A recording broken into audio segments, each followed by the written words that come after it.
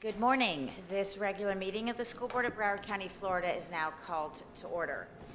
This morning, Mr. Wiley Howard, the principal and the students for Wynne Rogers Education Center will lead us in the Pledge of Allegiance to the United States of America. If we can all please stand.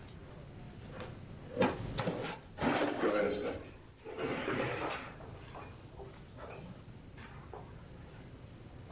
Great morning, Broward School's finest. Good morning. Good morning, great morning. How you doing? Great. Fantastic. Great. My name is Wiley Howard, principal of the great, phenomenal Wynne Rogers Education Center, where we empower, we inspire, and we transform our students into productive members of society. I pledge allegiance to the flag of the United States of America, and to the republic for which it stands, one nation, under God, indivisible, with liberty and justice for all. Thank you. Thank you, Mr. Howard, and for all of your students, have a fantastic day. In order for the meeting to operate within an appropriate professional environment, at this time it is respectfully requested that all cell phones and other electronic devices be turned off or put into the silence mode. Before we begin the meeting this morning, Dr. Osgood has requested a moment of silence for one of our Oriole Elementary staff members who passed away. Dr. Osgood. Certainly, as we observe this moment of silence, let's keep the family of Thomas Sanders in our prayers. He was a custodian at Oriole Elementary School for 9 years that suddenly passed away on June 18th. Can we observe that moment of silence now, please?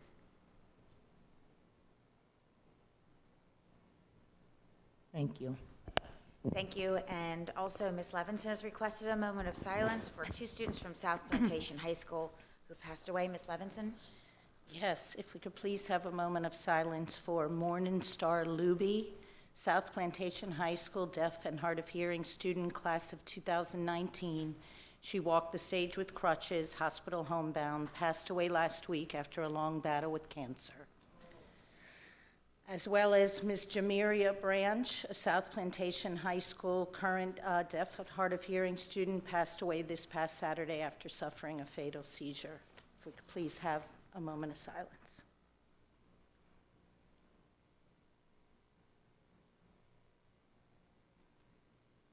Thank you. Thank you, Ms. Levinson.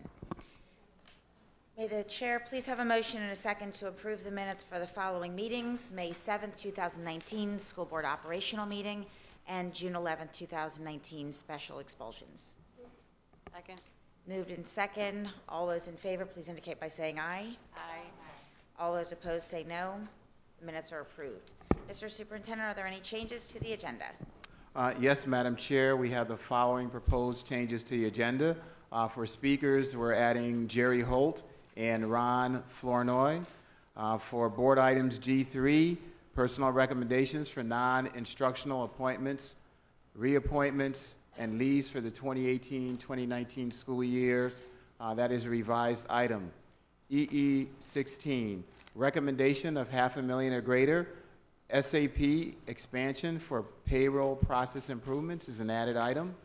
EE17, direct negotiation agreement, fiscal FY 20-087, virtual instruction program franchise agreement has been added. And finally, J1, termination without cause of the construction services agreement, Gilbane Building Company, Northeast High School, Oakland Park project, part of the Smart Bond renovations. That is a revised item. Madam Chair, we have no further proposed changes to the agenda. Thank you. To my colleagues, the proposed changes, the most recent one was the J1. If you have not had a chance to look at it, it did just come through. The only change is in the executive summary, and it does not change any obligation through the contractual agreement. It is one sentence in the executive agreement. With that, the changes to the agenda proposed by the superintendent are accepted by the chair after being determined that good cause has been established for said changes. May the chair please have a motion and a second to close the agenda. Second. All in favor of closing the agenda, please indicate by saying aye. Aye. Those opposed say no. So the school board will consider agenda items in the following order. The school board will first identify any consent agenda items, which are the single-letter items in the agenda that will be pulled for separate discussion. All the remaining consent items that were not pulled for separate discussion will then be approved by consent. The school board will next consider G3, followed by any other G items that were pulled from the agenda for discussion. After the G items are considered, the school board will proceed in accordance with the agenda's lettering system. The school board will consider any consent items, the single-letter items which are pulled for discussion for a given letter, and then consider any open items which are our double-letter items for the same letter. The meeting agenda has been modified to correspond with this order. So our next item of business is the consent agenda. At this time, our board members will advise the chair of those items that they wish to address. Subsequent to this, the chair will ask if any members of the public would like to have an item pulled which has not already been pulled for discussion by a board member. All those items not pulled for separate consideration will then be approved under the consent agenda. For the following consent items, are there any board members that would like to discuss?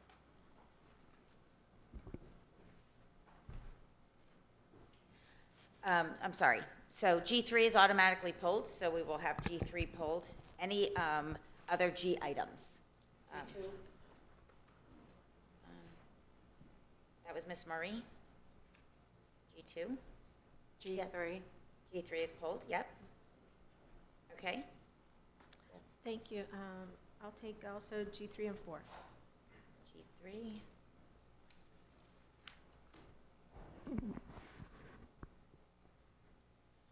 And then I will be pulling G1.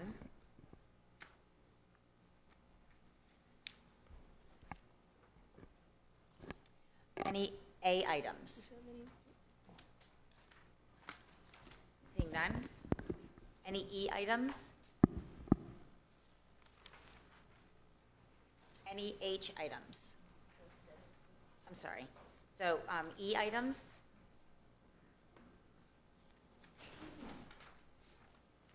H items?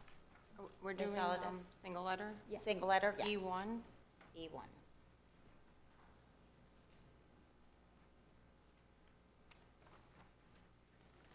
H items? I items?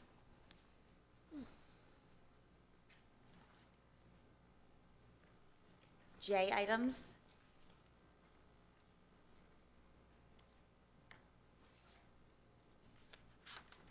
L items? Yes. Yes. I Is have good? L1, 2, and 3.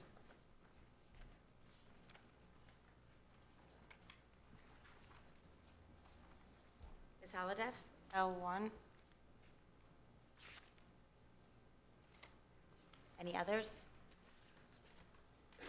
Is there anyone from the audience who would like to speak to an item that has not already been pulled for discussion? Seeing none at this time, may the chair please have a motion and a second? I'm sorry, yes. Can I have J1 pulled, please? J1, yes.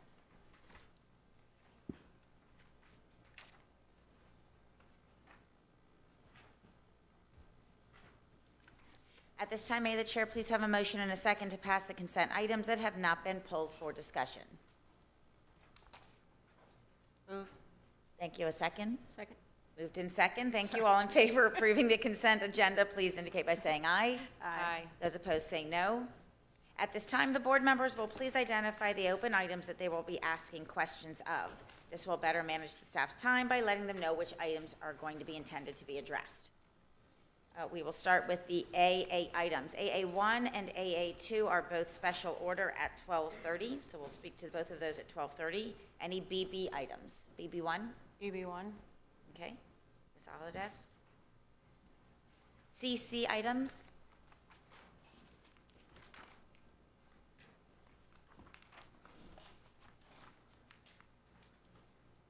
EE items?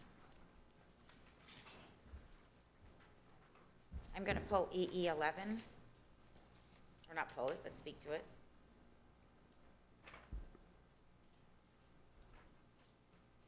There's more on this side. Ms. Quinn. Yes. Sorry, I was just finishing making sure. Yes. Ms. Levinson? For comment, EE5. and comment EE 1 and 2.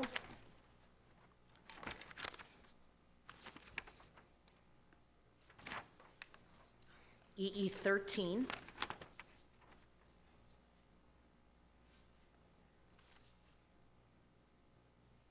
And EE 16 and EE 17. Okay. Ms. Olive? EE1, EE14, EE17. Okay. Any other EE items? Okay, seeing none. Any FF items?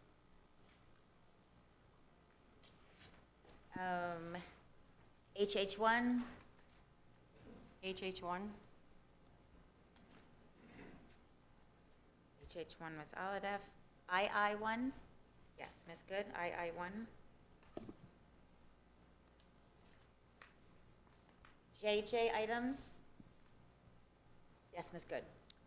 3 and 4.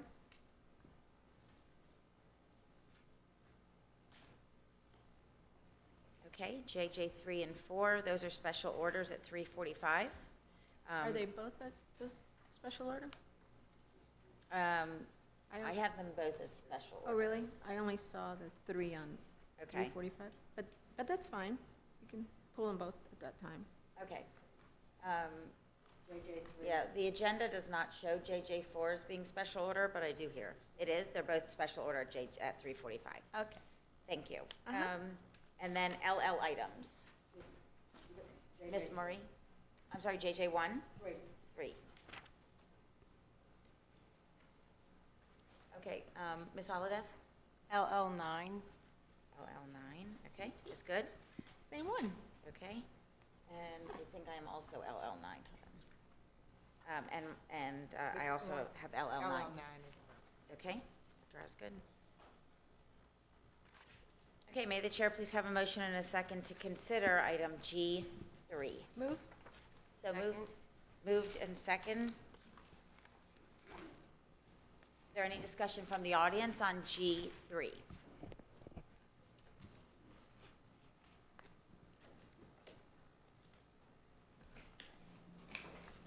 Good morning, please state your name for the record. Y'all don't know my name by now? My name's Allie Walford, and I'm a resident here in Fort Lauderdale, and both my children have attended Broward County Public Schools, as did I. And my older son was an ESC student, and I'm here to speak today about the appointment for Dr. Hickman to shift his position and expand his role. I want to let you know wholeheartedly, as a community member, how much I support this, and what an exciting opportunity for all of our students. I started my journey with Broward County Public Schools in 2005 when my now 19-year-old was a kindergartner, and we utilized school choice. We went to a different school, and you guys know the rest of the story. It was a big, big journey. But that was when I started my volunteering process. And the first 10 years were not fun. I was not welcome. I did not feel welcome, my perception. I'm gonna own what's mine and not project anything on anybody else. But I did not feel welcomed, both with my schools and my PTAs and my PTOs, because I had a kid with special needs. I had a kid that was different. I had a kid that they had to do room clears. Well, in about 2010, 2011, 2012, I found my voice. And I didn't find my voice in ESC advisor. I found my voice in central area. And then Dr. Hickman came. And Dr. Hickman let me feel heard. He let me feel heard as a parent, as a community member. And what happens when somebody feels heard? They feel valued. And that is the missing key piece of our parent engagement and our community engagement, is, in my experience and the massive feedback I've gotten from the people that I support in the disability community, is they don't feel heard. And we talk about breaking down these silos. So by appointing Dr. Hickman to be over student supports, or whatever new title that it's going to be, he is bringing that lens of all means all, that all of our kids are gen ed students first. And that excites me. That really excites me as a parent leader. Now, the caution that I have is please, please, please do not have an 18-month wait before you replace him. If I'm not mistaken, I believe that was the wait time in between our previous director and him. We need leadership. We need strong leadership. We need to continue his executive panel. I think I'm the only member on the Evergreen board that has attended every single one of those meetings. It started prior to him getting there. And when it shifted to a task force, quarterly task force, some of the members hopped off. That is still imperative. We still need to look at our caseload workload, and we still really need to look at our behavior specialists, not the technicians. They're very important, but the specialists. And I think having Dr. Hickman in his new role, it's going to really expand that lens and launch us even further as a district of really being that all students are general education students first. Thank you for this time and this consideration. Thank you very much. Any other public input? Seeing none. To my colleagues, comments on G3? Yes, Ms. Levinson? I don't want to belabor the point because it was a couple of hours last meeting, but I just want to point out again that some of these salaries and the structure we have for high school principals who are taking on immense responsibilities and the salaries that they are being given compared to elementary and middle schools that have 10% to 20% of the students, and the complexity of the jobs. I know we're going to look at it, and I look forward to having that conversation, and I think it's very important that we make our new appointees aware of that, as well as those who were here last week to hear the extended conversation. So, Mr. Runcie, I know you've committed to that. Yes, and through the chair, so Ms. Levinson, thank you for raising that. You're absolutely right.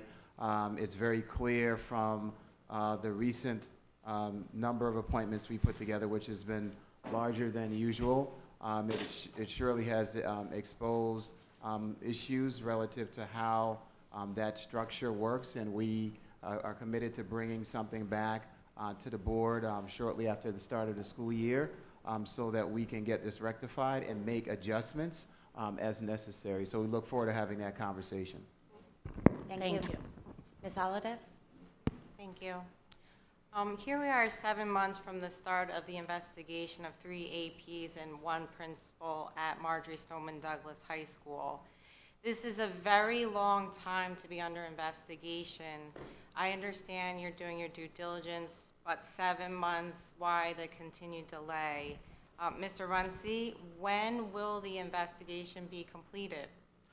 So I'll ask Ms. Myrick to chime in, but there's no delay.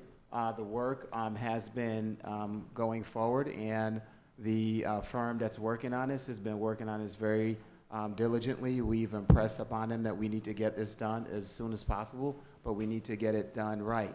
The last conversation I had, and we sent communication to you and the rest of the board members last week, I believe, was that that should occur around mid-July. So I turned to our legal counsel if she could confirm the date on that for us. That's correct. The firm that's handling the investigations is, the investigations were based on the Marjorie Stoneman Douglas Commission report, and there were thousands and thousands of documents of pages that she has reviewed, that she has gotten from the commission.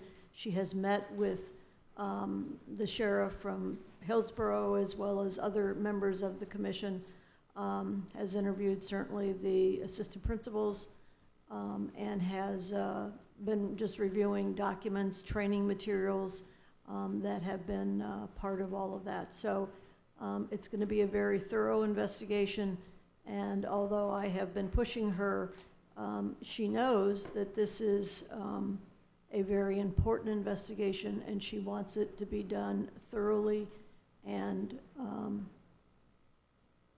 done right and done completely. So she's writing a report. She's writing now. I know she's finished the investigation, and she's in the process of writing the reports now. Thank you. Thank you. Dr. Osgood? Just want to piggyback on what Ms. Levinson said. As we're looking at the high school principals, I think we should look at center principals as well, because sometimes they have 3 schools within one campus. Yeah, so that's included as part of it. The whole model for all of our school leaders will be reviewed and brought in front of the board again. Thank you, and my last comment is actually regarding the other thing that we had discussed in that workshop, which is the pay for performance portion of that conversation. So that obviously is something that we need to have a much better understanding between our employees, our staff, as well as our district staff in terms of how those salaries are determined and what the requirements are for pay for performance. So with that, if I don't see any additional comments, all in favor of approving G3, please indicate by saying aye. Aye. Those opposed, like sign. So G3 passes unanimously. And with that, we can Announce? A lot of smiles in the room. Yes, there should be. I don't know why, but I'm going to go right to taking a moment to recognize our new staff appointments. It doesn't say that on my script, but Okay.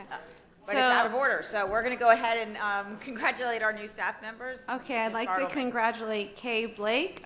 She is the Director of Student Transportation and Fleet Services. Matthew Bradford, Task Assignment Chief Information Officer. And Rafiki Brown, Capital Budget Analyst 5. And I am pleased to announce our new Safety Specialist 2, Arthur Fair. Our new Executive Director for Capital Programs, Frank Girardi. Yeah. And our new Chief for Student Support Initiatives and Recovery Officer, Antoine Hickman.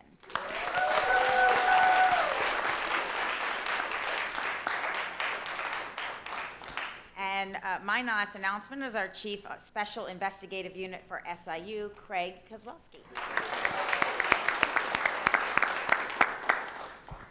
And I am super, super excited. Wearing her falcon green is Ms. Paula Peters, and she'll be the new dynamic principal at Flanagan High School. Welcome to District 2. And I want to recognize and congratulate a woman who's been an assistant principal for quite a while at Cypress Bay High School, and congratulate her and wish her all the best. Cassandra Freed, new principal at Cypress Bay High School.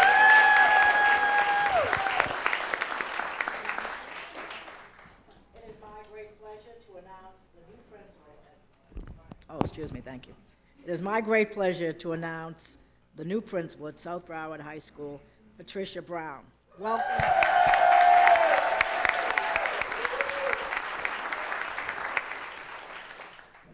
Thank you. Before I announce the new principals in District 5, I want to thank Ms. Peters for all of her hard work at Board Anderson. We will certainly miss you, but we know you'll do well in your new assignment as principal. I'd like to congratulate this morning and celebrate this promotion of an AP to principal at Walker Elementary School in the person of Mr. Torrey Elegant. Also, welcome to District 5, the new principal of Norfolk Elementary School, Ms. Lavina Robinson. And the new principal of Lauderdale Lakes Middle School, Jill Zielinski.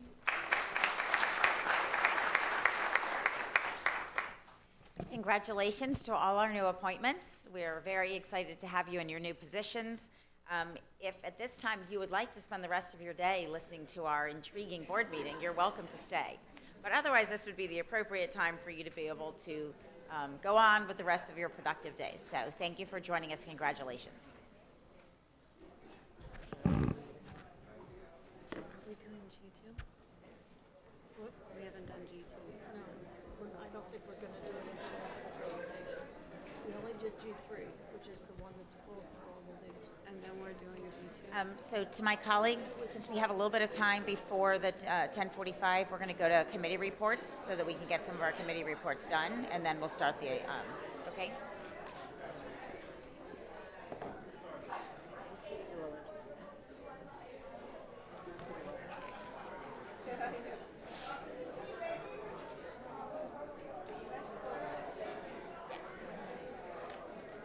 know which other ones I needed, but it's okay. I missed. This is what, the ones extra, what was. I think almost all of mine are double letter, so I'm good.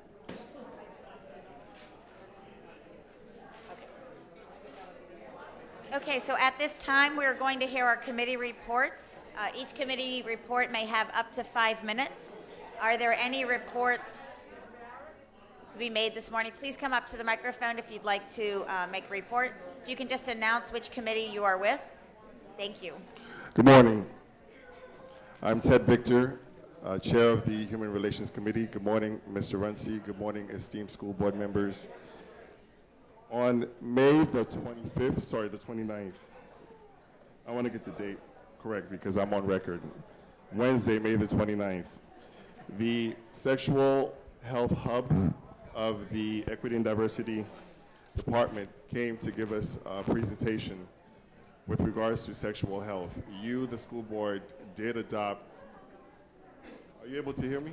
Yeah, so if I could ask everyone to please step out, just so that we can continue with the committee reports. And we have to just make sure with the microphone that we speak closely. Start over. Yes. So if we can start his time so that we can hear from the beginning. Thank you. I'll start over for the record. Thank you. Good morning again. I am Ted Victor, Chair of the Human Relations Committee.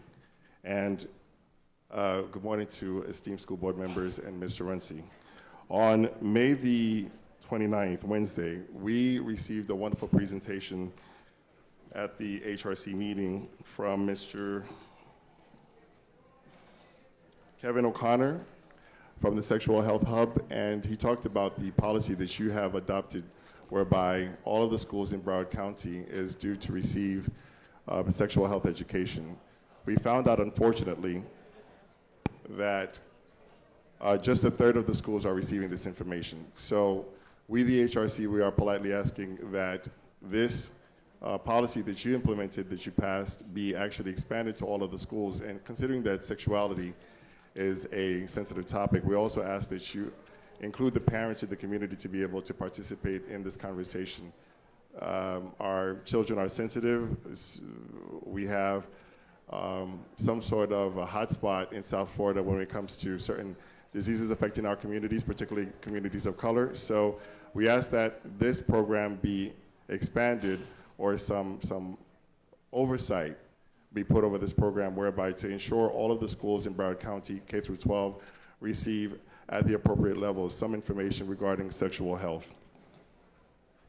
Once again, as I've done many times before, we're asking that the Eid holidays be added or at least be considered for addition to the 2021 calendar to be able to pay respect to the Muslim community.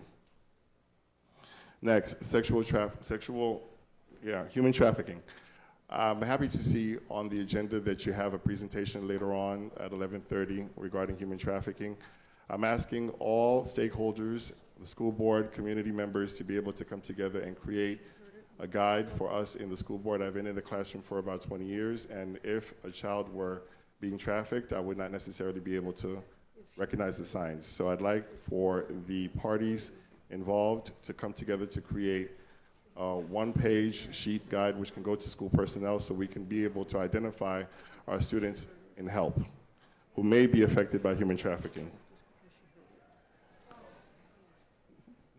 Also, we talked about the possibility of creating summer projects to keep our students engaged and to reduce the likelihood of self-harm. So an example is Habitat for Humanity. I don't really know which department would be able to take that on, but we would like to be able to keep our students engaged over the summer. Lastly, I believe this is my last presentation before you, so I'd like for you all to be able to please consider the reappointments for the HRC so that in the fall, we can basically hit the ground running at the beginning of the next school year. It was an honor and pleasure to have worked with my team members on the HRC. It was a pleasure to be able to present before you. I believe we've made some progress on our topics, and I look forward to working with you again. Thank you for your time and your consideration. Thank you. Thank you. Before you step away from the microphone, a couple of the things you mentioned were, you had mentioned it in a way that we would like. Typically for something to request action, it would come through as a motion. Correct. Did you bring forward any motions, or these were I believe we did submit a motion. I do believe that. If not sure, I can probably ask Tom Albano, but I do believe we did. And we have received responses on regards to, So, yeah, so that's, the reason I'm asking is because, so for it to come through as a motion, we're tracking motions, and then we're responding to them, and so we need it somewhat formal, just so that we have an opportunity to be able to track them and to be able to make sure that responses are coming forward. So if you can just work with staff, we don't need to deal with that here, but it wasn't brought forward as a motion in the report, so I just wanted to make sure that we're doing that from the committee level. I'll make So- sure. Thank you. Okay, It was a recommendation, it was not a motion. got it, perfect. Thank you so much. Thank you very much. Okay, other committee reports? Hi, hello, Superintendent Runcie and the school board members. My name's Beth Ann Carr. I'm the newly appointed or elected chairperson for the Technology Advisory Committee, referred to as TAC. I'm a writer and an editor in the technology field for more than 3 decades and have served as Robin Bartleman's appointee for 6 years. TAC was created to serve and advise technology leaders as well as school board administrators on resources and priorities concerning all aspects of information management technology. And it's a critical component not only of operations of the district, which is how it kind of started out, but for the education of the students in Broward County. As new applications are proposed in our district, the committee looks to provide a comprehensive view of the stakeholders in the community and the district to ensure the mission of education is served. I'm here today to review the accomplishments of the TAC committee during the previous year. In addition, I would like to formally ask that each board member appoint someone who can commit to attending the monthly meetings. The committee will be better able to serve the district with all board members properly represented. Without board members present, we actually are having trouble meeting quorum on a regular basis. So we would love more participation from school board member representatives in particular. We have adequate representatives from the district for sure. In our meetings in the past year, we've consistently reviewed the status of ongoing projects within IT and discussed suggestions to ensure success. We particularly love the roadmap approach. We're getting that about quarterly now, where we go over the overall view of what's happening in the district, what's to come, and what's on the table, and what's in progress. We establish subcommittees to focus on specific needs to enhance TAC participation, including bylaws, student information system, student transportation, and IT strategy. And we completed an initial review of the bylaws, and we would expect to see more bylaw change recommendations to the board this year to make our committee better. Our committee's vice chair is Rick Reese from BTU, and that's the end of my report. Thank you very much. I just want to comment. I want to thank Beth, since she's here. Beth Ann, she's my appointee, and she does an amazing job and has amazing background in technology. That's why I appointed her. But I also wanted to thank her for her dedication and concern. She called me the other night at 10 o'clock because she found out about the driver's license swipes, which are now being removed from the driver's license, which is going to happen over the next year. It started already. It started already. So that impacts all of our systems, because when anyone ever comes into our schools, they swipe their driver's license. And those are going to be missing, and we're going to need, whatever the new replacement is, we're going to need to find new systems and new hardware so we can do background checks. So I wanted to thank her for alerting me to that. And we sent it to Mr. Katz, who I believe is working on it. And so, again, that's an unfunded mandate that happened. You know, they did it at the legislative level. It was part of a separate bill that it went under the radar screen. But anyone who, it's going to impact voting, but it's going to impact the school system, because that's how we do background checks or get people into our system so that they can enter our schools each morning to see their kids or go to a show or whatever they're doing. So I want to thank you very much for bringing that to our attention. Thank you, and thank you for all your hard work. Thank you. Thank you. Any other committee reports?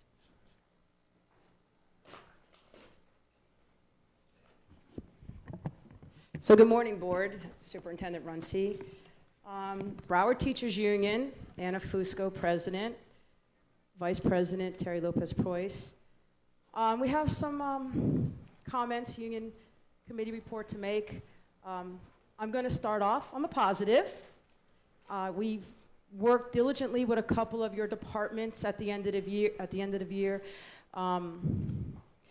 Not in a happy way, but it was very warming to know that you have some directors in Broward County Public Schools that actually work hard and care. When I'm on the phone 10 o'clock, 11 o'clock, midnight, 1 o'clock in the morning with certain district directors so we can make sure that our teachers that have been let go were let go properly, which we're still trying to figure out why so many were let go. If you realize that we're down to 14,780 teachers, when before June, the week of June 10th, we had over 15,000 teachers.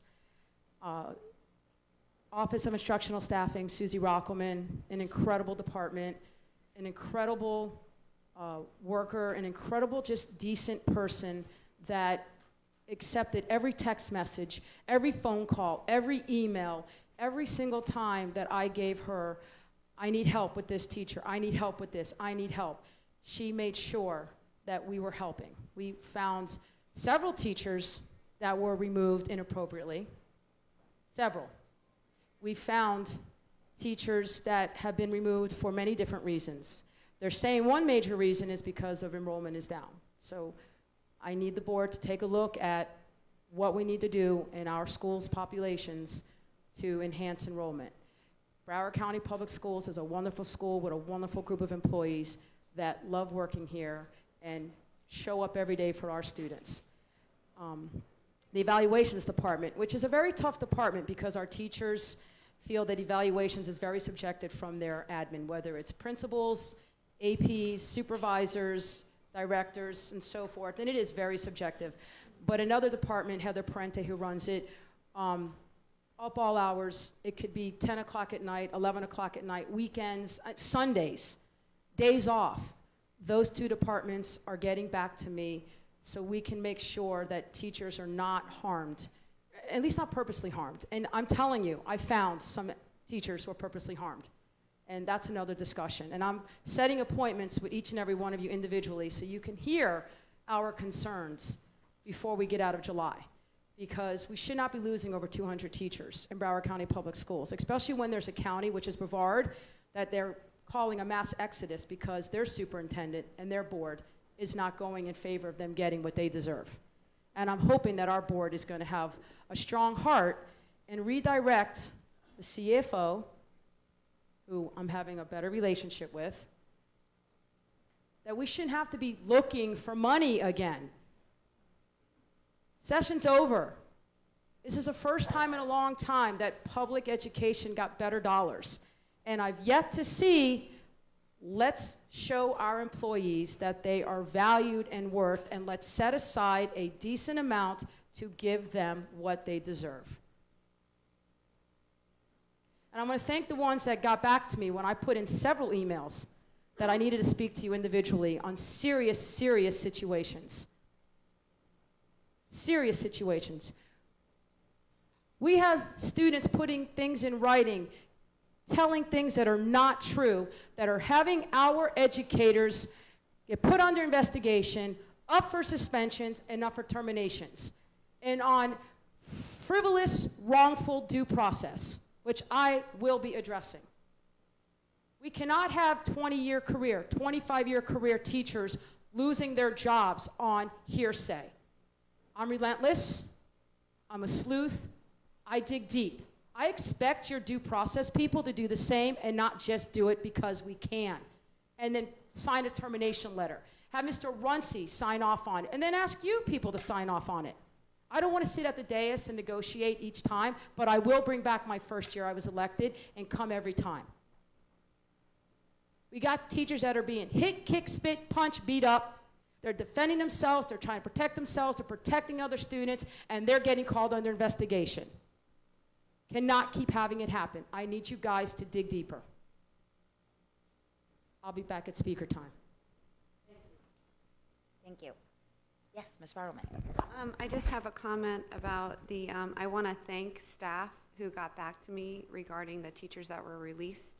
They did provide all of the data, which was very helpful, so I want to just let them know that I truly, truly appreciate it. There were 351 teachers Okay, released. Ms. Bartleman, so let's do that at the point You in want that to do it at item. G2? Yeah, Okay. let's do that in the item rather than at committee No time. worries, no worries. Perfect, thank you. Any other committees? No other committee reports. Thank you all for coming today. We're going to actually begin with our special presentations. And our first presentation today is the 7th Annual Autism in Flight presentation. Ms. Good.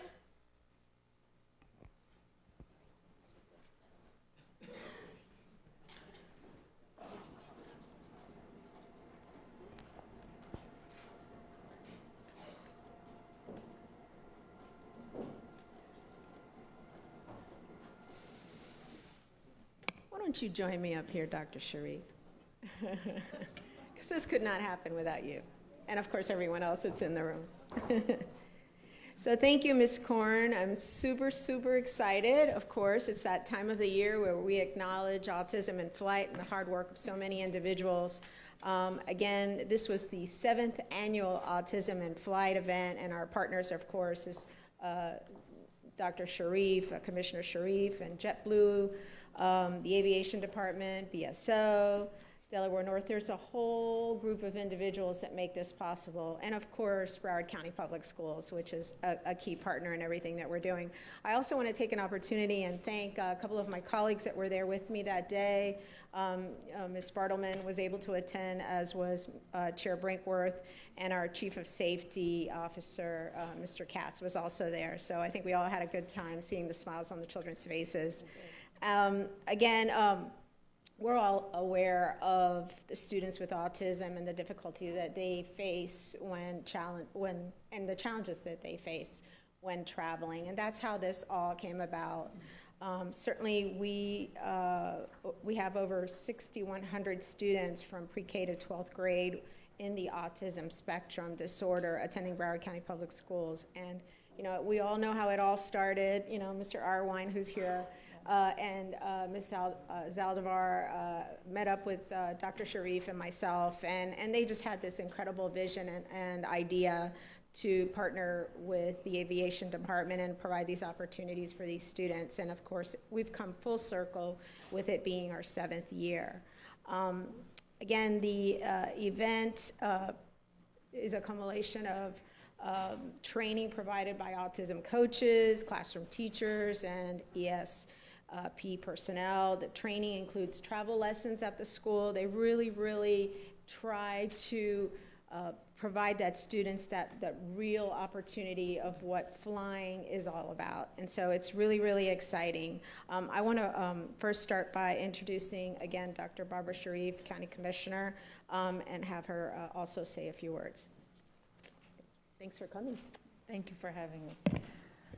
So, as Mrs. Good said, that this morning, it is a privilege on behalf of the County Commission to be here and to recognize everyone who participated in the 7th Annual Autism in Flight program. We know about how autism spectrum disorder affects one's ability to tolerate the stimulation of the airport. And when we were challenged with this issue, I want to say that our community partners, our team at the airport, JetBlue, we went to all different airlines, but JetBlue said yes. And they said yes the first time we asked them. And from that point to now, they have been there every year. I want to also say publicly that up to this year, every child who had participated in Autism in Flight has gone on a flight vacation. Wow. So that was an amazing bit of news that we received, and so that makes this effort all worthwhile. And so I want to thank you all for supporting it every year.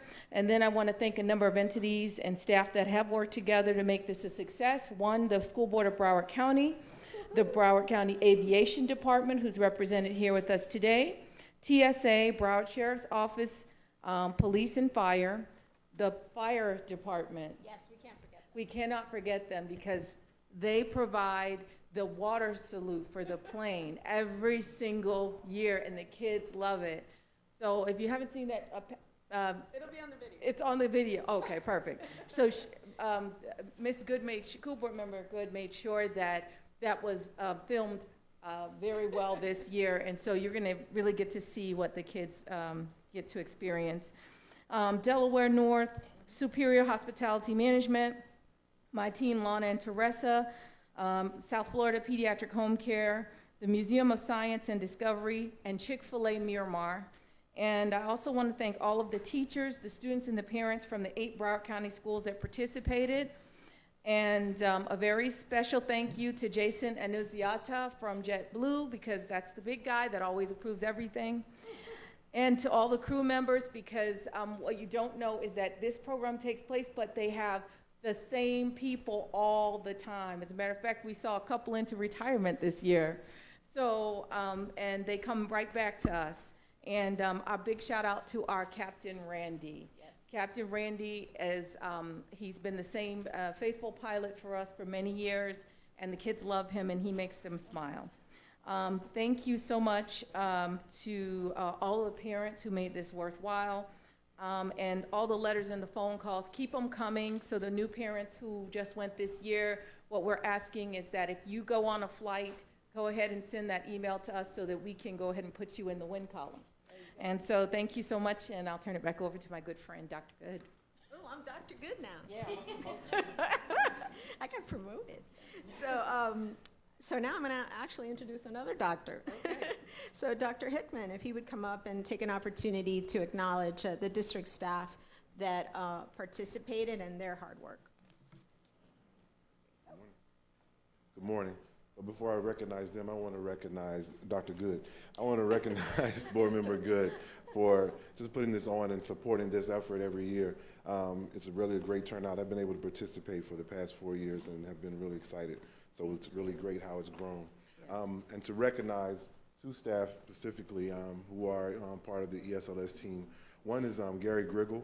And Gary, would you stand, please? Along with Jennifer Bigos, along with Ms. Bigos, Curriculum Director for ESLS. So I just wanted to recognize them for their hard work and efforts in seeing this through this year and every year. And if there are any parents of any of our students here today? They aren't? Okay. They're in the Summertime. Summertime. But just want to say thanks and recognize them, and thank you. Hopefully they're out flying somewhere. Wouldn't that be nice to hear? No, really, thank you to district staff for all their hard work. They really are instrumental in making sure that this functions the way it does. So I know that we have some staff here, real quick, if they could just do a quick hello. Mark Gale from the Broward County Aviation. Come on.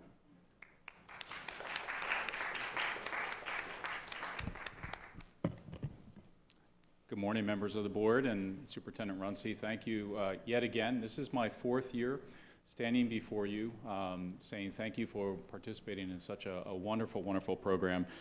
Dr. Sharif had already thanked many members that have participated at the airport, what I refer to as the FLL family. It doesn't matter whether you're airline or the Broward Sheriff's Office or the TSA or food concessionaires, everybody seems to pull together for this wonderful event. And while we've always focused in on the families and the children that are operating on the autism spectrum, time and time again at the airport when we kick off the event, I say that this is as equally important for airport employees as it is for the families. It is important that all of our ambassadors, and there are over 17,000 employees that work at the airport, and nearly 36 million passengers that came through our airport just last year, 2018.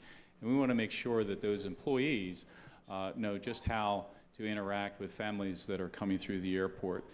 We have work to do. I was just recently contacted by a parent who came through our airport with an autistic son, and let's just say that he had a less than desirable experience. They acted in perfect example to how we would expect anybody to come through the airport. Did nothing wrong, but yet one of our employees did not live up to the standards that we want. So again, with 17,000, with hundreds and hundreds of employers, we have work to do, but we are committed to doing it with my good friend here, Dr. Sharif, members of the school board, as well as all our partners at the airport. Thank you again for allowing us to work with you. 2 members of my team that I want to give a special shout out that work on this each and every year. One who puts it forward, Miss Linda Merrill and Nicole Days. If you guys ladies stand up. All the members of the BCAT team contribute to this, but they put their heart and soul into it each and every year. It would not be possible for me to stand in front of you and thank you if it were not for the efforts of these young ladies. So again, thank you for allowing us to participate. And Madam Chair, before we show the video clip, I would like an opportunity, of course, to have JetBlue come up and just say some brief words, because as Dr. Sharif already indicated, they stepped up to the plate the first time they were requested to participate, and they've done so in a very loving fashion each and every year. So if we can have Nishal Nabat. I'm sorry? Stay here. And anyone else from JetBlue that's here? Good morning. We truly appreciate, Swati and Shayna. Truly appreciate the opportunity to support this event. We look forward to continuing to support it. A lot of work and commitment towards supporting it. So I really want to shout out to Swati and Shayna, who really kind of spearheaded this event. Thank you.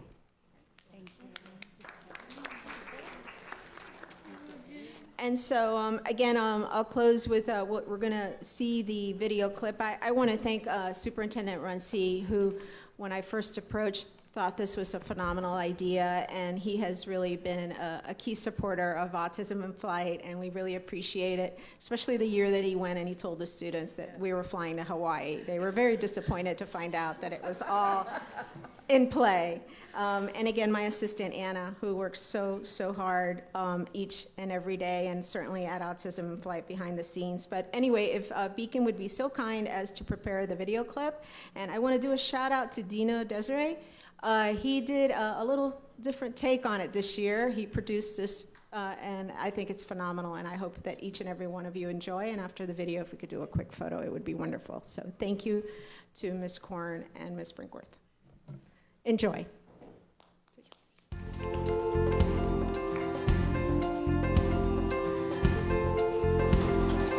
Morning, Just. Time Good to morning, get up. Dad. Hooray, it's time for me to get up!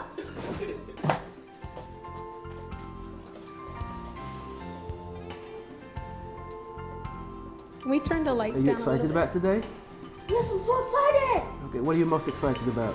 What are you looking for? I'm excited about the airport! And I get to see Miss Pantarella!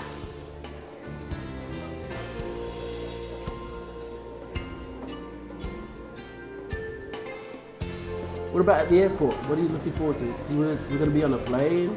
Yeah, we're gonna be on a plane and we're gonna be on TV and I'm going to be a star!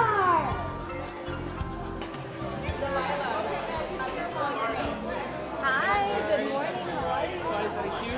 What's your Where name? are you traveling? Always have it.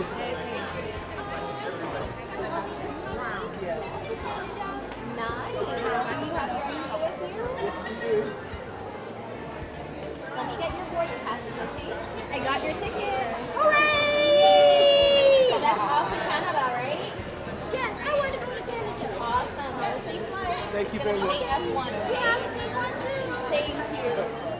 Yes, I was very excited this morning because today I was going to the airport, go on an airplane, and the place that I want to go is Canada. All right, say yay! All right, high five.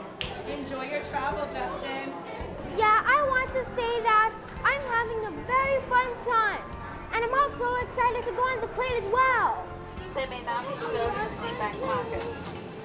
Once you've found your seat, please keep the aisle clear so others can pass. Thank you for joining us today. Welcome aboard.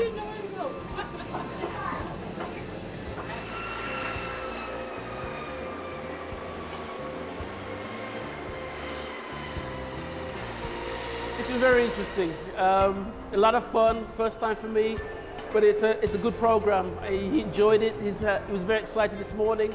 Last night, he got up early this morning to jump up and get ready to go. And it's been a good experience all around. Very good experience.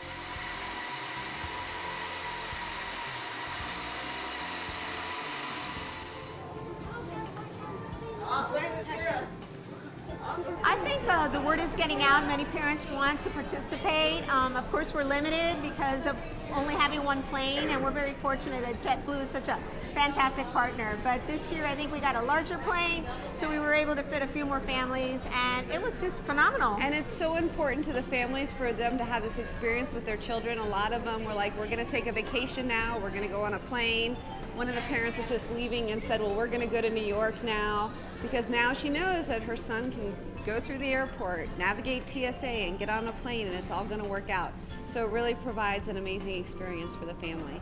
Our family is actually planning our first plane ride, and we know that JetBlue, Broward County Schools, and the Sheriff's Office, everybody involved, it's thanks to them that we think we're going to be able to have a good time this summer, and everything they've done to get us prepared, making the kids acclimated to the pilots, the stewardesses. We just can't say enough about it, and I hope more and more kids get to do this.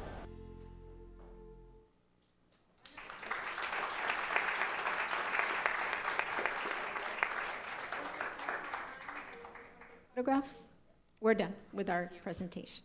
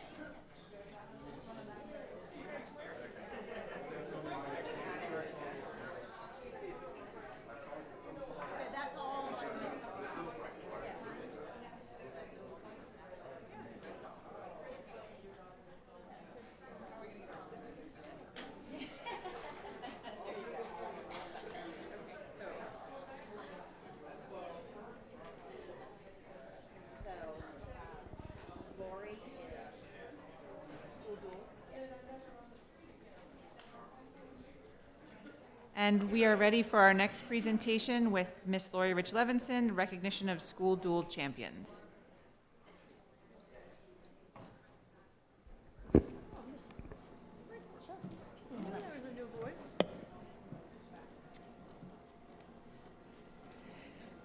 Good morning.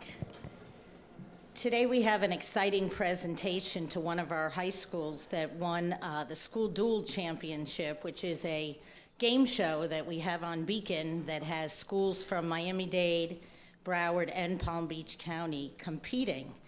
And with us today, we have newly appointed principal Cassandra Freed from Cypress Bay High School.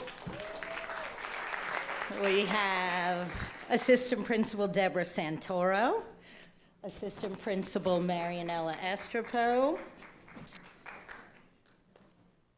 reading coach, and I don't know how many other things, Adrian Mizell here, as well as the advisor of the school dual team, Mr. Richard Farmer. So today, I have the pleasure of recognizing Cypress Bay High School as winners of the 2019 School Dual Championship. School Dual is produced by Beacon TV and is South Florida's premier high school academic television quiz show. This past year, 69 high schools from South Florida competed in a difficult online quiz to be part of the show, with the top 20 schools moving on to the 19-game televised tournament to decide this year's champion. Each game includes 4 rounds consisting of toss-up questions, a speed round, and head-to-head competition, all of which dealing with challenging questions covering a variety of subject areas, which I can tell you, having personally attended a few of the games myself, is no easy task. Cypress Bay, in its route to victory, defeated Miramar High School, Deerfield High School, Western High School, Coral Springs High School, and Suncoast High School in Palm Beach County, which had won the championship previously.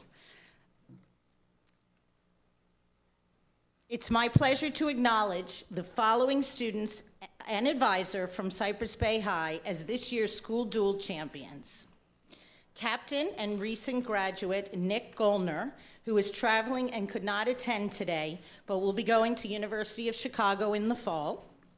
Graduate Benjamin Jones, who is enrolled in the United States Naval Academy and could not be here. He is about to start basic training in Annapolis. Graduate Robin Fintz, who will be attending the University of Florida in the fall. Graduate Martin Michelson, who will also be attending University of Florida in the fall. Go Gators. Charles Horowitz, an upcoming junior at Cypress Bay. And as I mentioned, Richard Farmer, the school advisor. I'd like to again congratulate the Lightning team for this incredible accomplishment and introduce Jim Garashi, School Dual's executive producer from Beacon TV, to present a short video. Good morning, school board members, Superintendent Runcie, school district officials, and guests. I'm so happy to be here today and want to thank Ms. Rich Levinson for inviting the winning students and school for this recognition. At this time, I'd also like to acknowledge our presenting sponsors of School Dual, Chick-fil-A, Bright Star Credit Union, and Public Supermarkets. Without their generous support, the show and its fantastic prizes would not be possible. School Dual is a labor of love for all of us at Beacon TV and is designed to reward and showcase intellectual talent in our high schools, as well as serving as a positive educational tool for students. Here's a short video explaining the show in more detail and also some highlights of Cypress Bay's championship season.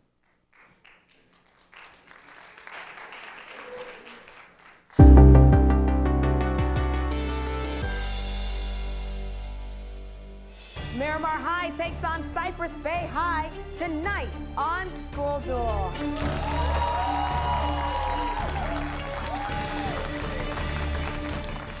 I'm Lisa Lee. I'm the host of School Dual, South Florida's premier high school academic game show.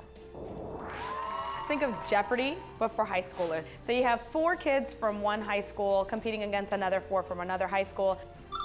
The type of questions that we ask on School Dual, it could be pop culture, it could be something about sports, math, science, academic. Nitrogen? Any question can be thrown into the game. She sang Water Under the Bridge and Hello. Saeed. Adele. Yes. The prizes are awesome. The winning team, each student will win a $1,000 check courtesy of Bright Star Credit Union and Chick-fil-A. And then there's also the coveted Chick-fil-A challenge, where during each episode, the student who answers the most correct answers, they win free chicken sandwiches for an entire year. I think the best benefits that the kids get from being a part of this game show is confidence. It's also the recognition that they're getting for being smart, so we're happy to highlight them and allow them to come on the show and have bragging rights. Go Patriots! It's a show where we're highlighting academics. Lafayette. which is not always cool sometimes, but we make it cool here at School Duel, and so do the kids who come on School Duel. They're leaders, and I've had young kids come up to me and say they want to be on School Duel, and that's the most exciting part of School Duel.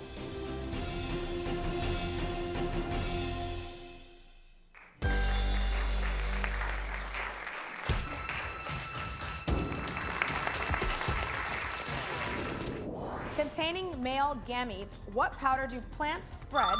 Yes, Nicholas? Pollen. Very good. Starring this British spy. Benjamin? James Bond. Yes, very good. Name this substance that is also where you would plant a garden.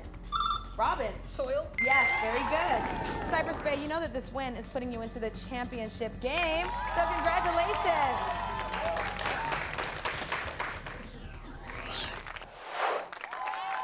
Suncoast takes on Cypress Bay on tonight's championship game of School Duel.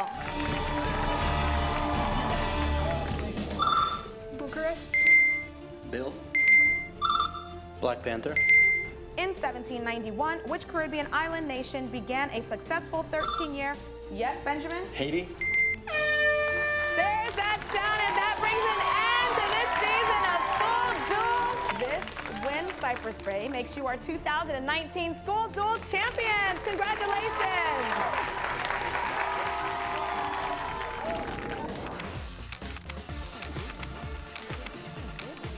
Lightning's about to strike. Go Lightning!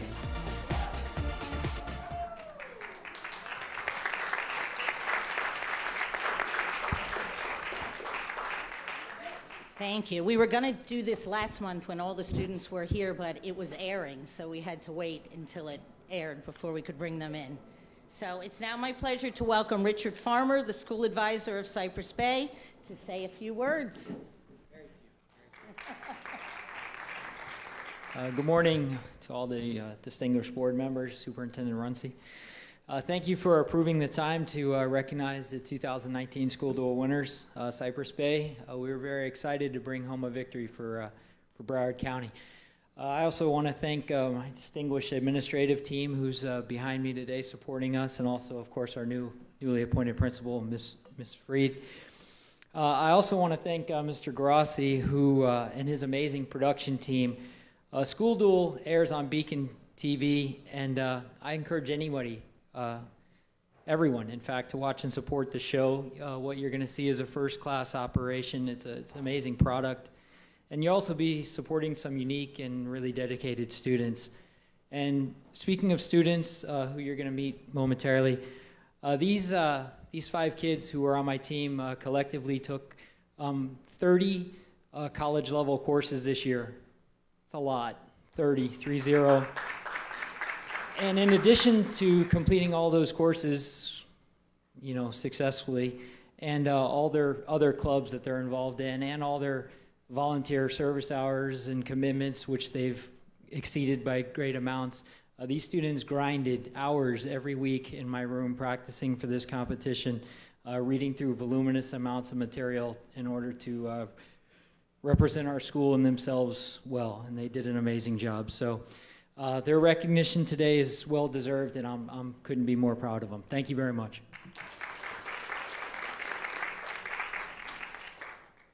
As mentioned earlier, 2 of the players couldn't attend the presentation today, but I'd like to now introduce the first player, Martin Michelson. He was a Chick-fil-A winner as well, to say a few words.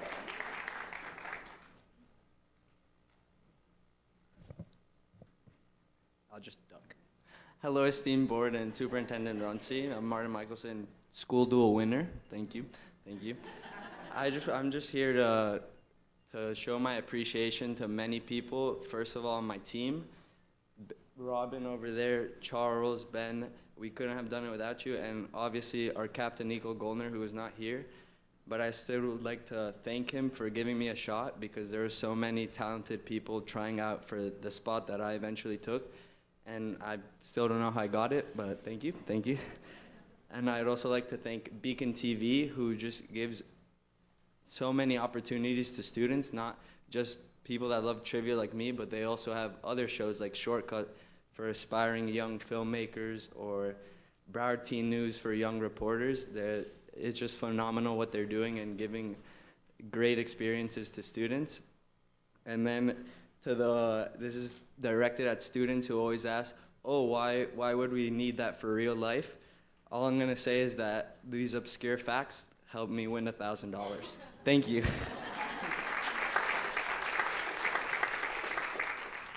The next player I would like to introduce is Robin Fintz, who was the Chick-fil-A Challenge winner from the final game. She won Chick-fil-A chicken sandwiches for an entire year for answering the most questions correctly during that championship game.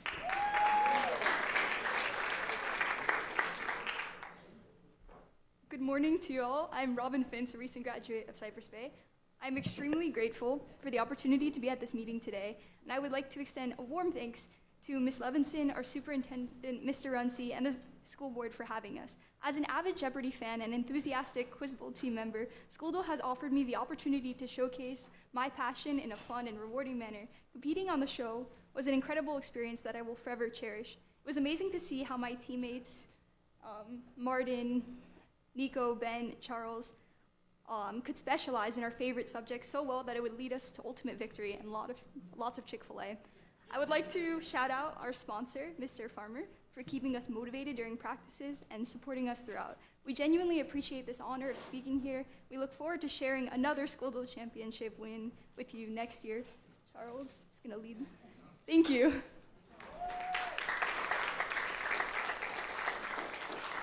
Finally, I would like to introduce who will hopefully be on next year's team to defend Cypress Bay Championship, Charles Horowitz.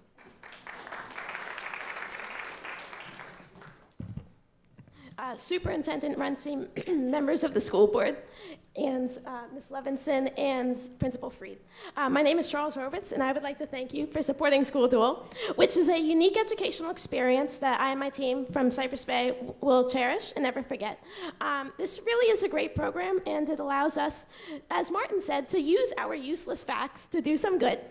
And I look forward to returning next year as my team's captain. I would like to thank Ms. Levinson especially for taking time out of her busy schedule to come personally support us. And I thank the entire school board for their support for this program and for helping to prepare us to succeed in tomorrow's world. I greatly appreciate it. Thank you.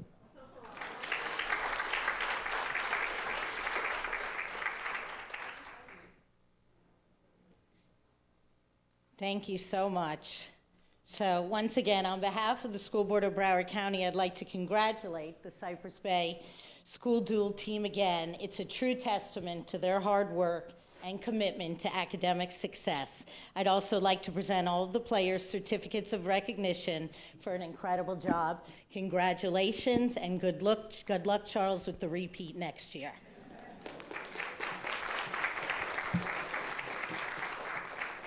Ms. Bartleman has a comment. I just want to take a moment of personal privilege to congratulate Cypress Bay, since that is my daughter's home school. And I want to give a special shout out to Robin. Now I know why you're working out so hard in the gym. You have a whole year of free Chick-fil-A. Is that what I heard? Okay, well, we're very, very proud of you. And to both of you, Martin and Robin, good luck at UF. And I hope you have a wonderful year. And just look at the current Jeopardy champion and how much money he's making. You're on your way. And Mr. Farmer, thank you for everything you do day in and day out. Thank you. All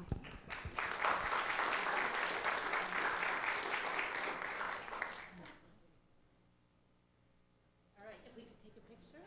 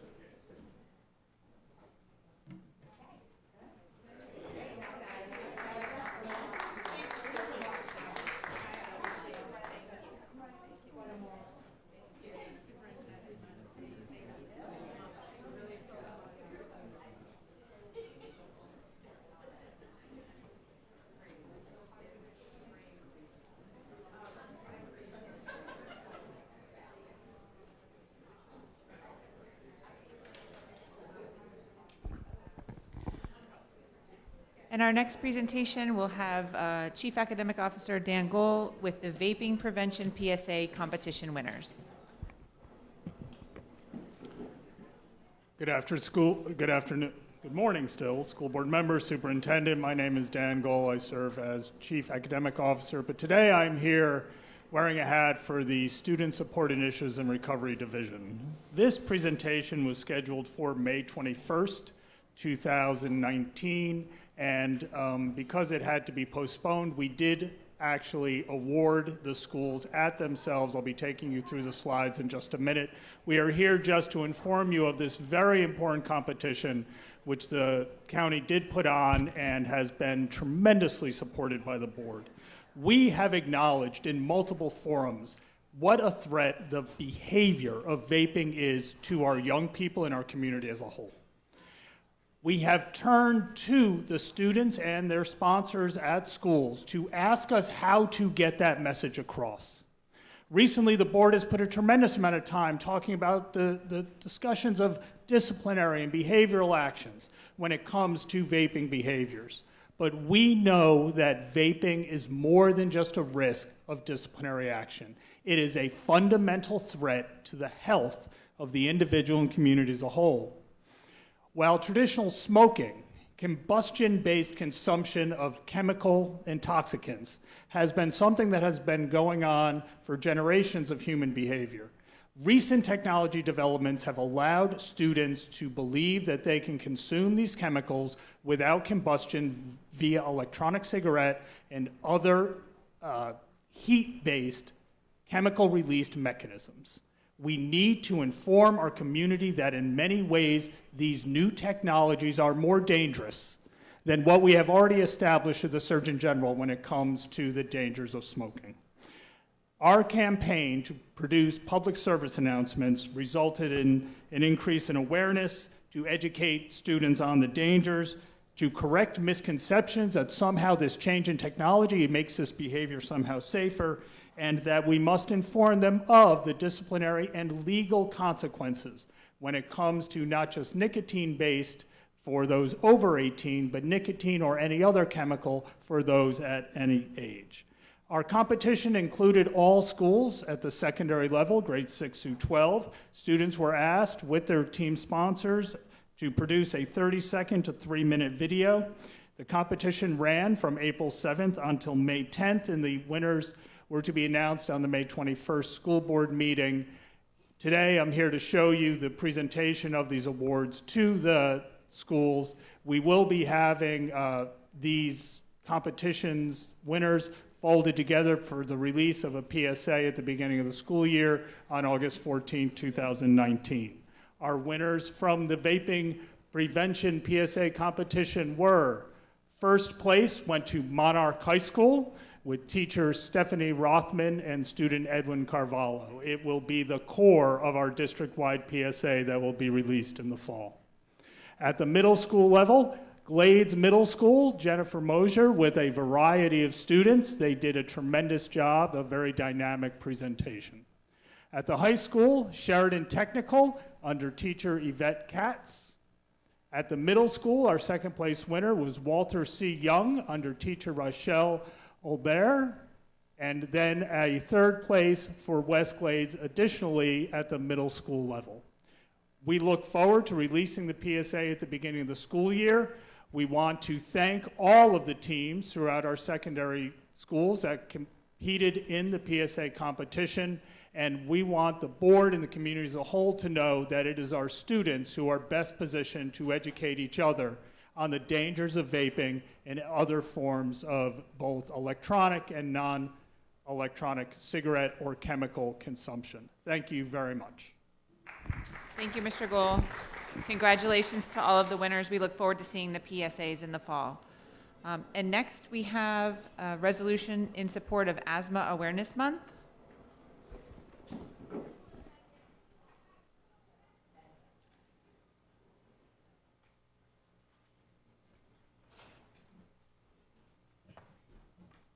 Good morning, Superintendent Runcie, Madam Chair, and board members.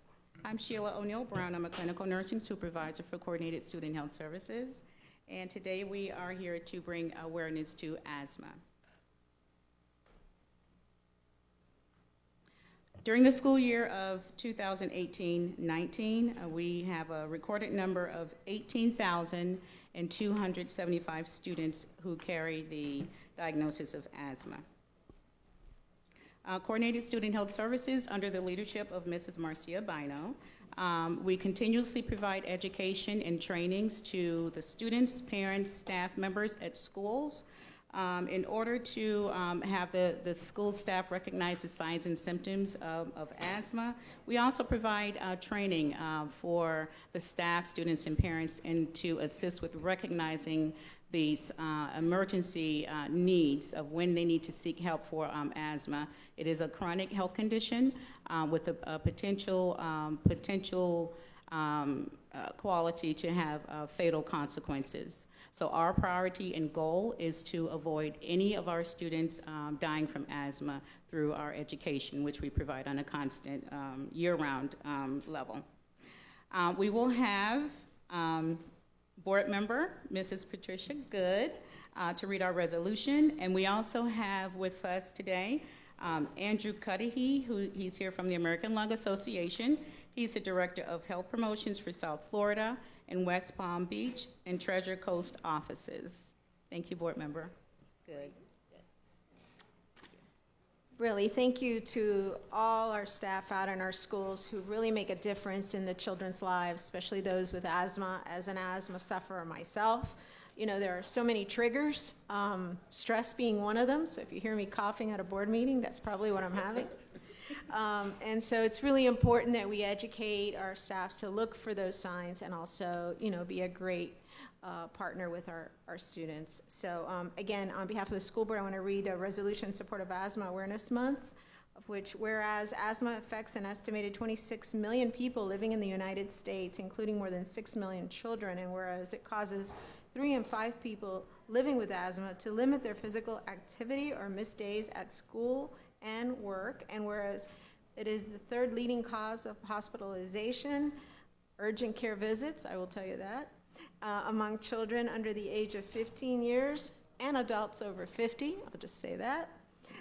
Whereas the American Lung Association strives to encourage and promote the combined efforts of dedicated community-based organizations to reduce the growing burden of asthma on Floridians of all ages in the community, and whereas children around the country miss approximately 14.4 million school days each year due to asthma, and poor asthma outcome can be attributed to race, income level, and geographic location, and whereas the annual health care cost of asthma is approximately $56 billion, and whereas the School Board of Broward County seeks to improve asthma management and emergency response by implementing a comprehensive, culturally competent, age-appropriate, result-driven asthma education training program to staff and students and parents by partnering with community-based organizations to increase public awareness, I have to breathe in, about asthma and other respiratory conditions, and to optimize the quality of life for individuals affected by asthma and other respiratory illnesses. So now therefore be it resolved that the School Board of Broward County, Florida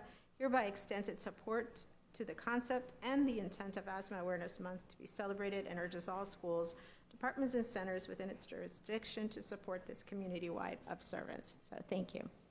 Thank you. Good morning, Superintendent Runcie, esteemed school board members. My name is Andrew Cudahy. I'm the Director of Health Promotion for the American Lung Association, and I'm here with my partners from Broward County School Health Services to talk about an exciting new initiative to educate parents, school faculty, and staff about asthma, its signs, symptoms, and the proper way to react to an asthma emergency. As you're probably aware of, asthma is a chronic obstructive airway disease characterized by inflammation, bronchoconstriction, and increased mucus production. The combined impacts of these 3 characteristics make breathing difficult for adults and students with this condition. It's already been discussed about the prevalence and the scope of the problem, but it is huge. And nationally, 8.4% of children have asthma. In 2017, there were 3,564 deaths from asthma. I was almost one of those. I was a person growing up in Broward County with severe asthma, and I can speak from firsthand experience how difficult it is to live with this disease. As mentioned before, in Broward County, we have a lot of students with asthma, 18,275. And in Broward County overall, there was 12,686 hospitalizations in 2007, or a rate of 631 per 100,000 people in Broward County. Unfortunately, in Broward County in 2017, which is the latest year we have full vetted data, there were 17 deaths in Broward County due to asthma. Now, asthma research in recent years has greatly increased our understanding of the condition. We now know that asthma is not a single condition. Instead, asthma is now recognized as having several subtypes, each with different endotypes or disease pathways and phenotypes or observed characteristics.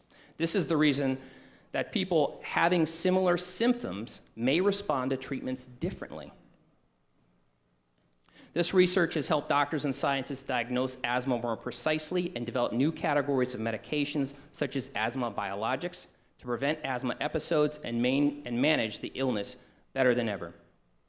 The American Lung Association has enjoyed a long partnership with Broward schools, providing training and evidence-based curriculum to Broward school health nurses and health techs. Over the years, thousands of Broward County students have received the Open Airways for Schools program, while hundreds of parents have learned about their child's asthma through the Asthma 101 program. Most recently, the American Lung Association has introduced the Asthma Basics program, a free online asthma management learning tool available both in English and Spanish, by the way, created with the goal of better serving the needs of parents of asthmatic children and asthmatic adults. Asthma Basics is also offered as a live, face-to-face educational program.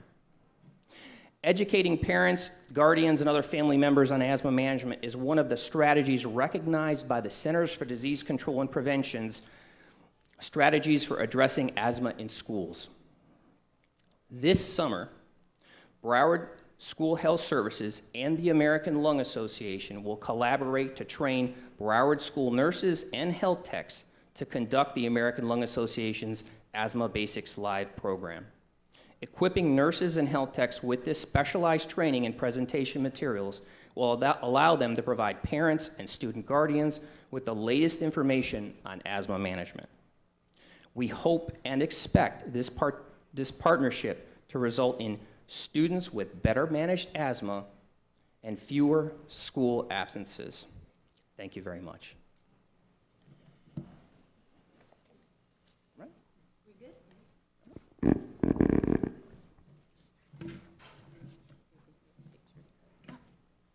Would you like a picture? That's what they were just requesting, since we're right under the time.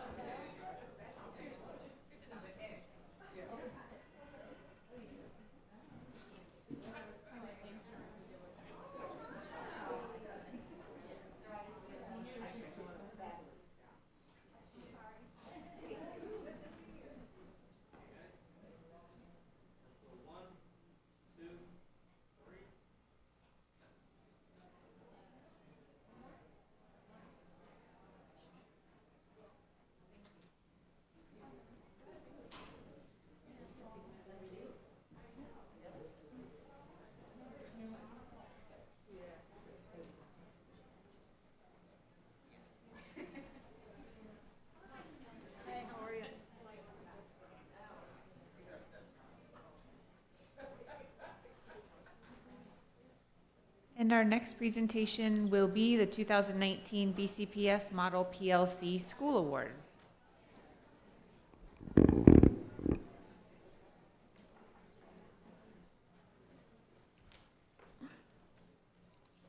Good morning.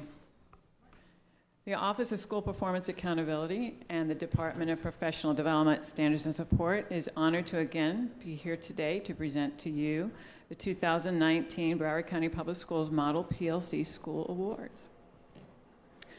Schools have the opportunity to apply through an application process for this award. The application and the process is modeled by the work of Rick DeFore, the National Standards for Professional Learning, and the National Awards for Professional Learning Communities.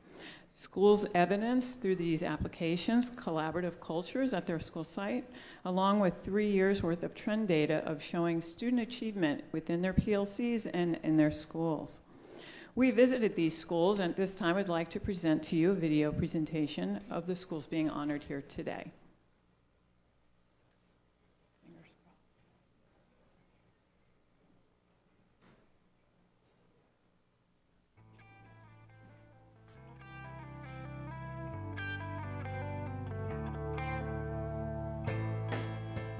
McNichol Middle School. The PLC culture in our building really mirrors our overall culture here at McNichol Middle School. We really focus on continuous improvement for our students. So within our PLCs, we're really looking at diving into the curriculum together as a team, becoming uncomfortable with the curriculum that many of us have been teaching from year to year, and looking for new and innovative ways to engage our students.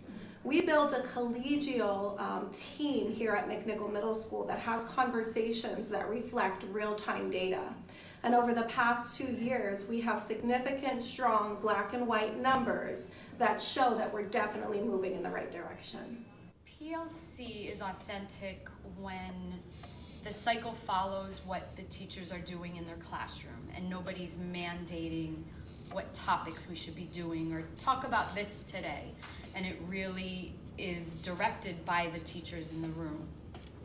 I think what really makes a PLC authentic is just true transparency within the team. You know, everyone being willing and open to share not just their strengths, but also their weaknesses, some things that they may be struggling with, so that we can all collaborate and really improve our instructional strategies together. Our PLCs have impacted student achievement simply because across the board as a team, we have improved our scores. In the ELA department, our ESC subgroup has improved by 16 percentage points for our lowest 25 percentile. For math, we were able to go up 8 percentage points for our grade 6. So we're just continuing to learn and grow from one another, and our students are showing based on their assessments, whether it be BSA, whether it be FSA, our students are moving, and the numbers are proof of everything that we're doing in PLCs, in our classrooms, they're working. So we're super proud of that. Ramblewood Middle School. So the culture of PLCs at Ramblewood really mirrors the overall culture of our school in that we're all in this together. No teacher works in isolation, and every student feels the support of all of our staff members. Having a formalized process in place by using the data teams model really provides the structure for our teachers to engage in real authentic collaboration and sharing of best practices. If I had to sum up the PLC culture of our school, I would say that it's authentic. There's absolutely a growth mindset. There's this continual need to improve ourselves as educators. We seek out professional development opportunities and bring those resources back home to our PLC. We believe in the free and open exchange of best practices. We want to know what's helping all students to achieve mastery. The PLC allows us to always have fresh, new ideas that are relevant to that week's curriculum. The most important thing about a PLC is to improve student achievement. And when we collaborate in the group and we have something that is working, we absolutely share it in relevant real time, bring it back into the classroom to help those students that are not as proficient as we want them to be or have met their fullest potential yet. More collaboration of ideas, taking away what didn't work and supplementing it with what did work is what makes us truly successful as a PLC.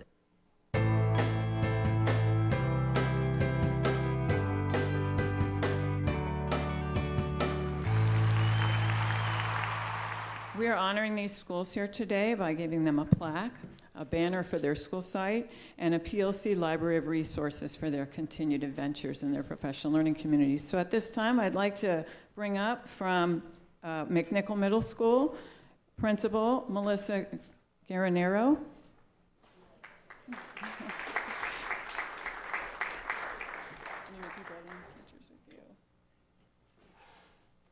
So just so you all can see, it is a beautiful plaque, says McNichol Middle School in recognition.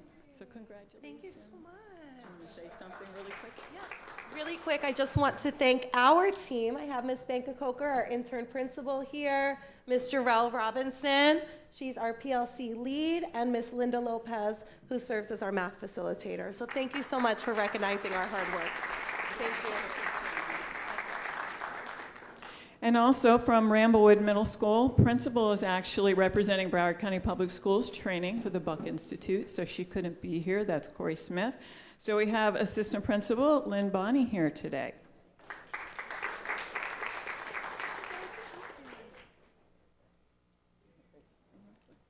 That's yours. Good morning, everyone. My principal could not be here this morning. She sends her warm regards.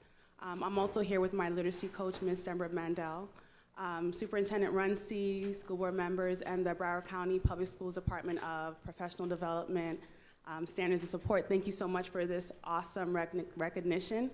I am so thrilled to be able to accept the Model PLC Award on behalf of our phenomenal faculty and leadership team. At Ramblewood Middle School, we really pride ourselves on authentic and structured teacher collaboration where the sharing of best practices is not limited to only our PLCs, but it's really embedded in our culture and everyday practices. It is the dedication of our teachers, our high expectations, our commitment to high standards, which has garnished this amazing award, and we intend to celebrate this success with our teachers and the whole school community once we return in August. Thank you. Yes, may we have a photo?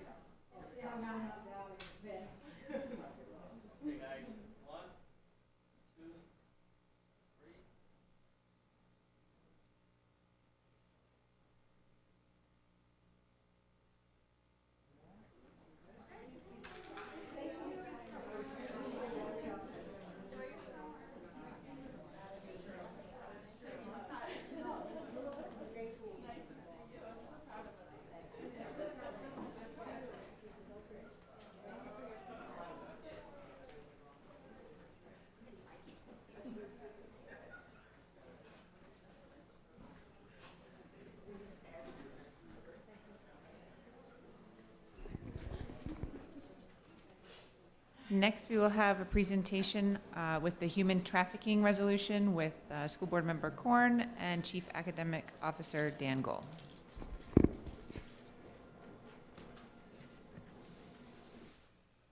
Good morning, Ms. Korn. Good morning, school board members, superintendent, and community.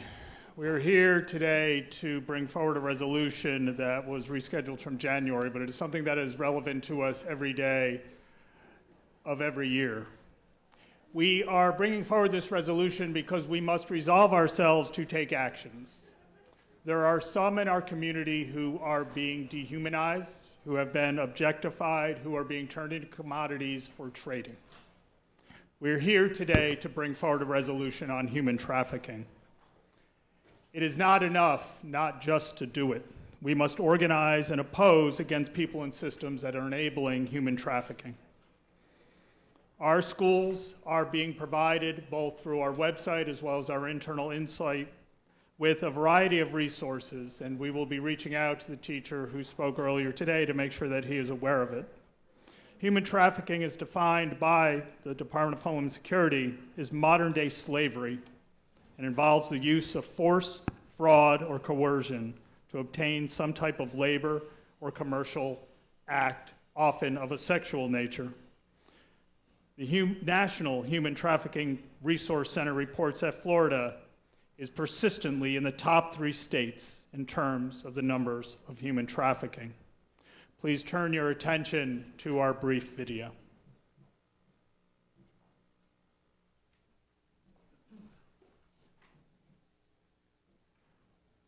What is Broward most known for? Fun in the sun. Tourism. The beaches. Where does human trafficking happen? South America.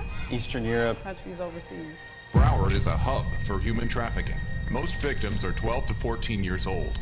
That is scary. That's a scary statistic. Nearly half of victims knew their recruiters. It makes sense. It's shocking. I think that's every parent's worst nightmare. Are your kids prepared to walk out your door?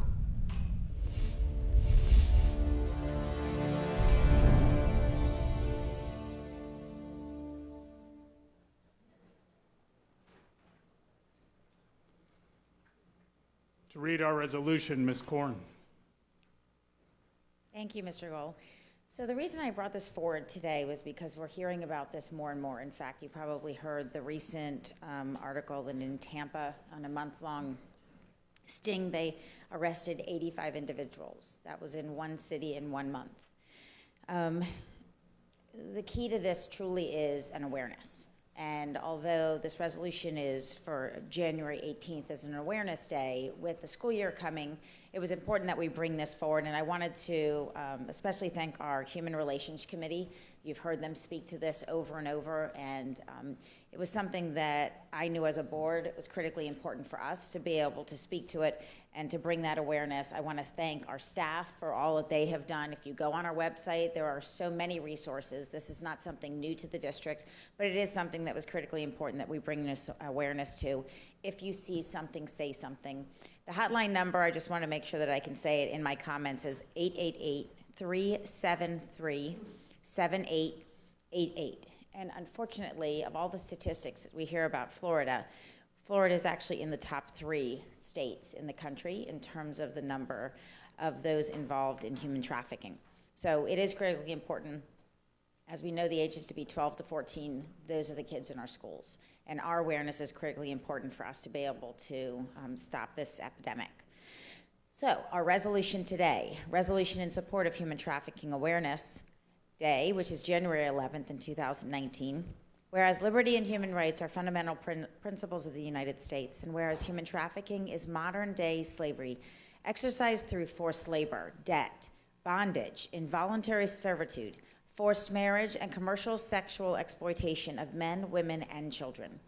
And whereas the United States is one of the top 3 destination countries to which victims are trafficked in modern-day slavery, with South Florida being a main point of entry. And whereas trafficking can involve school-aged children, particularly those not living with their parents, who are vulnerable to coerced labor exploitation, domestic servitude, or commercial sexual exploitation. And whereas human traffickers use many physical and psychological techniques to control their victims, including violence or threats of violence, isolation, confiscation of identification documents, and threats of deportation or imprisonment if the victim attempts to reach out for assistance or escape. And whereas to combat human trafficking, the people of Broward County must be aware of the horrors of human trafficking. And whereas Broward County Schools has partnered with numerous community agencies to end human trafficking by educating and increasing awareness through the use of human trafficking prevention and intervention programming and curriculum. And now, therefore, be it resolved that the School Board of Broward County, Florida, in conjunction with other agencies and organizations, declared January 11th of 2019 as the Human Trafficking Awareness Day. And it urges all of our students, our teachers and staff, schools, departments, groups, business partners, and community leaders to help raise awareness about and combat the crime of human trafficking by participating in prevention messaging activities, which can be found on our website at browardprevention.org, given this day, June 25th, 2019. And I would like to please ask and invite and thank Ms. Katina Hernandez, who's Special Agent with Homeland Security Investigations, our South Florida Human Trafficking Task Force. Good morning, almost afternoon, school board and Superintendent Runzi. Thank you so much for allowing me to speak. My name is Katina Hernandez. I have the honor of serving as Special Agent for Homeland Security Investigations and the Outreach Coordinator for the South Florida Human Trafficking Task Force. On behalf of the women and men of HSI Miami, I would like to congratulate the school board of Broward County for bringing forth a resolution in support of Human Trafficking Awareness Day, January 11th, 2020. Combating transnational crime. HSI is responsible for investigating human trafficking, arresting traffickers, and protecting victims. HSI also provides immigration relief to non-U.S. citizen victims of human trafficking. HSI utilizes a victim-centered approach to combat human trafficking, which places equal value on identifying and stabilizing victims and investigating and prosecuting traffickers. Victims are crucial to investigations and prosecutions. Each case and every conviction changes lives. HSI understands how difficult it can be for victims to come forward and work with law enforcement due to their trauma. HSI is committed to helping victims feel stable, safe, and secure. In fiscal year 2017, HSI initiated 833 trafficking cases, resulting in 1,602 arrests and 578 convictions, and identified 518 victims of human trafficking. What is human trafficking? Human trafficking is modern-day slavery and involves the use of force, fraud, or coercion to exploit a person for labor or commercial sex.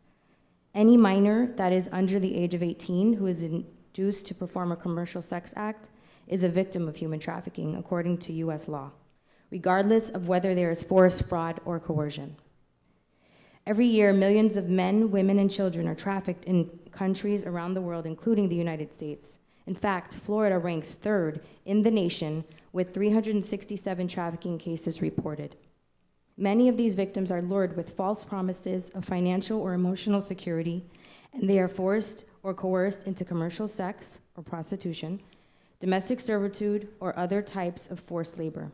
Increasingly, criminal organizations such as gangs are luring children from local schools into commercial sex, exploiting, or trafficking.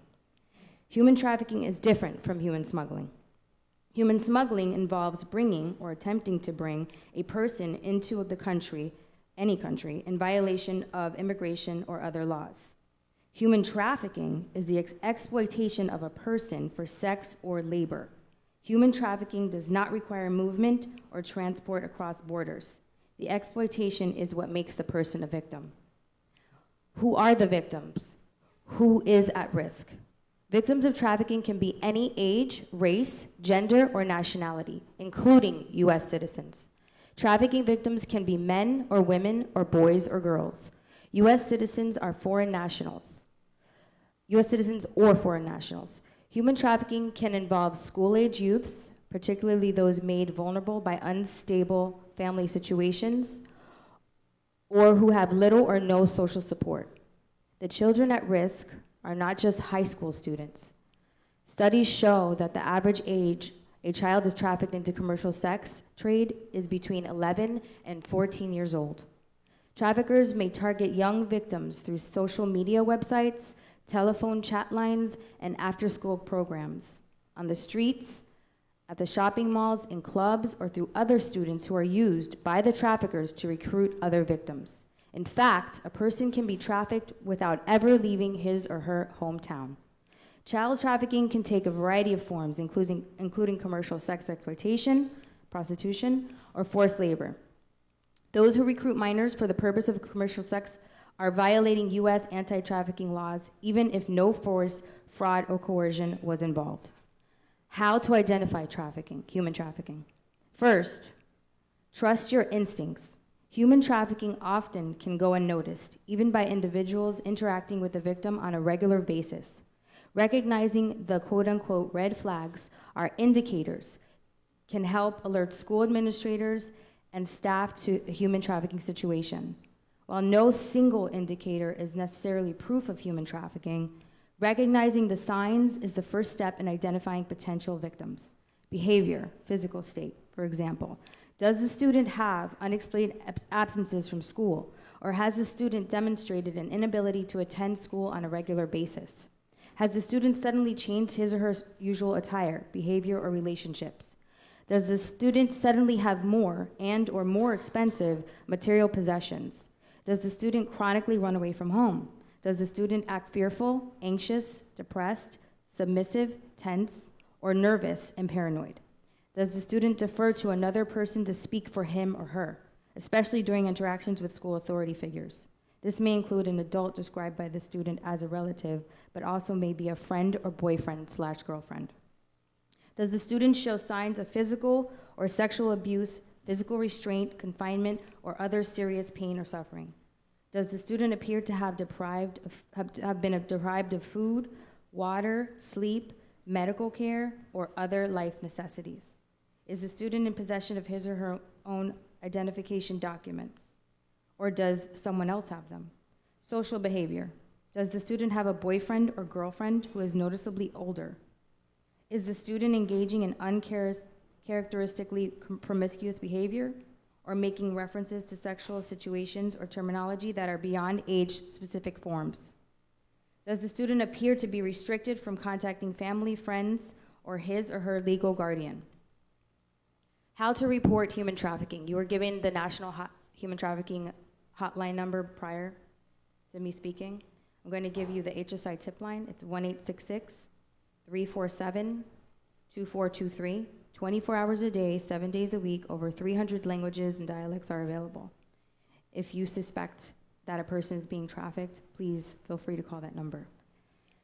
Thanks for the outstanding efforts to educate students to succeed in today's society, which is full of opportunities and challenges. HSI Miami looks forward to partnering with Broward County Public Schools to raise awareness and human trafficking to prevent it and protect victims.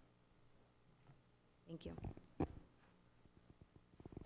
Thank you, Special Agent Hernandez, for your service, Ms. Corrin for your leadership, and the entire board and superintendent for making sure our entire community knows that we need to, when we see something or suspect something, say something, because exploitation of others is not a characteristic of our community values. We could please get a picture with the board as a documentation of our commitment to this resolution. Thank you. Just a minute. Dr. Osgood had a comment, followed by Ms. Barkman.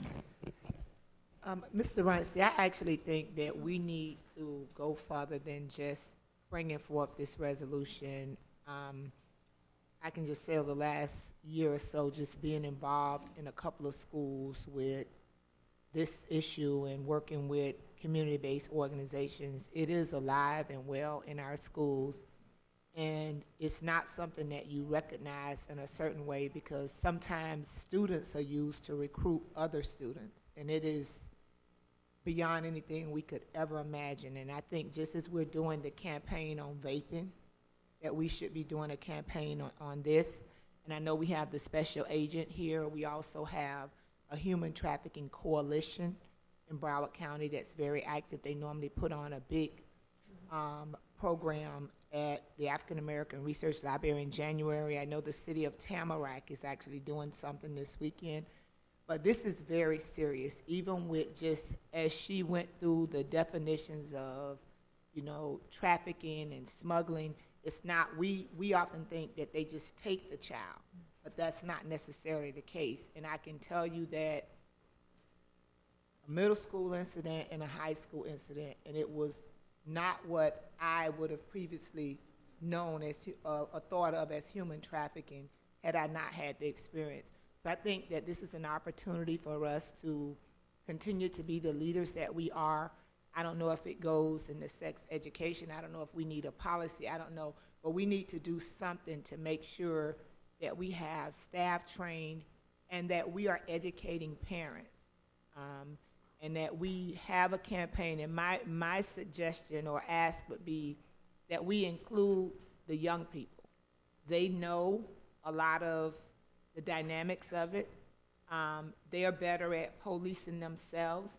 And I think if we start on middle school and high school campuses with groups that take on this.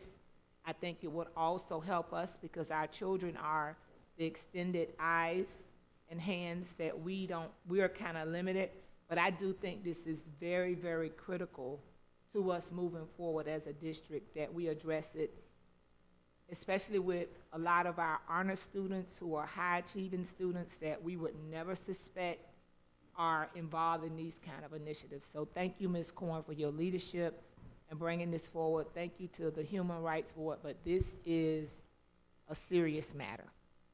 Thank you, Dr. Osgood. Ms. Bartleman, followed by Mrs. Aladeff. I too want to thank Ms. Korn for bringing this forward, and I want to thank Ted Victor, my appointee. I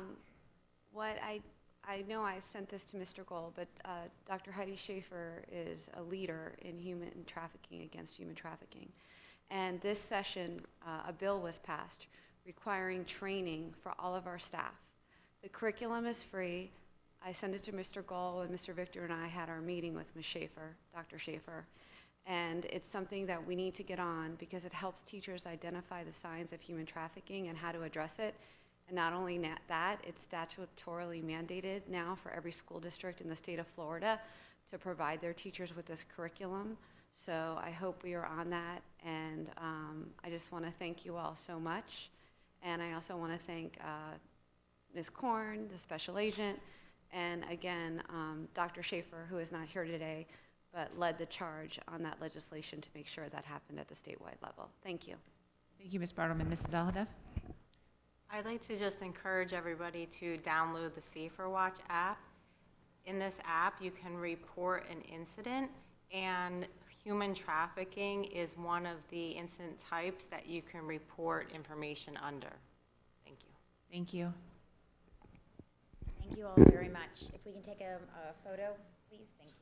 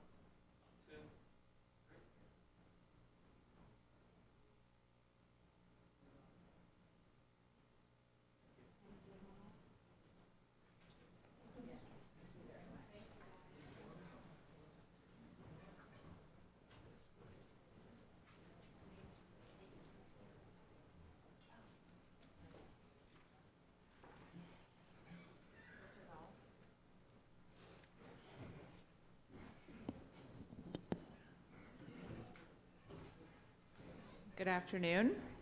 At this time, we will do recognition of Florida School Volunteer Appreciation Month.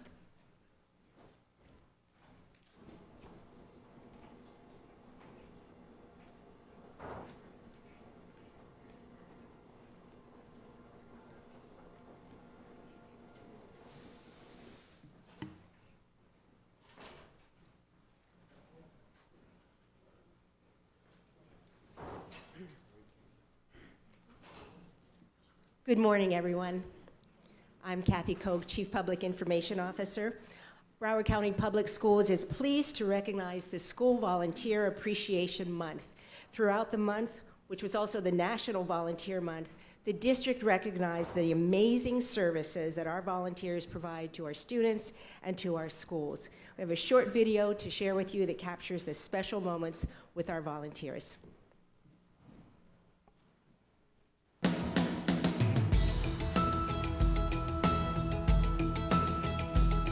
Broward County Public Schools is proud of its volunteers who play an essential role in the growth and development of students.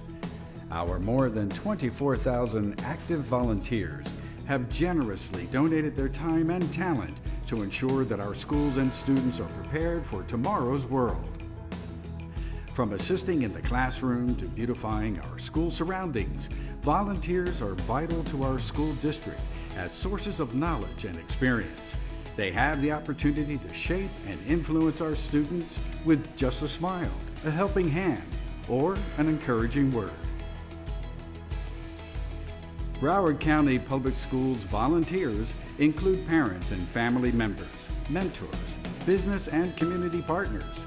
These individuals are motivated and keep coming back to support our students, donating more than 400,000 hours of service in our schools throughout the county. Our volunteers are selfless, reliable, and dependable. They are true examples of giving back to the community. We appreciate our volunteers and the extraordinary service and dedication they have given to shape and influence every school, every student, every day. Many thanks to our amazing volunteers for all that you do. Thank you for that wonderful presentation. We greatly appreciate the hard work and the dedication of our volunteers. And it's now my pleasure to introduce the champion of this initiative, our school board chair, Ms. Heather Brinkworth. Thank you, Ms. Koch. Volunteerism enriches the lives of our students and is recognized for its value in bringing positive, life-changing experience to not only the students, but also the volunteers themselves. The School Board of Broward County is honored to have signed a resolution thanking more than 24,000 active Broward County Public Schools volunteers who donated more than 400,000 documented hours. These volunteers include parents, business and community partners, mentors, retired and senior residents, governmental agencies, and student volunteers.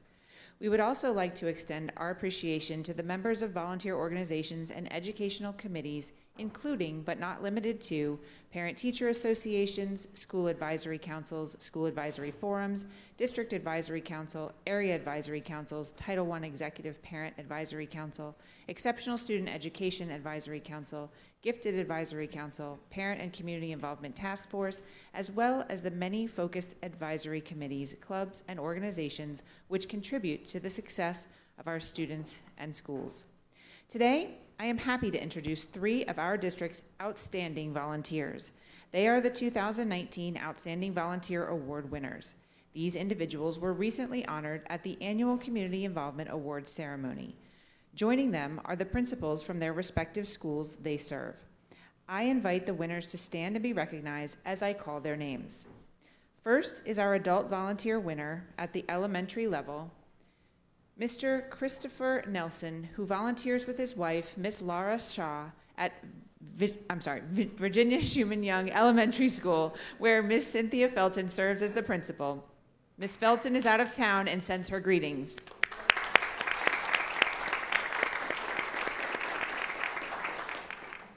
Next is the adult secondary level winner, Miss Kirsten Custon, who volunteers at Indian Ridge Middle School, where Mr. Ian Murray serves as the principal.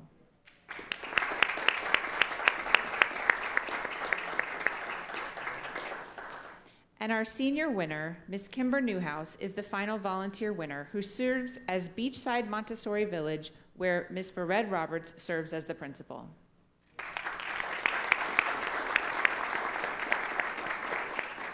Congratulations again to our 2019 Outstanding Volunteer Award winners.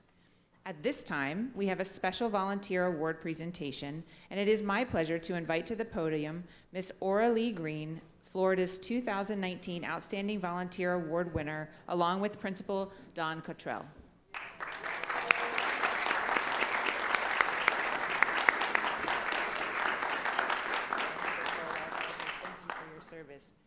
Ms. Green, I am delighted to present the State of Florida's 2019 Outstanding Volunteer Award to you in recognition of your remarkable volunteer activities as a foster grandparent at Wingate Oaks Center. Thank you so much.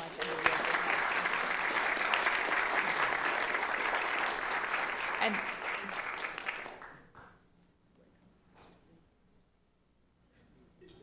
going to present you with your award.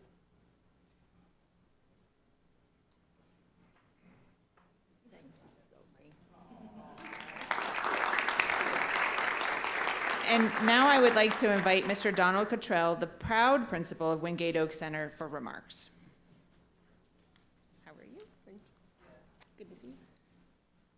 Thank you, Ms. Brinkworth, for being the champion of this initiative. And school board members and Mr. Runcie, thank you so much for allowing me this opportunity. It took me about 30 seconds to understand what Wingate Oaks Center had in Grandma Orlee when she asked to meet with me, because she had decided when she was 93 that she had to reduce the time that she was volunteering at my school. And so she proposed a reduction from 5 days a week to 4 days a week because her yard and her house were getting away from her. So she needed to spend a little more time in that area. But she is just a fabulous, fabulous human being. And she is the grandmother that every child deserves.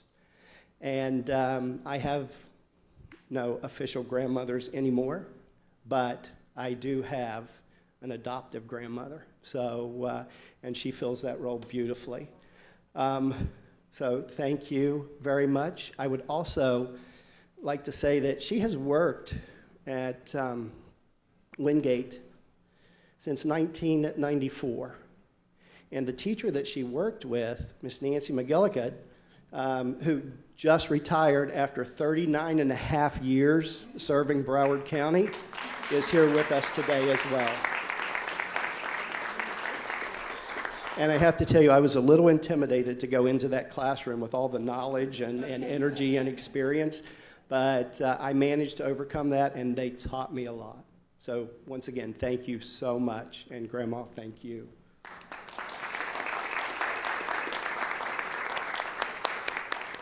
Thank you, Mrs. Brinkworth, Mr. Cottrell, and congratulations again to Ms. Green. Congratulations. Having an outstanding 95-year-old volunteer certainly shows us that volunteering is possible when you have a heart to serve. In closing, I would like to mention that throughout Florida's School Volunteer Appreciation Month, the Public Information Officer engaged in several activities in recognition of our volunteers. We also recognize our school volunteer liaisons for their hard work and dedication to the success of their school's volunteer programs. And we look forward to continued engagement of volunteers, as those individuals are instrumental to the success of our youth. And now invite the board members and Mr. Runcie to join us for a group photo.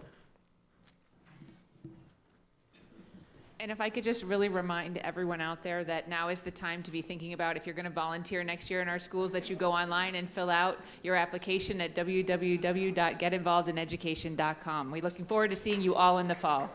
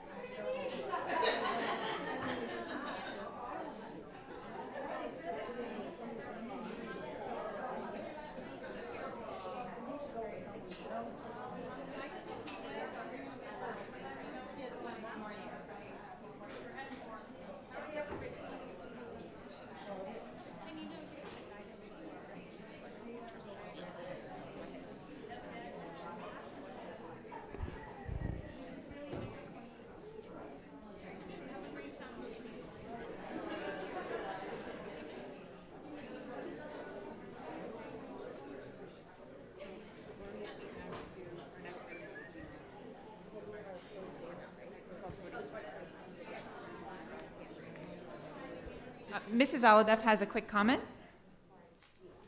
And thank you, Ms. Brinkworth. I'd just like to say that I hope this year the volunteers, when they were to get their badges, it was a long and arduous process. Through Mr. Runcie, I'd ask that we make sure that the process this coming school year is a lot easier for them and it flows and everybody gets their volunteer badges as quickly as possible. I put the plug in so we could get an early start. So at this time, we will take, if I could have a motion on G1. Moved by Ms. Korn. Second. Second by Mrs. Alhadeff. Ms. Bartleman? I got a motion and a second, yes? Okay, and then I have a comment, yes. I have a comment now. On G1? Yes. Oh, wait, speakers. Oh, I'm sorry, no, speakers aren't speakers at, No, for the item. oh, speakers for the item. Thank you. Any public comment on item G1? Seeing none? Ms. Bartleman? Yes, so I wanted to thank, I started this before, but this is the appropriate time. I wanted to thank staff for getting me the requested information regarding the teachers. And I wanted to put out the correct information that was given to us because we've been discussing this for 2 board meetings now. So 351 teachers were released. Ms. Bartleman? Yes. I apologize.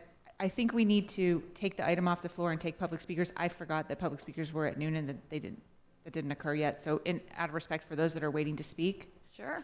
If we could do that, because I don't know how long, I know we have a few people need to separate and we need to do Do you separate. want to move to table G1? Thank you. Moved by Ms. Korn and seconded by Ms. Good to table G1. And thank you, Ms. Rich Levinson. And now I need the list. When did we approve these? I don't know what that is. I don't see what the reappointment of non-instructional. Ms. Korn, do you have the updated list from this morning? There was no additional list. This was it? That's supposed to be the update. Okay. But that's what I need. In the script is the updated list? Yes. But I I'm thought sorry. we said it was. We did not. I'm sorry. We have a motion and a second to table item G1. May I have all in favor of tabling item G1 indicate by saying aye? Aye. All those opposed say no. Thank you. Are we back? No, that was the vote to table it. Thank you. The first speaker is Sandra Nunez.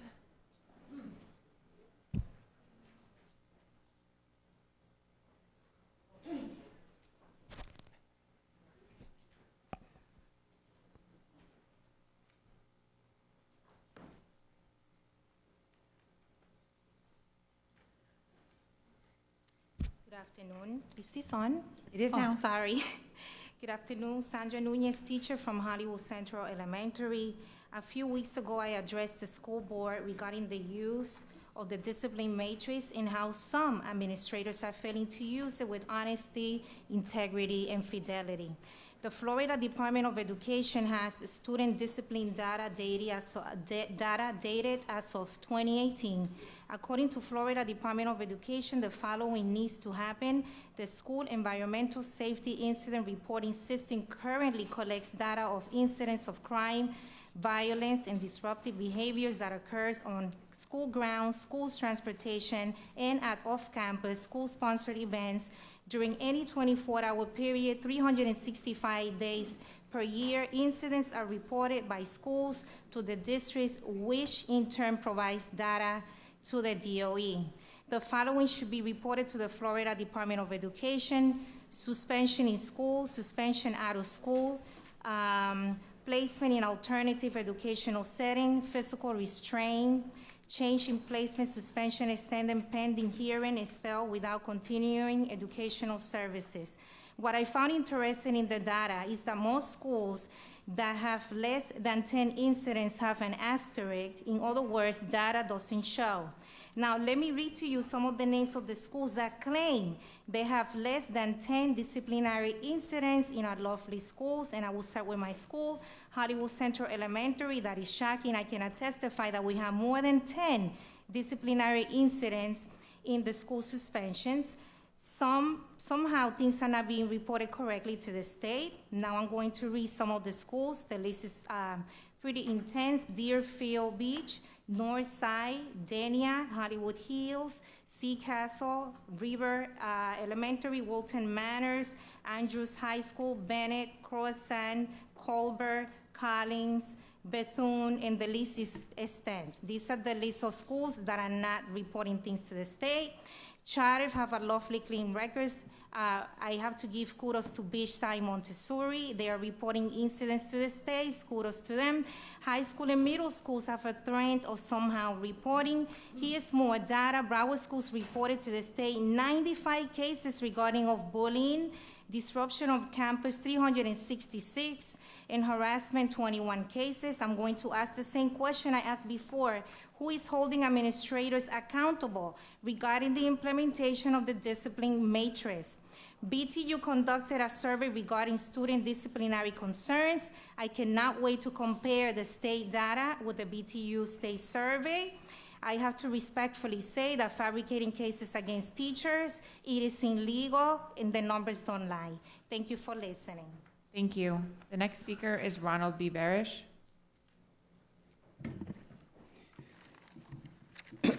Ronald B. Barish, Broward County School Board members, Superintendent Robert Runcie, ladies and gentlemen. Superintendent Robert Runcie is not the only accountability problem. Now there are 3 other high officials whom also have to be accountable for their actions, which many of you do not realize. I have been doing my homework, and I was the only public speaker at the MSD Public Safety Commission on June 5th, 2019. The 3 high officials I am speaking about are the following: Bertha Henry, Broward County Regional Communications and ORCAD Issues County Administrator; Alfonso Jefferson, Assistant Administrator for 911 for Broward County 911 Communications; Tracy Jackson, Regional Director, 911 and Emergency Operations Center. All 3 of them control 911 communications now, and also on February 14, 2018. They are partly responsible for lack of accountability for E911 calling, dispatching, and regional communications. Failed February 14, 2018. All 3 of them should be held accountable for a botched 911 communication system. Therefore, all 3 of them should step down from their job positions or be terminated because of lack of accountability on 911 communications on that fateful day of February 14, 2018. If 911 was working properly that day, less lives would have been lost and more lives would have been saved. Make absolutely sure that everyone should hold these 3 accountable for a botched 911 communication system. Broward Sheriff Gregory Toney wants 911 under the BSO. And we'll talk about it the next MSD Commission meeting in August. Okay, now I have something for you guys. Ullico, ULLICO, is an insurance company, okay? And it will be for personnel, companies, and businesses, unions, okay? You don't have to go to court. They will. They will go to court. You will not have to go to court. Ullico, ULLICO. Okay. Now, also, 911 tower was approved in Tamarack. We're waiting for the second tower in Hollywood to be announced. I hope it's soon. Thank you very much. Thank you, Mr. Barish. Anna Fusco?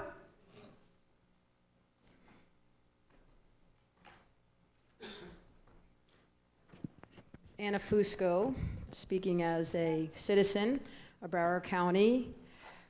Somebody's going to give me their 3 minutes. Ronnie Froy, is that okay? So I can have 6 minutes? Ronnie Flournoy? Yep. Got it. Thank you.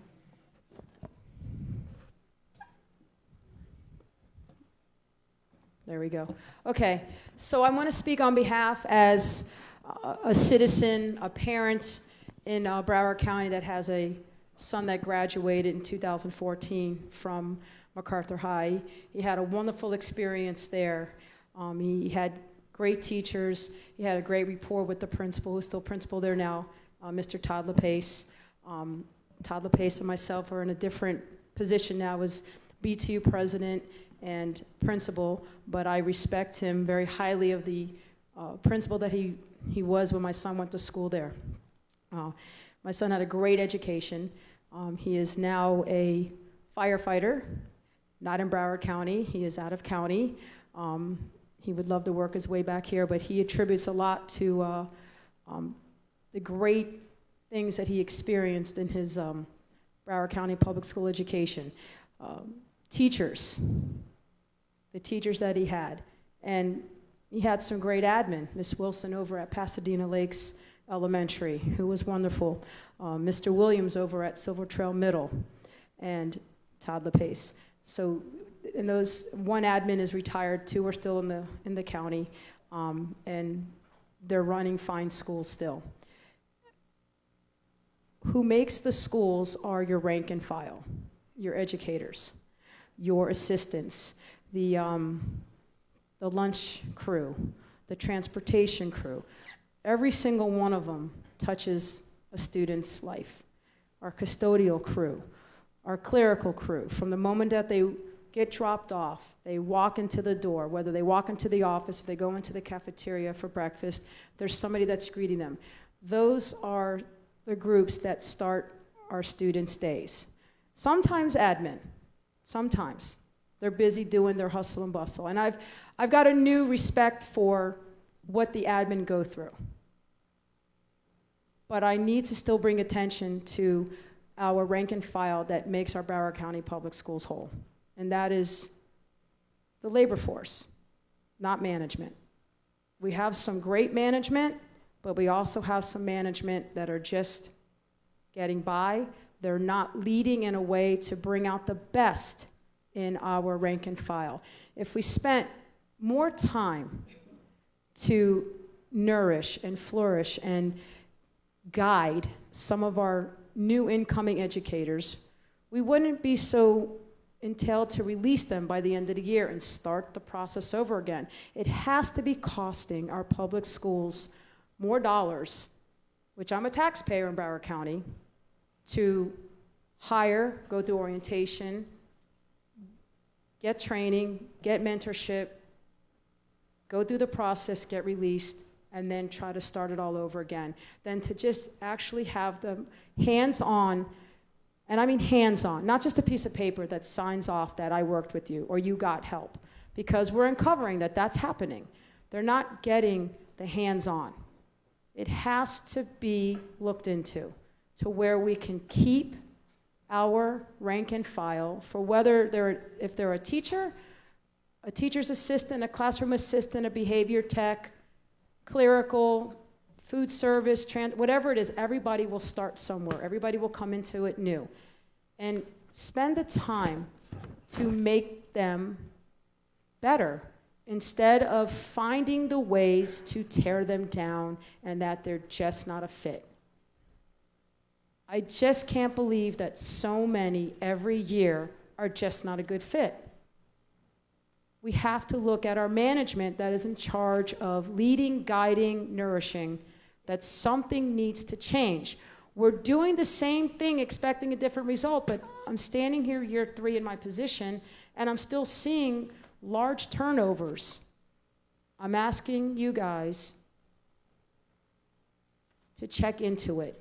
Find the proper people that you need to speak to direct, to wholeheartedly check into it. I want to talk about student violence. Student on educators, student on staff.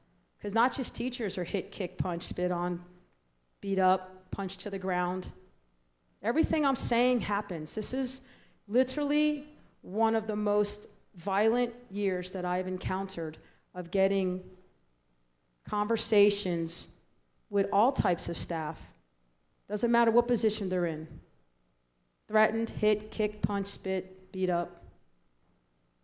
They have a right to defend. They have a right to protect. And yet, if a student says, well, they did this, they did that, then they're investigated. And then the direction on what the student did is off into the sunset. We cannot go through another school year where this keeps happening. I again ask you to get to the right people, to check wholeheartedly on making sure that violence from students on student and staff can be decreased. It can be. There just has to be a different direction. I'm asking you to look into it to have a different direction. Thank you. Thank you. The next speaker is Liliana Ruido.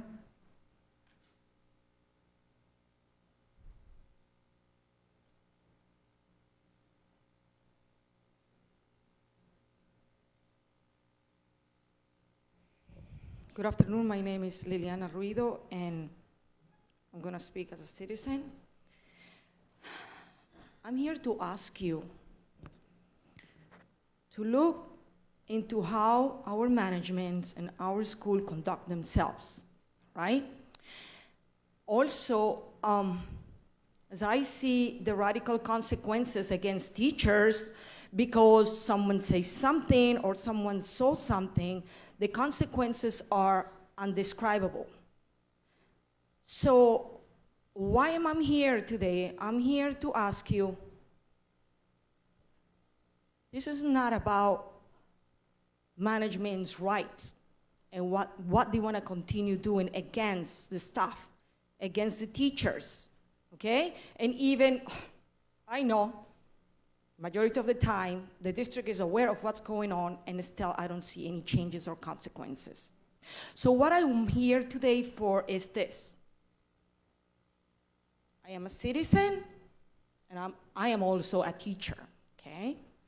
So I want to ask you, the same way you have radical consequences against teachers, against ESPs, against TSPs, or any other employee in Broward County Public School should be applied to management as well, especially if you are aware of what's going on. Thank you. Thank you. Marissa Farmer is the next public speaker.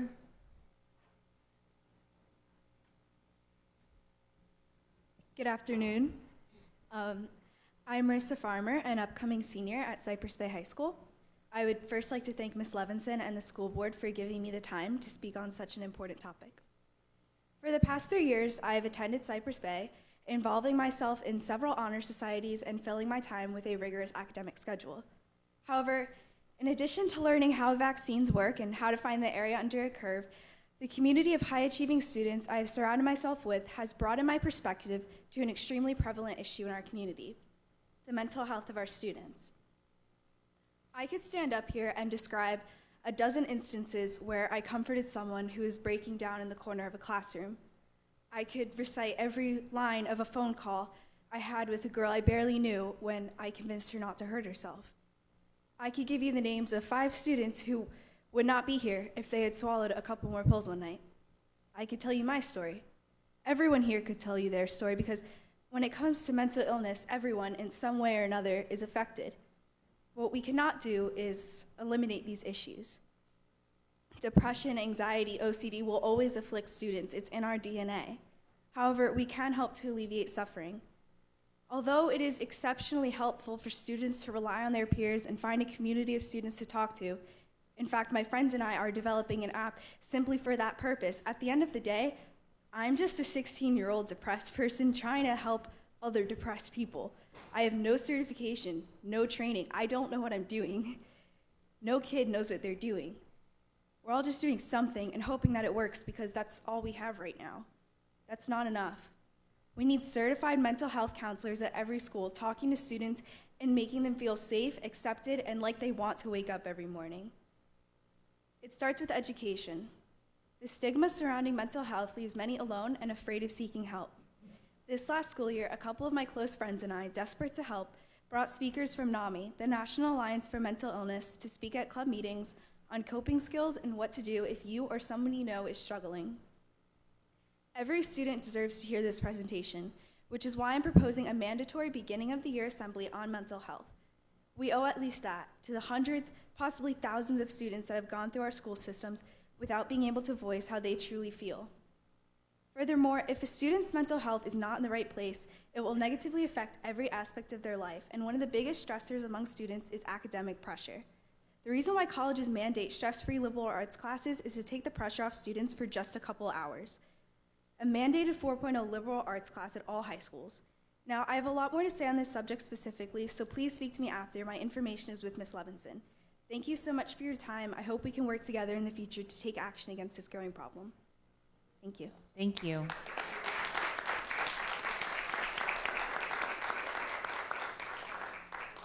The next public speaker is Jerry Holt.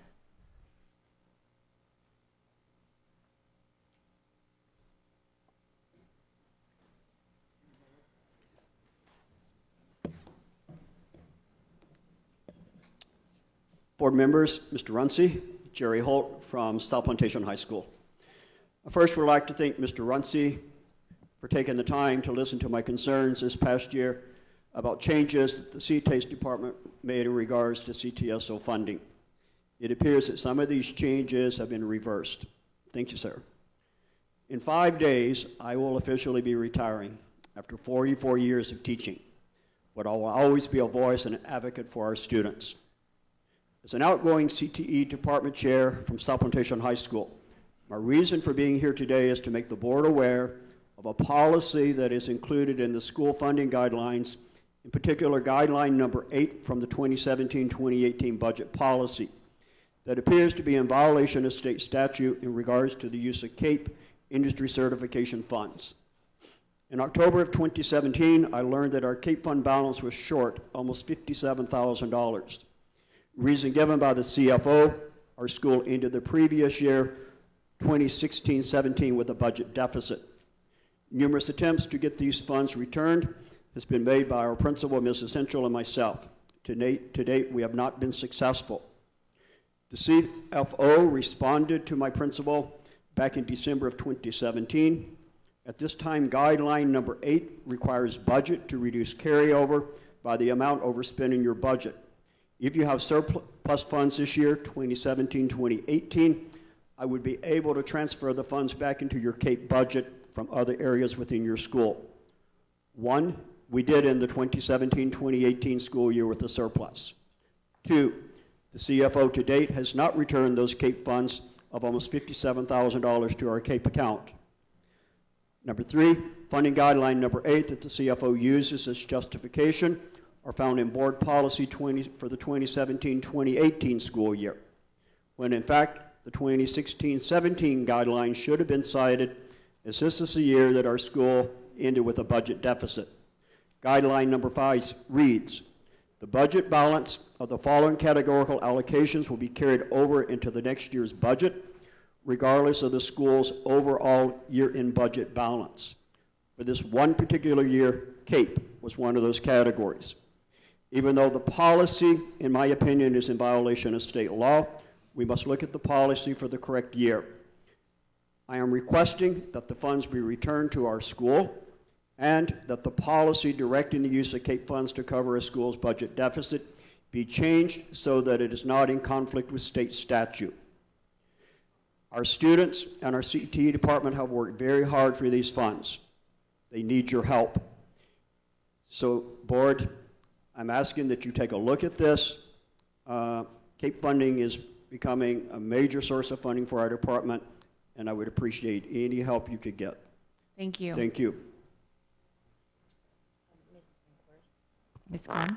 Mr. Runcie, if you can please give us follow-up to look into that issue. Yes, have a note of the comments, and I'll be meeting with our CFO and Ms. Valdez to review those issues. Thank you. The next public speaker is Delvin King. If you have any additional comments, if you'd like to direct them to Ms. Marte, so that way she can have that follow-up conversation with Mr. Runcie. Thank you.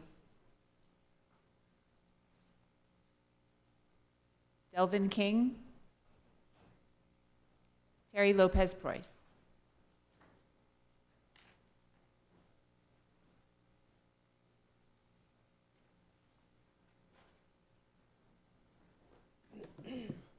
Hello, I'm Terry Lopez Preuss.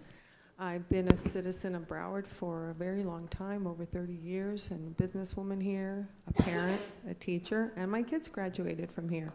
So I'm here speaking today as a citizen, and just want to talk about some of the concerns I have, and thank the student who bravely came up and talked about the mental well-being, social and emotional needs of students. And one thing that I noticed, I kind of off my topic, but coming from Dade to Broward, is that the counselors in Broward are not allowed to be counselors. They're watching the cafeteria, they're watching the hallways, they're doing testing, and our kids are in need. My own children came to these schools. I understand the complexities. I taught dropout prevention. I understand the complexities. Kids need some adult to hear them. And it doesn't always need to be the parent, and sometimes it can't be the parent. We need people at schools. So thank you to the student who came up. In addition to that, I'd like to reiterate some of the things that President Fusco talked about. I'm a Cuban. I'm a Cuban immigrant, and I know a lot about the haves and the have-nots. And involved with the equity program, that's what we're talking about. We're talking about making sure that everybody has in this great land of plenty. Since I became the vice president of the Broward Teachers Union, is the first time in my entire life that I have recognized that coming up against management in Broward County schools, I'm a have-not. I'm a have-not. And I've never been a have-not. I'm not sure if I was a have, but I know I wasn't a have-not. But I am now. And I've talked about this for 3 years. I've talked about allegations that have been levied against me, against my president, against others. And if they would be willing to do that against me, what are they doing to our members? Our members are being accused on hearsay. Somebody said something. Oh, those students who were upset, they just said you did this, and it's all believed. And yet, I've told you guys and others in management serious things that have been done to me and others, and it hasn't been followed up. I don't understand it. I don't think it's okay to have haves and have-nots. I don't like the feeling of being a have-not. Our members don't like being have-nots, and I don't think that we should have a situation where management has and workers have not. And that's what we're feeling. And you need to fix it. You need to fix it. Thank you. Thank you, Ms. Preuss. That concludes our public speakers for today. Yes, Mr. Slevinson? Statement. Yes, I wanted to thank Marissa for coming today and speaking on the mental health and social emotional issues for our students. Mr. Runcie, I know that you have a wellness mindfulness committee. May I suggest that either students be incorporated or we set up something specifically for them to have input at the district level with these types of ideas that we could start to look at for our students? Yes, actually, as part of the upcoming school year, I plan to visit all of our high schools and sit down with students during their personalization period to discuss these topics and others. So we'll do that. And as far as our mindfulness initiative, we'll certainly look to incorporate some students into that as well. Mm-hmm. And Melissa would be great. Right here. Yes, that's absolutely correct. So I'll get together with you and get her information, and we'll move. Thank you. At this time, let me ask Mr. Moquin, is it okay for me to take AA1 and 2 together, or do I need to take them separately? You can take them together. They just need to be motioned prior to the leasing court. Okay. May I have a motion and a second on items AA1 and 2? So moved. Moved by Ms. Korn, second by Ms. Good. Audience input on items AA1 and 2.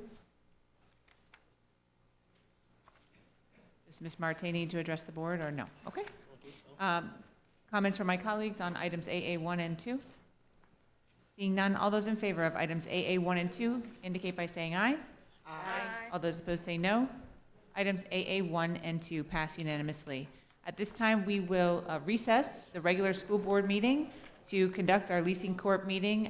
After the leasing court meeting, we will hold a closed door, and then we will reconvene. Mr. Moquin, do you want to give me like 1:30? 1:30 is the next presentation. Okay, we will reconvene the regular school board meeting at 1:30. This meeting is now recessed.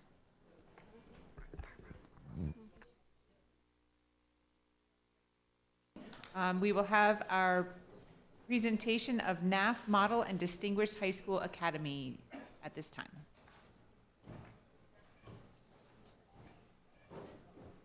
Good afternoon, Superintendent Runcie, Ms. Brinkworth, and board members.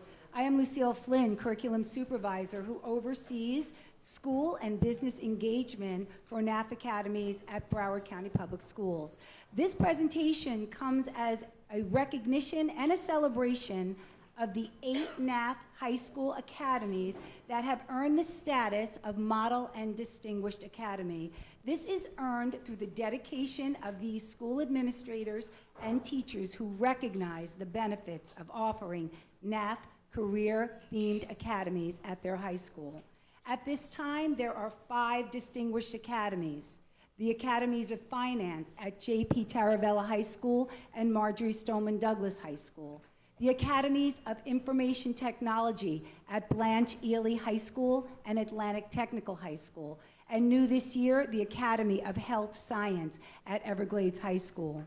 Our model academies this year are Academies of Finance at Piper and Dillard High School, and the Academy of Hospitality and Tourism at South Broward High School. Today, representing J.P. Taravella High School's Distinguished Academy of Finance lead teacher, Lori Acosta.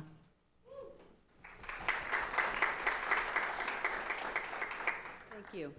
Good afternoon, Superintendent Runcie, Ms. Brinkworth, and board members. My name is Lori Acosta. I'm the lead teacher for the Academy of Finance at J.P. Taravella High School.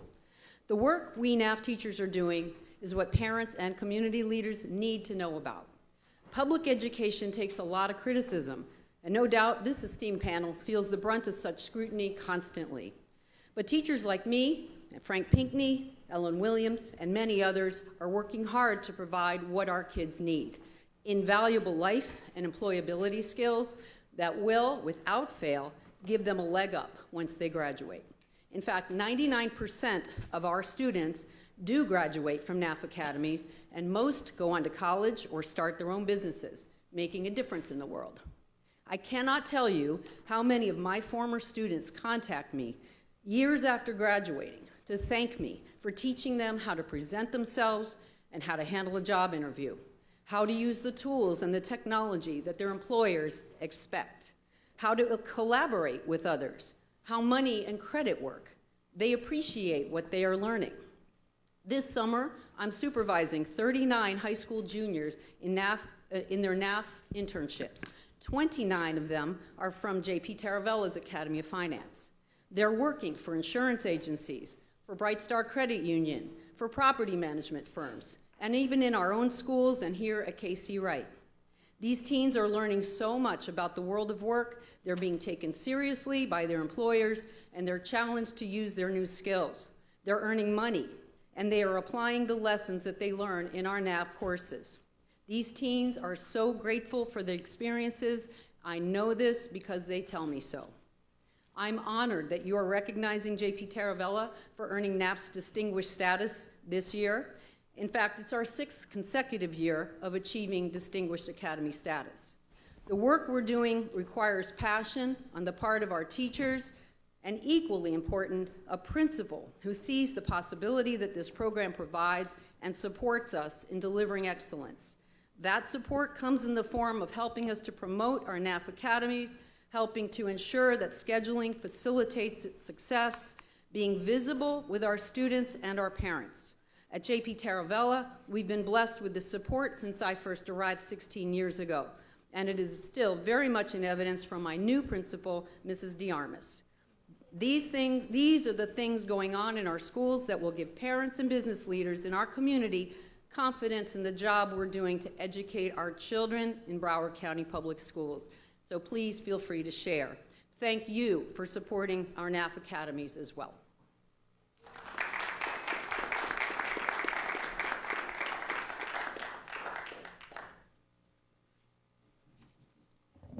Good afternoon, Superintendent Runcie and school board members. My name is Frank J. Pinckney, the CTE Department Chair of Piper High School and the lead Academy of Finance teacher at Piper High.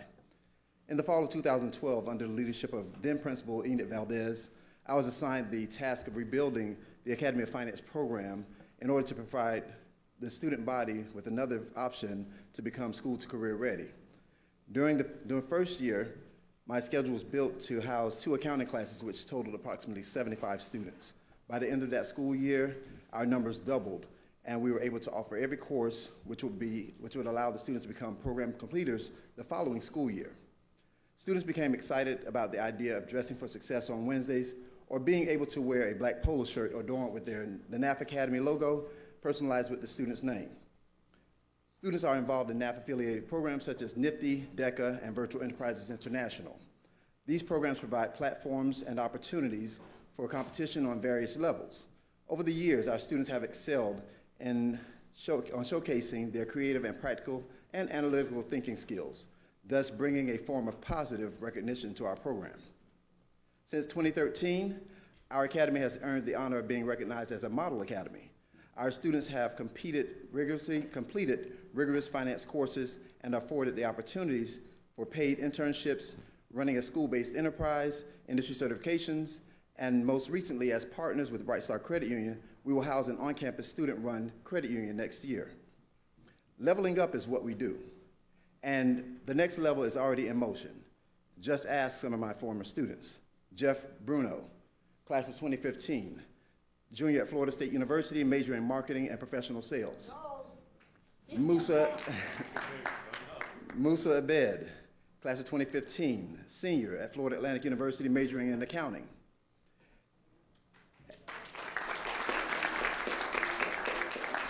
And Darrell Forbes, class of 2017, a rising junior at Howard University, majoring in computer information systems. Having the power to make a positive impact on tomorrow's leaders, equipping them with the knowledge of financial literacy, and providing them with countless invaluable opportunities and experiences are all the reason I am a proud NAF teacher. Enthusiastic students plus a knowledgeable guidance department coupled with a supportive administration with my new principal, Ms. Hardigan, has been the driving force behind our success. The Piper High School Academy of Finance is more than just another program of educational reform. We are a family. Thank you.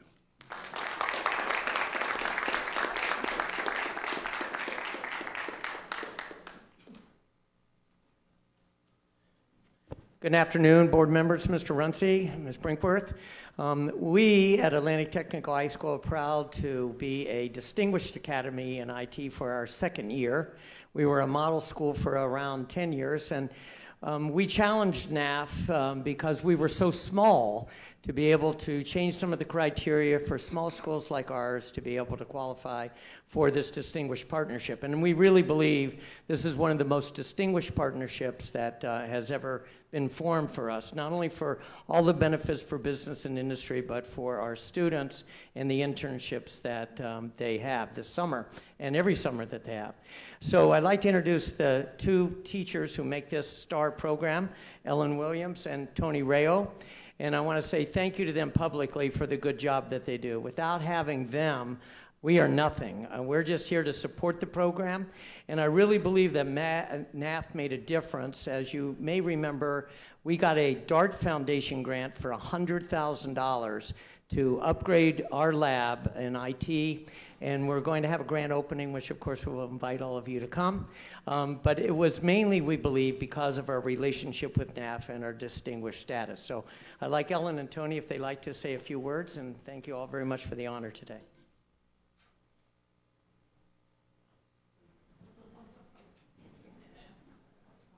Ellen is shy. She's not. We would just like to say thank you for your support. Thank CTASE for their support, and Mr. Crawford especially.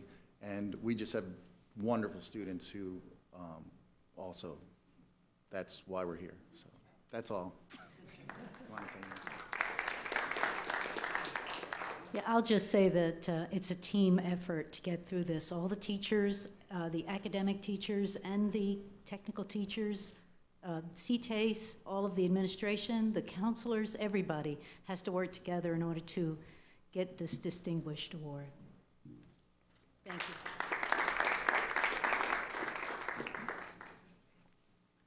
Good afternoon, Madam Chair, Superintendent Mr. Runcie, and distinguished guests. I'm coming on the behalf of Blanche Ely High School, where we are in our second year at IT as distinguished on the NAF Academy. Blanche Ely High School has 4 NAF Academies: National Academy of Finance, NAF Academy of Health Science, NAF Academy in Hospitality and Tourism. Some of the board members had an opportunity to come out as we partner up with Marriott to see such a fantastic job they did to making one of our classrooms look like a complete hotel suite with all the accommodations and all the accommodations that students need for those soft skills. I'm so proud to say with my 2 teachers here, one of my teachers, Dr. Shauna Palmers, and my magnet coordinators, to work extremely hard on preparing students with those employability skills through the NAF. We're not just talking about curriculum, but we're talking about the pathway of students being successful. And most of our students are out working right now with the internships over the summertime. So I know that we had 10 minutes. I want to make sure I stay within the time frame of Madam Chair and Superintendent Runcie and distinguished guests. Thank you. Thank you.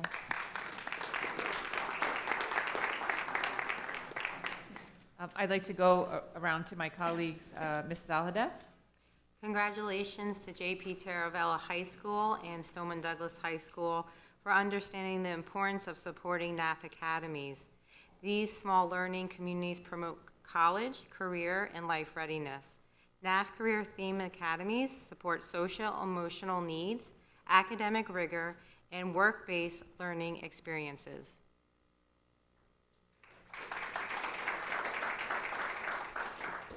Dr. Osgood.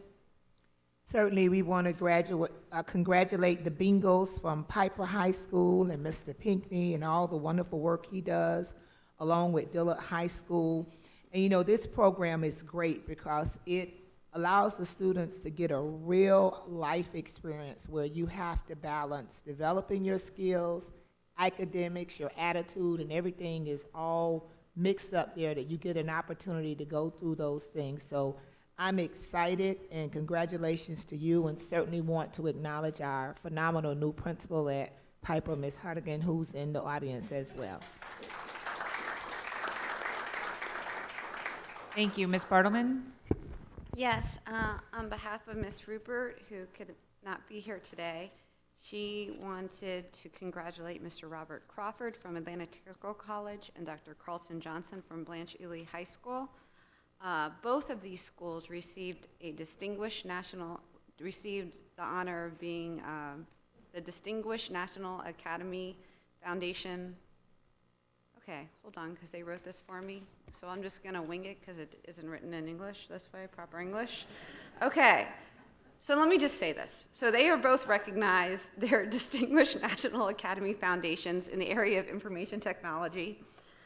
This award is earned through the hard work of teachers and students organizing work-based projects, completing internships, and achieving advanced career curriculum proficiency.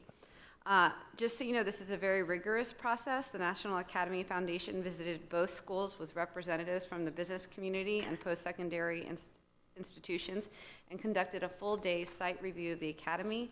And the criteria was based on student achievement, completion of a career academy pathway, student internships, and core academic and career teachers working together as a team. So I want to congratulate both Atlantic Tech and Blanche Ely for everything they do for their children and providing them these outstanding opportunities so that they have the skills needed to enter the real world. Thank you so much. Ms. Murray? Thank you. I'd like to congratulate South Broward and our teacher there, Ms. Charmaine Capper. And of course, Ms. Wafa-Deju was the leader up until she moved this year. But, you know, I've always said, once we hook a child, we know they're going to move to a successful adulthood. And the opportunities that they're being given, and that we take them out into the workforce and we expose them, and we have mentors come in and talk with our students, and teachers that are so passionate, knowing that our children need opportunities and guidance in different areas, whether it be a career or a college course that they're pathway that they're traveling on.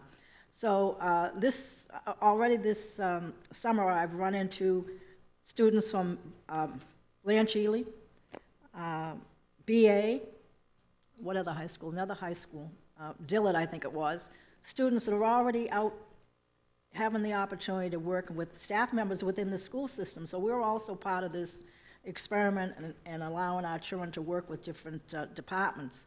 So again, even last year when I talked to students that had experienced the opportunity to work with different people in the school system, that it opened their eyes, and they were elated to see opportunities they didn't even think about before they started on this pathway.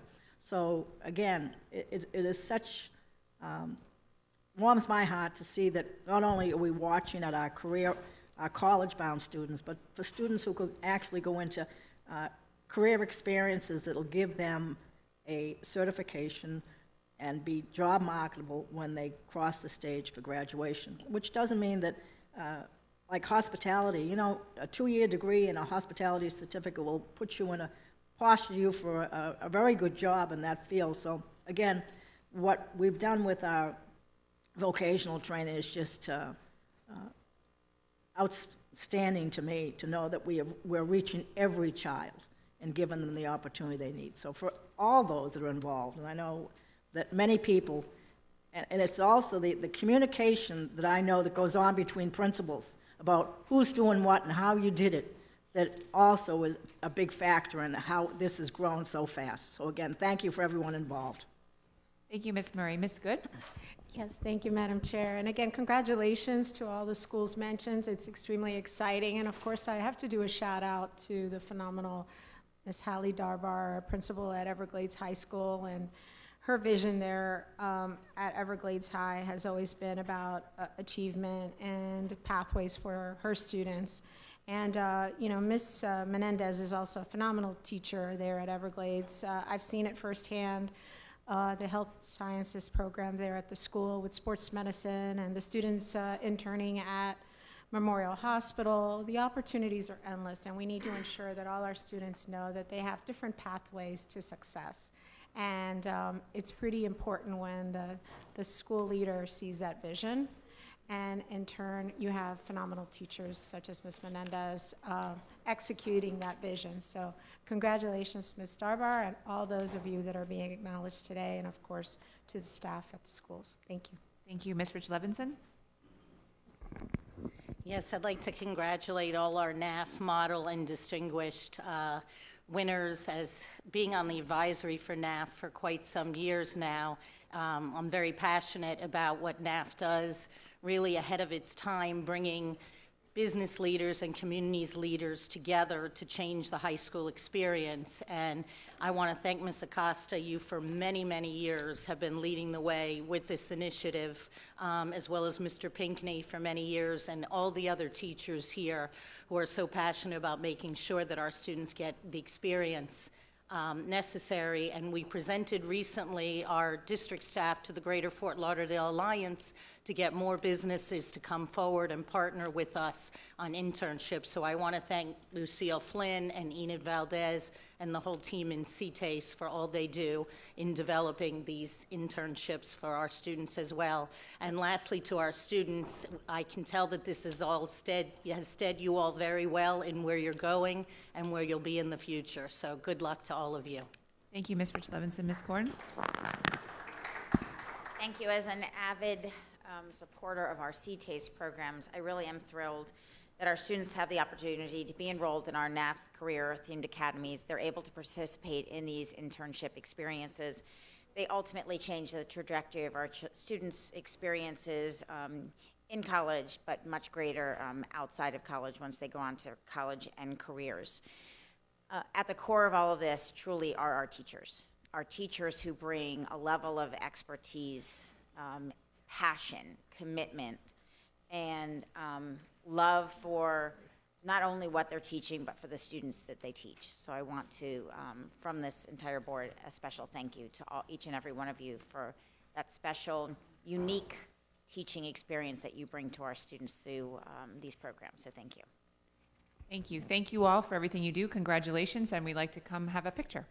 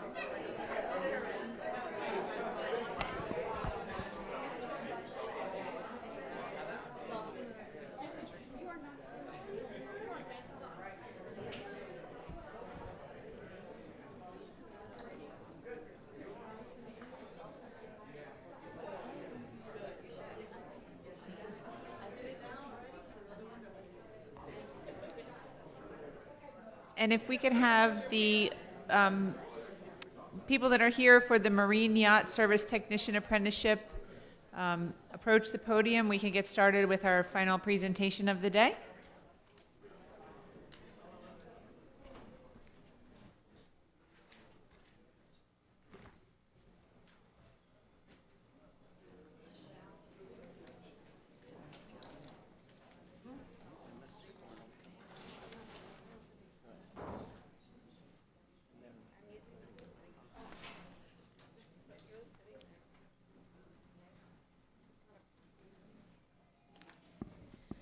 It's hard to take the microphone away from Mr. Crawford, but I'm going to start.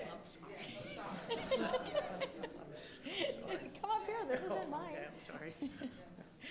So we are here today to announce something extremely exciting, and I'm going to hand the microphone over to Mr. Crawford. I really brought this forward so that he would have the opportunity to acknowledge what we are doing as a district, what he has really helped to, has been instrumental in making happen, and all of the truly awesome partners that we have for this that we have not brought in before to the district. So, Mr. Crawford. Thank you. Thank you, Ms. Korn. Thank you, board members, Mr. Runcie. This is an exciting opportunity, the first of its type in the state of Florida. We have been working on this for a long time. It's a Yacht Service Technician Apprenticeship Program.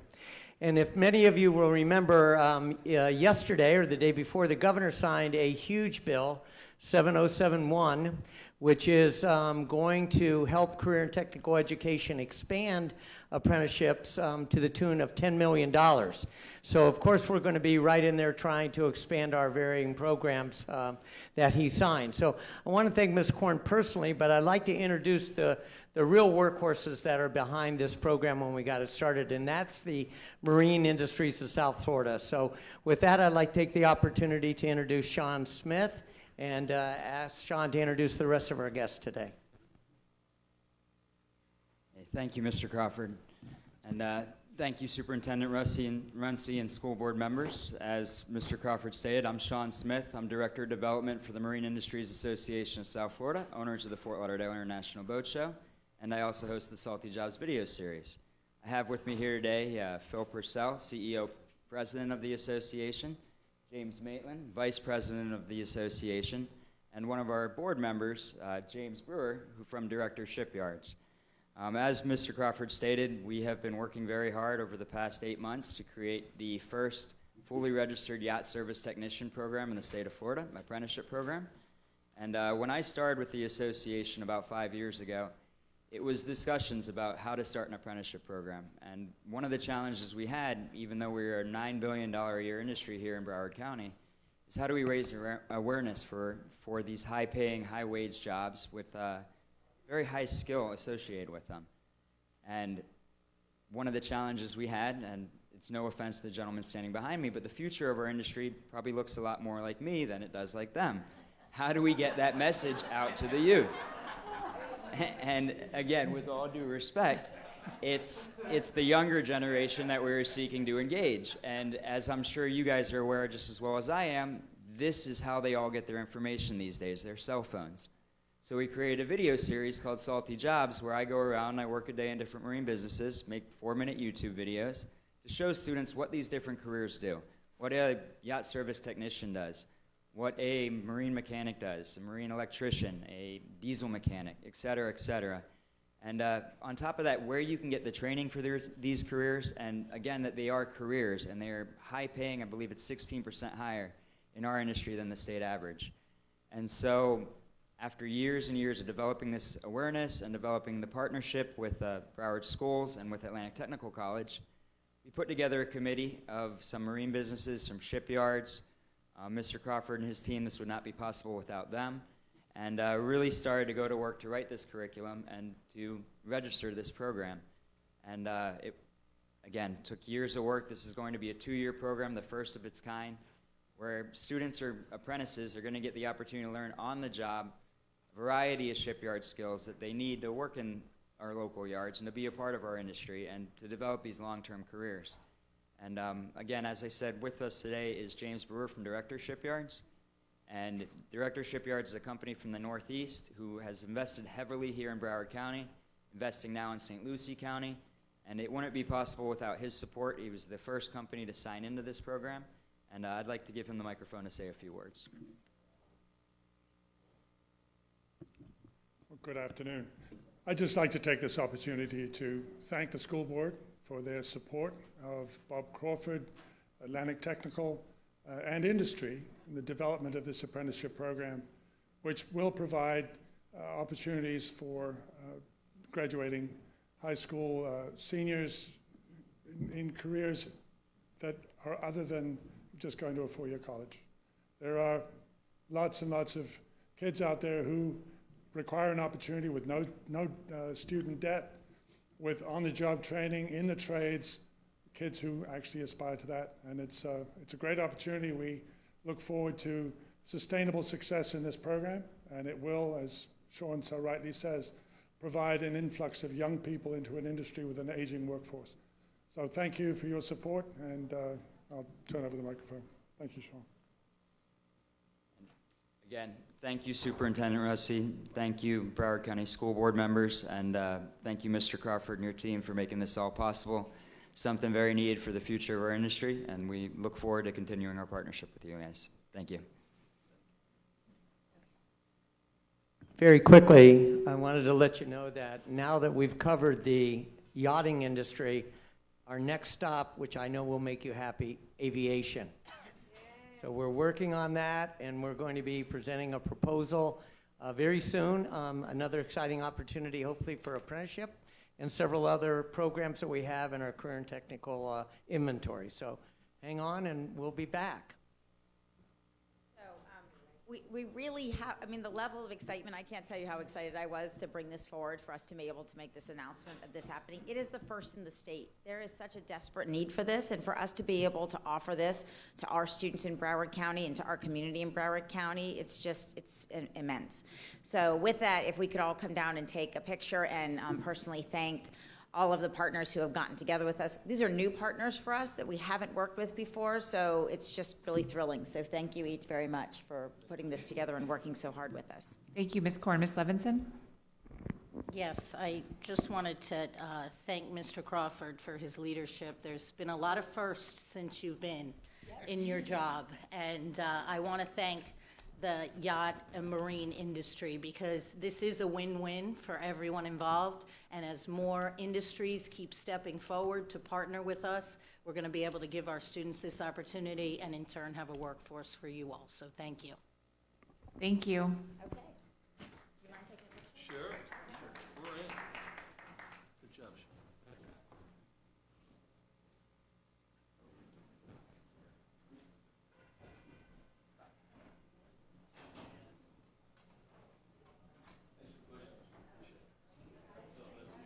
There he is. Good to see you, sir. How's everything? All good?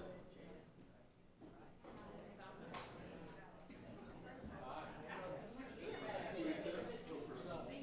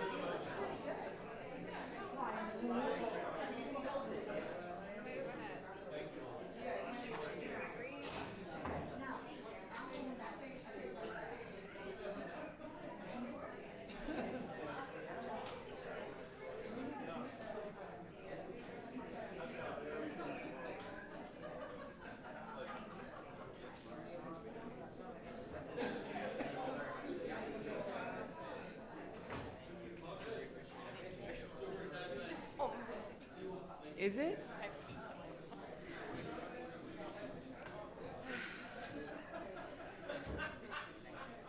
May I have a motion and a second to bring item G1 back to the floor? So moved. Second. Moved by Ms. Bartleman, second by Ms. Korn. Audience input on item G1? Seeing none. Ms. Bartleman? Yes, so, okay, so the third time, I'm going to start again.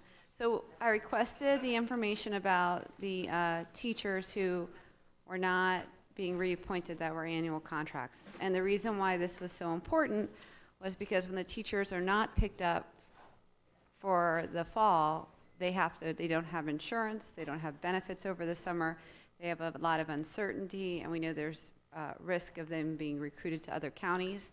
So when I got the data, and I wanted just to put it on the record so we have the correct numbers, the total teachers released were 351, and some of them with reasons. 16 received a needs improvement, 118 had a certification issue, and 143 were released due to budget. So, but that leaves 74 that did not have any issues. It was not related to FTE, it was not related to certification, it was not related to performance as to why these teachers were released at the end of the school year. And I know that they work very hard and try to place the teachers, and I don't know how many of these 74 will be placed, but I think we need to relook at how we handle things at the end of each school year with the teacher shortage in the state of Florida, with what we know about other counties, I mean, especially the one aggressively stealing our psychologists. So I would, Mr. Muncie, if you could provide additional follow-up on the 74, and maybe we can look at a plan, and I don't know how many of these will be placed so that they have if we know 74 are being released just randomly, well, we still have 143 due to budget, how we place them, how many of them are going to be filled. But I think to BTU's credit, there is no reason for the 74 teachers. Everyone else has a legitimate reason. The 74 teachers were school-based decisions. So I would just like some follow-up, and I would also like to see how we could help these teachers, especially through the summer, regarding their insurance, and is there a way to place them before the beginning of the school year so they can keep their insurance? So thank you. Thank you. Ms. Korn? Oh, thank you. So I need to make a motion to separate. My sister is on this list, so I need to separate, and I think a couple of us need to do the same. But I just want to Ms. Bartleman's comments, I completely concur that we need to make sure that we're doing the best thing we can by our teachers. I mean, obviously, recruiting of teachers is a lot of hard work. Our staff does a great job finding the right placement for them. But to say that they are randomly taken, not renewed, and to say that there's no reason whatsoever, it just gives the wrong impression of what we do at our schools. So to Ms. Bartleman's point, I understand that there are categories and that many of them fall in those categories. But the 70, I think it was 74, if they weren't renewed, all of these principals are looking for good teachers.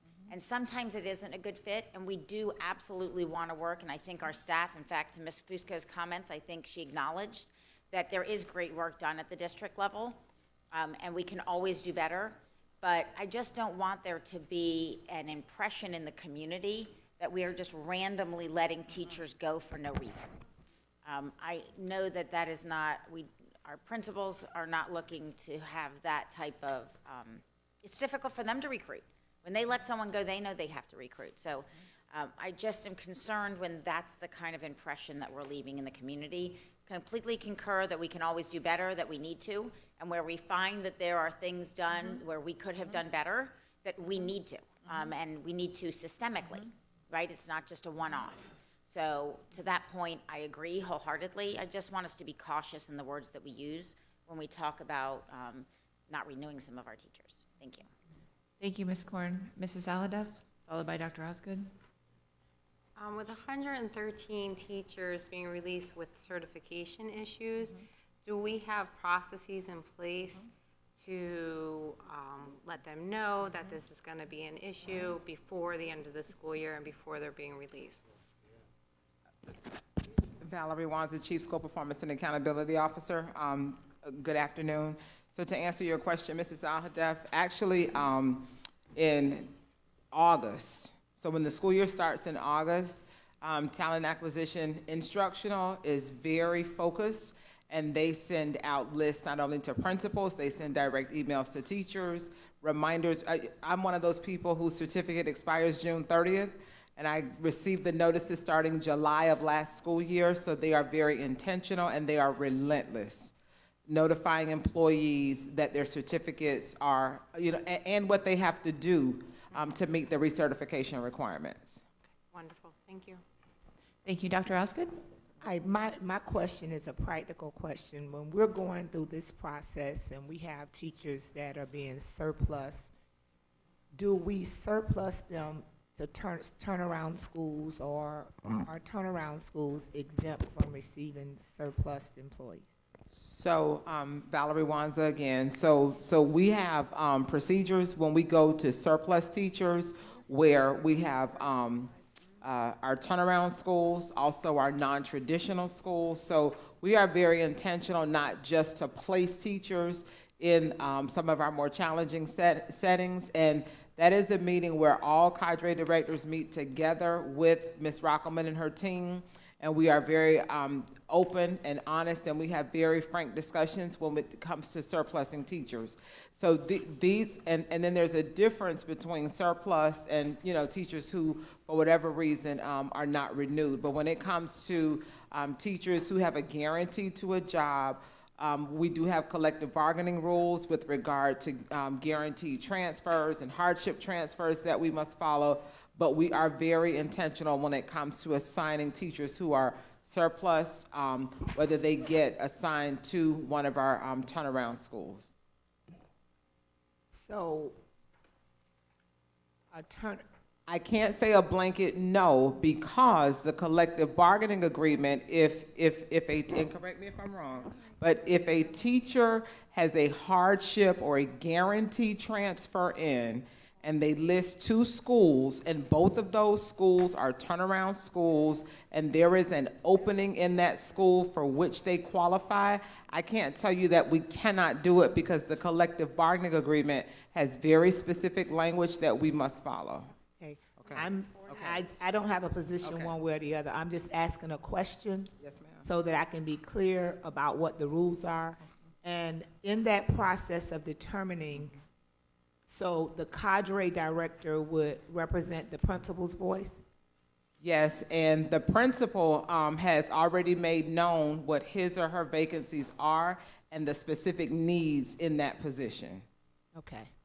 And I just think it's very important to have this type of discussion in the opening, because when you're working with turnaround schools and you have specific targets and goals, you want to be able to certainly place teachers that have been surplus, but you also have to simultaneously balance meeting the goal that you're trying to achieve to keep the turnaround process moving forward. So thank you for that clarity. Thank you, Dr. Osgood. I, like Ms. Korn, need to separate a name, but I also wanted to make a general comment. For some of the teachers that are not renewed, one of the things that we need to keep in mind, and I know you know this, but I'm going to just say it as a reminder, and for those that are out there listening, in some instances, teachers are not a good fit at a particular school with a particular administration, whatever the reasons may be. But they are very successful when they are moved to another location. So I just want to hear about how intentional you are in working with those teachers to ensure that we try to find a place that is the right fit, if not being the right fit is the indication for the reason why they're being let go. Susan Rockelman, Director of Talent Acquisition. And yes, Ms. Sprinkworth, that is a very good question. And we do work intensely with them throughout the summer. We do have some contract obligations that we have to meet to some of the teachers returning, for example, from leave. So we start with them first. Once we get them placed, then we have been working with those teachers that have been released. We had a teacher fair. We had one in May. We invited all of them to that, and several were picked up there. And then throughout the summer, they keep in touch with my staff, and we constantly are sending their names out to principals to be considered for their vacancies. We will have another big job fair in July, and they are also, if they still have not secured a position by then, they are invited to attend that. We do also call them in. We do interview practices with them. We make sure their resumes are up to date because we want to make sure that they're out there finding the right fit for them. So we talk to them. We ask them, what was the good at your school? Where did you think you went wrong? What are you doing as reflective to figure out where you can do better? So we have some really hard questions and answers with them, and we try to get them ready to be successful in another setting. Okay, thank you. And then I just am curious, because when I read the backup, is 100 returning from leave, is that a large number, or is that an average number? That's an average number. Okay, all right, thank you. Ms. Bartleman? I have a question for the 100 and, who gets placed first? The teachers released from budget or the teachers that were just released? I'm just curious how you work through that. Or are they all in the same pool? Say your question again. Well, you have categories. And the reason I wanted to share the categories because Ms. Fuscoa shared numerous stories with me about teacher situations, and that's why the 74 were important to me.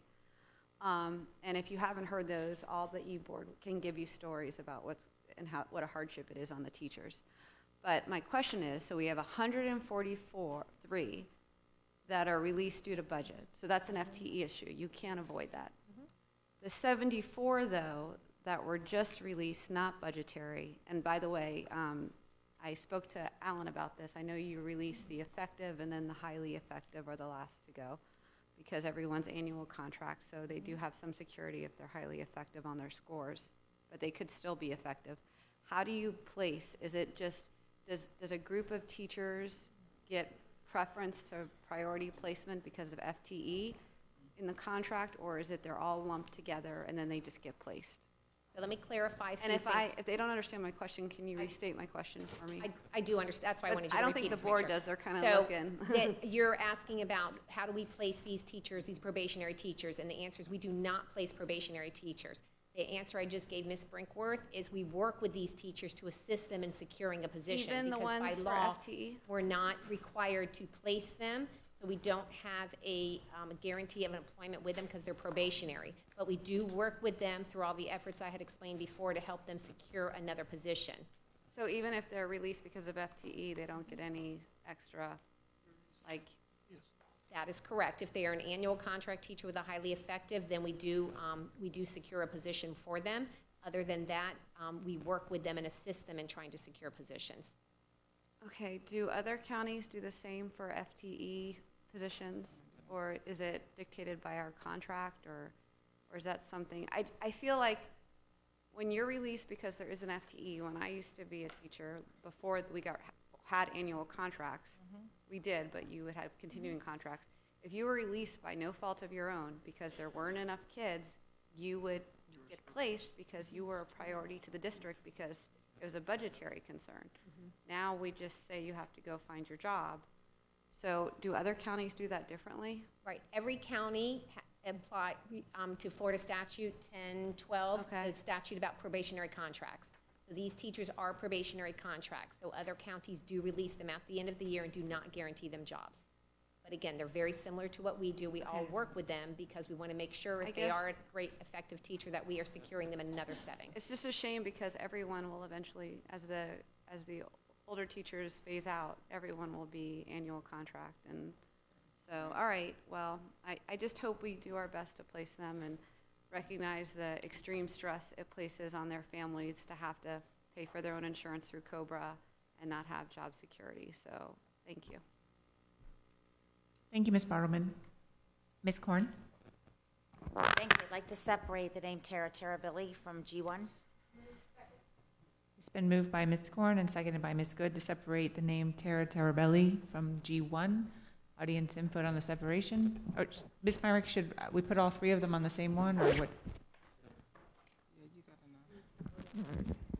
You could put all three on the same one, but then those three board members can't vote on the one All right, well, item. we'll just do So them I would do separately. them separately. Okay, thank you. I just, maybe trying to make it go faster. Any audience input?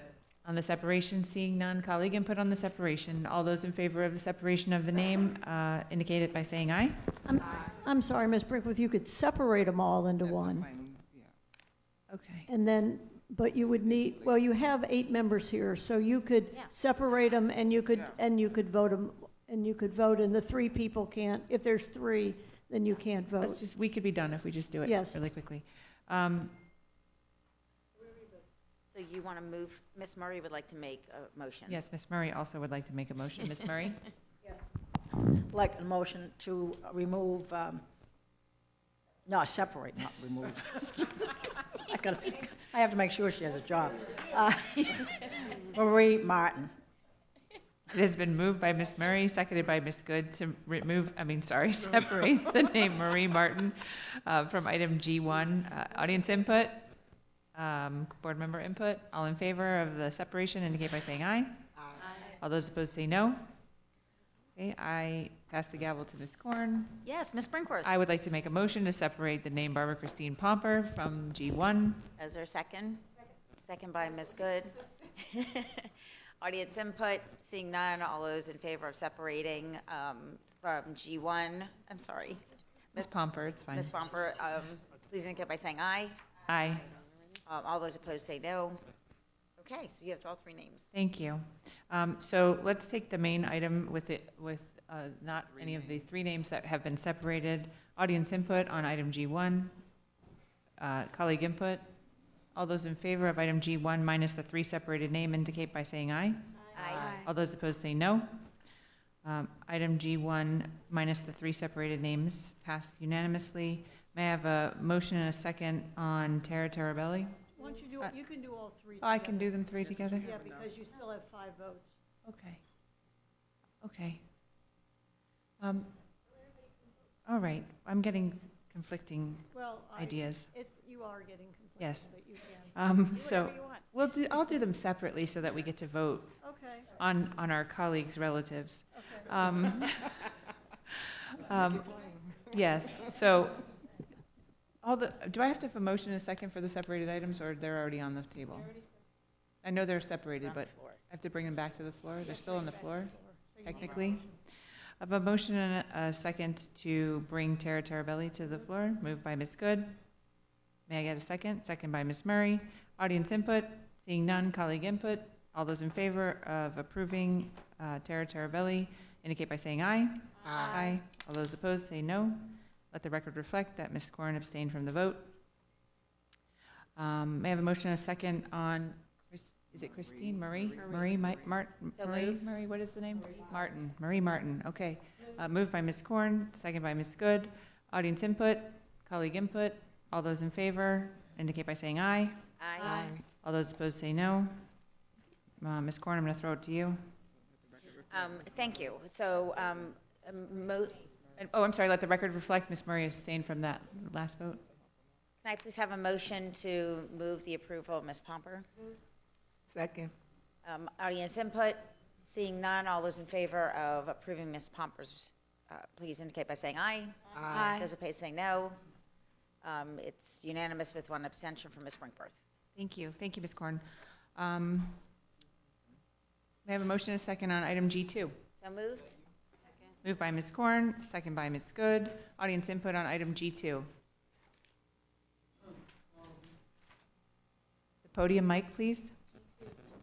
Item G2. Now it is. I'm going to follow up with President of the BTU, Anna Fusco, and the Vice President, Terry Price. The students are getting beat up. Mr. Barish, please make sure your comments are relative to G2. It is. Thank you. Because it's discipline.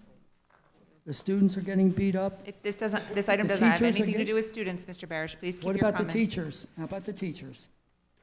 The teachers are getting beat up also. You have to do something about this for next school year. It's got to be done. Every time I turn the TV on, I see something like about a teacher getting beat up on a Mr. school. Barish, please make your comments relative to G2. It is. It is. I'm talking about teachers, okay, that have trouble, that beat up in schools in the Broward County Public School District. And I'm telling you, something's got to be done. I would appreciate it, and I'm sure Anna Fusco will, and Terry Price, that they would appreciate you, all of you, doing something about it for the 2019-2020 school year. I will leave you with this. Hashtag fix it. Thank you, Mr. Thank you. Barish. Any additional audience input on item G2? Any input from my colleagues on item G2? All those in favor of item G2 indicate by saying aye. Aye. All those opposed say no. Mr. Item President? G2 passes unanimously. Yes, Ms. Bartleman? I would like a motion to bring back G3. I had a confusion with the agenda item, and I need to make a comment and ask a question. I was on the prevailing side. Ms. Bartleman has moved to bring back G3. It has been seconded by Mrs. Alhadeff. All those in favor of bringing back item G3 indicate by saying aye. Aye. All those opposed say no. Ms. Bartleman? Okay, so I've been asking for the last 3 weeks about the number of employees that were not going to be renewed, and we were told 1, but there's actually 11 employees that are being placed on the layoff list from non-instructional. That's where my confusion was. It was instructional, non-instructional. I'm sorry, I'm bringing it back. But I have a question, because you're eliminating the whole printing services department, basically. So I do not recall, but maybe we had a discussion on this.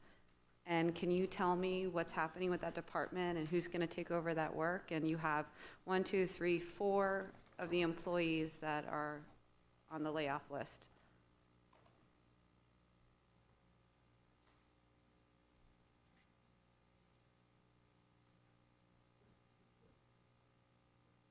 G3. No, G3. This is G3, because it's We not brought it back. instructional. What page are you on? It's my staff follow-up.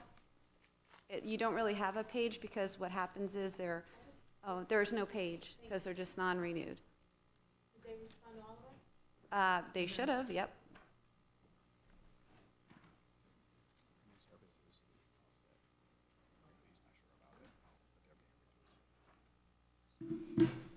Good afternoon, board member, Superintendent Runcie. Ms. Bartleman, I'm sorry, can you repeat the question, please? You're eliminating 1, 2, 3, 4 positions from the printing services department. If I'm not mistaken, it's the department. Can you tell me why you're eliminating them and who's taking over those services and what they did? So I'm aware that there is some restructuring going on with the Business Services Support Center. Printing services does report up through that area. I don't have the specific detail around the rationale for delimiting each of those positions. I apologize for that, but I'll be more than happy to follow up with you with the details on that. And I'm trying to get some responses as we speak. Okay. That's really important to me as a board member to know why we're eliminating it. And we already passed G3, so these people have already lost their jobs, which is unfortunate. But I'm going to need that also. Ms. Bartleman, just for 1 second. Trying to follow The you. tracking, I just want to make sure that we can orient to what it is you're talking about. The tracking number Dr. Neesmith just gave me for this item is 19-059-1. Yes, it was emailed January 13th, 2019. When was it? January June? what? I'm sorry, June 13th, 2019. June 13th. I'm sorry. No, thank so you. I can look it up. Thank No, I apologize. And then also, those people, I'm not sure which bargaining unit they are, but they have a very specialized job, which is different than the clerk specialist that you're eliminating. And you have 6 clerk specialists and and Head Start. And they are also on the layoff list, but I am assuming you're shuffling them to positions that are open based on their collective bargaining unit. Is that correct? Possibly? Eric Chisholm, Director of Talent Acquisitions, Operations, Non-Instructional, absolutely. Based on their collective bargaining, they all will be provided with opportunities for either a lower grade based on the collective bargaining agreement, or else we will identify roles within the classification. But in this case, because they're a part of the clerical, they will have an opportunity for a lower grade position. Okay, and what happens to printing services? Because they are very different specialized positions. Repeat the question, Ms. Barterman. No, the employees, as far as, do they have collective bargaining rights? How will they be replaced? Because the secretaries can go to open positions, they can get they face losing money clearly, which will impact their families, but the printing services, what happens to them? I don't even know what collective bargaining unit they're under. Sure, I can answer that. Eric Chisholm again. But just sharing, they have the ability to be placed in positions of what we call, as a part of the collective bargaining, lower grade positions. So while we may not have positions specifically in that line of job classification, they have the ability to obtain a different position within the district for which they qualify for. Okay, and then the follow-up I'm gonna need is the printing services. Was that department eliminated based on when you get I know no one has the answer right now, but these are my questions so I can get all in the follow-up. Does that have to do with the new printing contract? That would be the first question, because the new printing contract is, you already have an answer to that one? Well, no, I know it's not related to that Okay, specifically. perfect. So this doesn't have to do with the new printing contract or anything, it just has to do with, you'll give me the answer. Yeah, I need some details, yeah. Okay, I really appreciate this. I just want to say, it took a long time for people to recognize these positions. I've known about them for a while now, since I've been asking the question. And I just hope that everyone has updated information all the time from staff when they're responding, because we were told multiple meetings, only one person, yet the layoff, to have people on a layoff list and as a board member, that's when you hear about people on layoff, sometimes it's unavoidable and there's nothing we can do about it. But I just want us to get the information so it's not a surprise that, by the way, and also, if I hadn't asked this question or pulled this item, we wouldn't have had the follow-up and we wouldn't have known about the printing services department and the layoff. So I just want full transparency all the time without having to ask the question for all of us to get that. So thank you. Thank you, Ms. Bartleman. Ms. Good? Well, actually, I am concerned about it because that question was asked specifically several times by Ms. Bartleman. I must have not caught this follow-up. So are we eliminating them because what? So just a matter of clarification for the board. Do you have the actual response that I came have it out? now, yes, And I so do. there are two categories, as you see laid out there. There are people who are non-renewed, who are not placed on layoff. And I think much of the conversation that I've been privy to were around those individuals that were non-renewed. Excuse me, before, I just want to say to my colleagues, Dr. Naismith was resending it, and I believe he's also trying to print it for us. So there's two categories, positions that were eliminated. Eliminated how? Through the org chart, or they're under the line positions? So, Judith Marte, Chief Financial Officer. I want to clarify the response because I was the one that gave the response. Okay. The original question in the referral was a list of district staff who were not being renewed. Right. That is different than layoff. Non-renewed is certain employee groups that don't get renewed. That's the question I answered, and there was only one district staff position on the non-renewal list. Layoffs are different. So I apologize if there was a lack of clarity, but I thought I answered the question that was being asked. So there wasn't any intent to play a shell game or a sleight of hand. I answered the question, and I answered it the way I understood it, and actually had issues around it because the first time it was asked, I didn't understand. When I asked for clarity, I thought I received that, and I answered the question that I thought was asked. You certainly have my apology if anyone thinks that they were misled. That was not my intent. So the positions that are being laid off because? Thank you for the question. Depending upon the specific location of the school, it could be specifically associated with a reduction.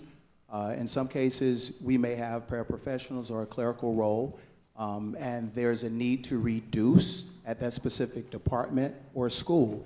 And for a year, they won't have the ability to refill that position, but those individuals, because of the collective So bargaining. it's really important, because I'm going to slow down. Sure. I'm really upset right now because the question was asked. And I am understanding of positions being eliminated when they're not filled. But I'm going to tell you, it was not clear that individuals were being let go. Call it what you want. They were let go. And I need to understand, and it's really important, were they laid off because of the school's population isn't to where it needs to be, or but some of these are Head Start early intervention. So it's a whole group of them. And then there's a whole group in printing services, which is not also necessarily at a school. I can understand when school's population fluctuates and they have to let people go based on the fact that they don't have, but this is very unique in that there are so many individuals within the same category. So I'm going to ask again, of those in printing services, why were they laid off? And I better have an answer, because these are individuals' lives, and we better know what the answers are. So I sense the frustration, and I apologize for not having the details around this. I'm researching to get the details, but I don't want to say something that I have to come back and Mr. renege Woods, on this statement. respectfully, it's not right. These people's positions essentially were eliminated. They have no job. And the fact that we can't explain it is problematic to me, Mr. Runcie. So if we can't explain it, then I ask that we put these individuals back, because an item such as this, you better be able to explain the details about it. And Ms. Bartleman, you asked it several times ad nauseum, to the point where we're like, okay, we got it. No, they answered the question. And I apologize to you, because you asked the question several times, answers were given to you, and now this is before us, and I'm glad you brought it back. And I'm embarrassed that we're not able to respond appropriately. This is important. And there may be reasons, but we better know what they are, and they better be able to be explained here today when the questions are asked. So at a school level, I get it. Enrollment fluctuates, and really tough decisions have to be made at the school level. The principals have a really tough time having to pick who it is they're going to let go because their enrollment is down. But when we're talking about printing services and Head Start early intervention, what is the reasoning why we're letting these people off, as far as laying them off?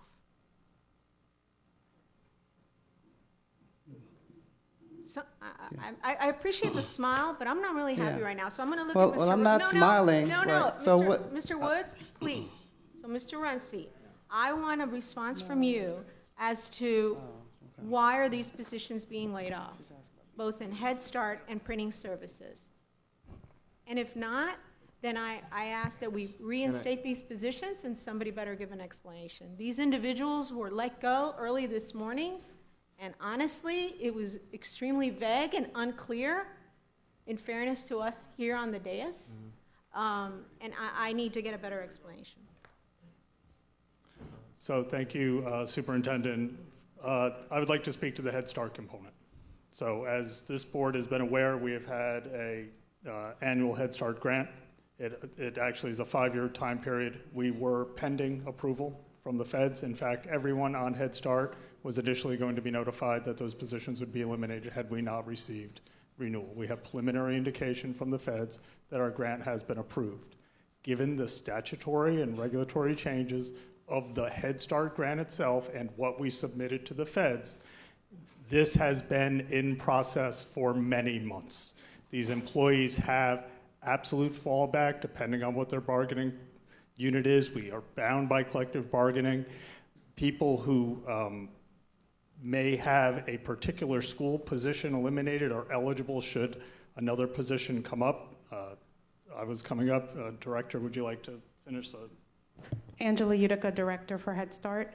Part of the reason that the clerical staff was laid off was there was a budget reduction in our department, and I had to restructure the department. We can't, there are certain positions that are required by Head Start that we can't take away. So in looking at our function, our schools, our department really revolves around the school calendar, and we had clerical staff that was there year-round.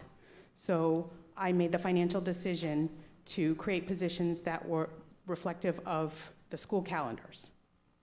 So 216s versus 244s. So I was able to save money. So the positions that are listed though here in under Head Start, is it because the funding through the federal government is different, or is it because you made a decision to cut based on your budget shortfalls? Budget shortfall. So which one of the two? Well, the funding is not different, so I'm not gonna lie about that. Okay. The funding is the same. There was a budget shortfall in our department is not just Head Start. Our department is also VPK, which is general funds. Okay. So there was a budget shortfall. So let's be clear, the positions that are listed here, there's 1, 2, 3, 4, 5, 6 positions. Are they're noted here as Head Start early intervention? Correct. Which part of Three- the pot? 3 are Head Start and 3 are VPK. So some are paid out of Head Start funds, some are paid out of. So the 3 out of Head Start are because we didn't get the grant? No, No, we got it. we got the, I'm sorry? We got the grant. We did get the grant. yes. But we were just told that. The grant that we had applied for was pending when Got the it. budgetary and staffing process started earlier this spring. Okay, so you got During the interim. Now, the grant that gets approved is slightly different than the grant, and a decision was made in the grant to align staffing at central office to the school calendars. So that's the 244, 216 difference that Ms. Utica has just addressed. In addition, all departments needed to reduce expenses by at least 2.5% on personnel. That is the VPK part of it. But we will detail Okay, so you just, the your timeline. statement that you just made, stop. Mhm. All departments had to do what? Reduce personnel expenditures by 2.5% on HR, and the vast majority of us did it by not filling positions. That's what, okay. So it's a Right. really important statement, Mhm. because it was my understanding, and I get the message, that it was going to be done by not filling open positions. And Attrition, cutting that those is correct. positions. So this is the first time I'm hearing that we're getting into cutting positions with people in them. Essentially, that's what we're doing. You filled the 2.5% requirement by cutting a position that had someone in it. The alignment of VPK and Head Start positions did involve personnel who were on 244s, having those 244 positions eliminated, and some people were then eligible to move. We will give a position number by position number accounting of what is the outcome for each of these positions. Okay, and the position for innovative learning and arts? May I add one more thing? Yes, We ma'am. are absorbing some layoffs from around the district in those lower positions that we created. Say that So again? we're absorbing other people that were laid off in our positions. The new positions we created are lower in stature and shorter calendar, and we are absorbing layoffs. Non-instructional staffing is already starting to place people into those positions. The position with innovative learning and arts. So the position with Innovative Learning and Arts is an employee who is eligible to move to a different position. That employee will not lose a position with the district, but that position within the department is no longer appropriate, and the proposal brought through the org chart was to put a position on digital materials management, which we desperately need. So again, we assured that the people maintained a position, though they may not have maintained the position which they previously had. Did they receive reduction in pay? I cannot speak to that detail, but I will get it. The director is not here today. I've already reached out to her. So I will have that for you hopefully very shortly. So, Mr. Runcie, with the printing services, what transpired? No, I have no response from Mr. Runcie. I mean, I apologize to this board for not having an answer for this. I would assume, and I assumed incorrectly, that if staff had put this on here and compiled this response, that they would know why these offset press operators were being reduced. So I'm just surprised that we don't have an answer here today for that. Mr. Woods? Thank you. Through the chair. I just wanted to, one of the things I wanted to confirm was how these positions are funded. So what I know about the Business Support Center, it's a revenue generating model. And as we provide services to schools and departments, we staff up. When schools and departments choose not to utilize the services, we staff down.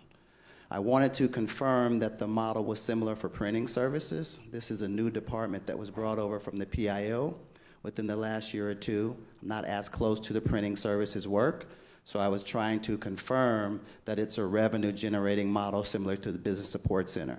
It's my understanding that revenues have been down in the printing services function, and we had to right size that function to offset the decline in the revenue.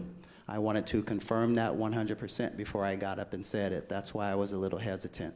One thing I try not to do, if I don't know the answer, I'll tell you I don't know the answer, and I'll apologize and get the right results to you or the right information. This was one of those situations where I wasn't 100% sure that there was a revenue decline in printing services, so I didn't want to get in front and provide that response to you.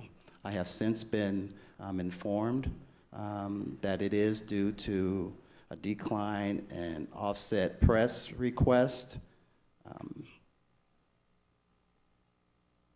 So I'll just say that. And that's why the staff was The questions were asked earlier on before today, and so I really would have preferred having these conversations when the question was originally asked, so that the explanations could have been given then at that time, and then we would have had the time necessary to further have follow-up with the superintendent had we been afforded that opportunity.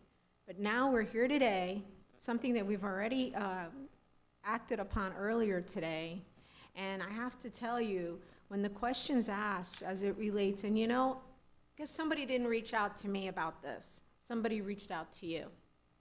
And, sometimes it is frustrating. And I always give staff the benefit of the doubt. But I will tell you, I'm embarrassed today that this was asked early on and we didn't get the right response. And then now we're put in the situation where we've acted upon something that, some of our employees have been laid off. And I have no way of knowing if I agree with the decision because I have no time to review it any further than today. So I'll wait to hear from my colleagues, but I have to tell you, this is disappointing on many levels, Mr. Runcie. Thank you, Ms. Good. Ms. Levinson?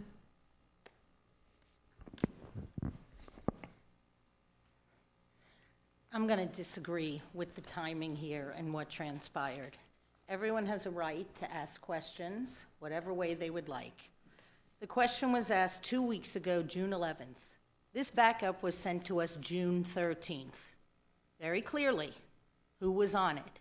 Had there been questions, every board member has the opportunity to ask the why, and no one did. So to go after staff, I think, is very unfair in this situation when this board received this 12 days ago.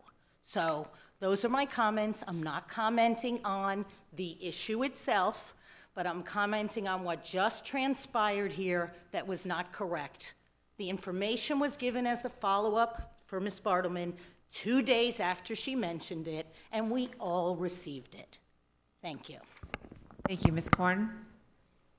Thank you. I think I need, as to Mr. Gold, I'm trying to better understand the comments about going from the 244 calendar to the 216 calendar. With these 6 layoffs, is it those specific 6 positions that went from 244 to 216? Did they have to be laid off to go from 244 to 216? You want to? Okay. I didn't mean to say it that way. I don't want to confuse that. So with the restructuring of the department, with what they didn't just necessarily reduce the calendar. They fully restructured the needs of the department. They identified and specifically said, I need 2 secretary 2s that are 2 higher positions than the clerk specialist 4s that are here. So there are opportunities for progression as well. And in the other case, they reduced to, I'm not sure of the number, maybe 2 or 3 positions that are lower grade positions, and they're on a reduced calendar. So it's not an apples to apples comparison to say that all 6 of these positions were reduced to 216 calendars. They actually fully restructured department by creating 2 higher positions and a fewer lower positions. We were asked, my team was asked, I specifically went and sat with every one of those employees to discuss what the next steps would be. We had the union there as well to talk about what the next steps would be so that everyone was fully aware of what their rights would be and what my department would be responsible for doing to ensure there's a seamless transition for them. Okay, so Mr. Runcie, under your management, when we're doing a restructure like this, what do you expect from your management staff in terms of how they deal with the employees that are impacted when we do this type of restructure? Well, I mean, I expect them to sit down with the employees, have conversations with them about what options are available to them within the district.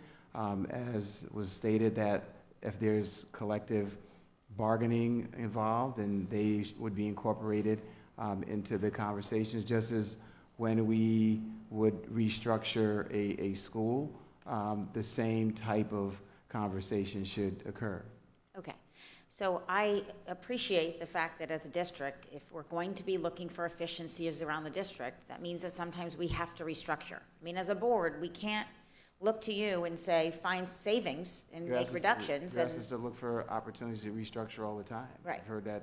So we as a board have to be aware of the fact that this does impact positions, jobs, departments.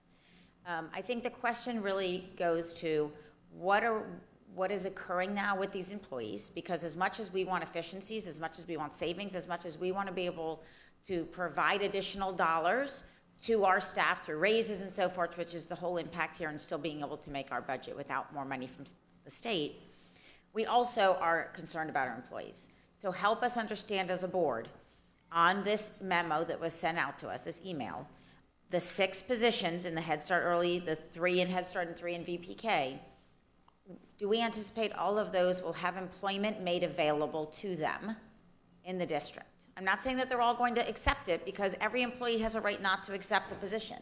But are there positions being made available to all of them? So just, Ms. Corrin, thanks for the question. There are 89, if you see in that follow-up, that we started on with this process 2 weeks ago, and we're nearly at 70% of placement based on those 89.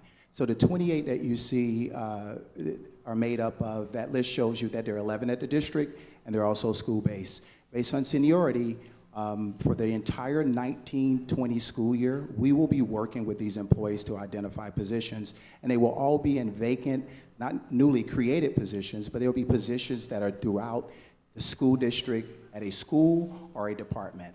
I can't specifically tell you where each of them are right here, but if you would like me to, I can go upstairs, because we do have that documented, where they fall on the actual list based on their seniority. So we do have that, we track that daily, and by Friday, this number may be down to 20 based on that, because daily we are actually identifying placement for these individuals. If you note, there's also a footnote there to show you we were at this spot last year, and I can give the data for the last 4 or 5 years. This is pretty customary that we are at this point, at this time of the school year. Last year on June 28th, we had 23 people, and in the next 3 or 4 days, we may be right back to that. So it is something that happens on an annual basis, whether we're restructuring the entire school district or we have some reductions. This is something that happens on an annual basis. Okay, and it happens, because I think, hearing my colleagues' comments, obviously at the school level, we know that it happens every year. Every single year, the principals have to look at their full staffing, and it occurs every year. Especially knowing that our numbers are going down, that has an impact on not just teachers, but on the entire staffing. For me, it's more at the district level. And so we have this type of restructuring every year at the district level as well. There's always a couple of departments where we're seeing this type of. I won't use the word restructuring, but you do see reductions at the district level every year as well. Each year. Yes. Okay. All right. Thank you very much. Thank you. I have Mrs. Alhadeff. So my question was similar to Ms. Korn's. Out of the 28 positions, how many currently have a position in the district? But you can follow up with that. Thank you. Thank you. Dr. Osgood? Is that I'm listening at us. I remember getting this follow-up, and in the time that I've been here, I remember we made changes in the facility department and just going through the whole school turnaround process with people, transitioning from one work environment to the other. And just looking at the times that we're in now, where we continue to try to maximize the money that we have, and it's always a major deficit for us, because even when Tallahassee said they're giving us more money, they're not bringing us back whole first and then adding to that. We're still operating in a continued deficit.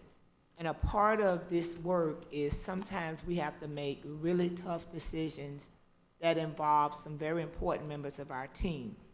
I'll just say I heard Ms. Fusco talk about how staff had been working with her to place teachers.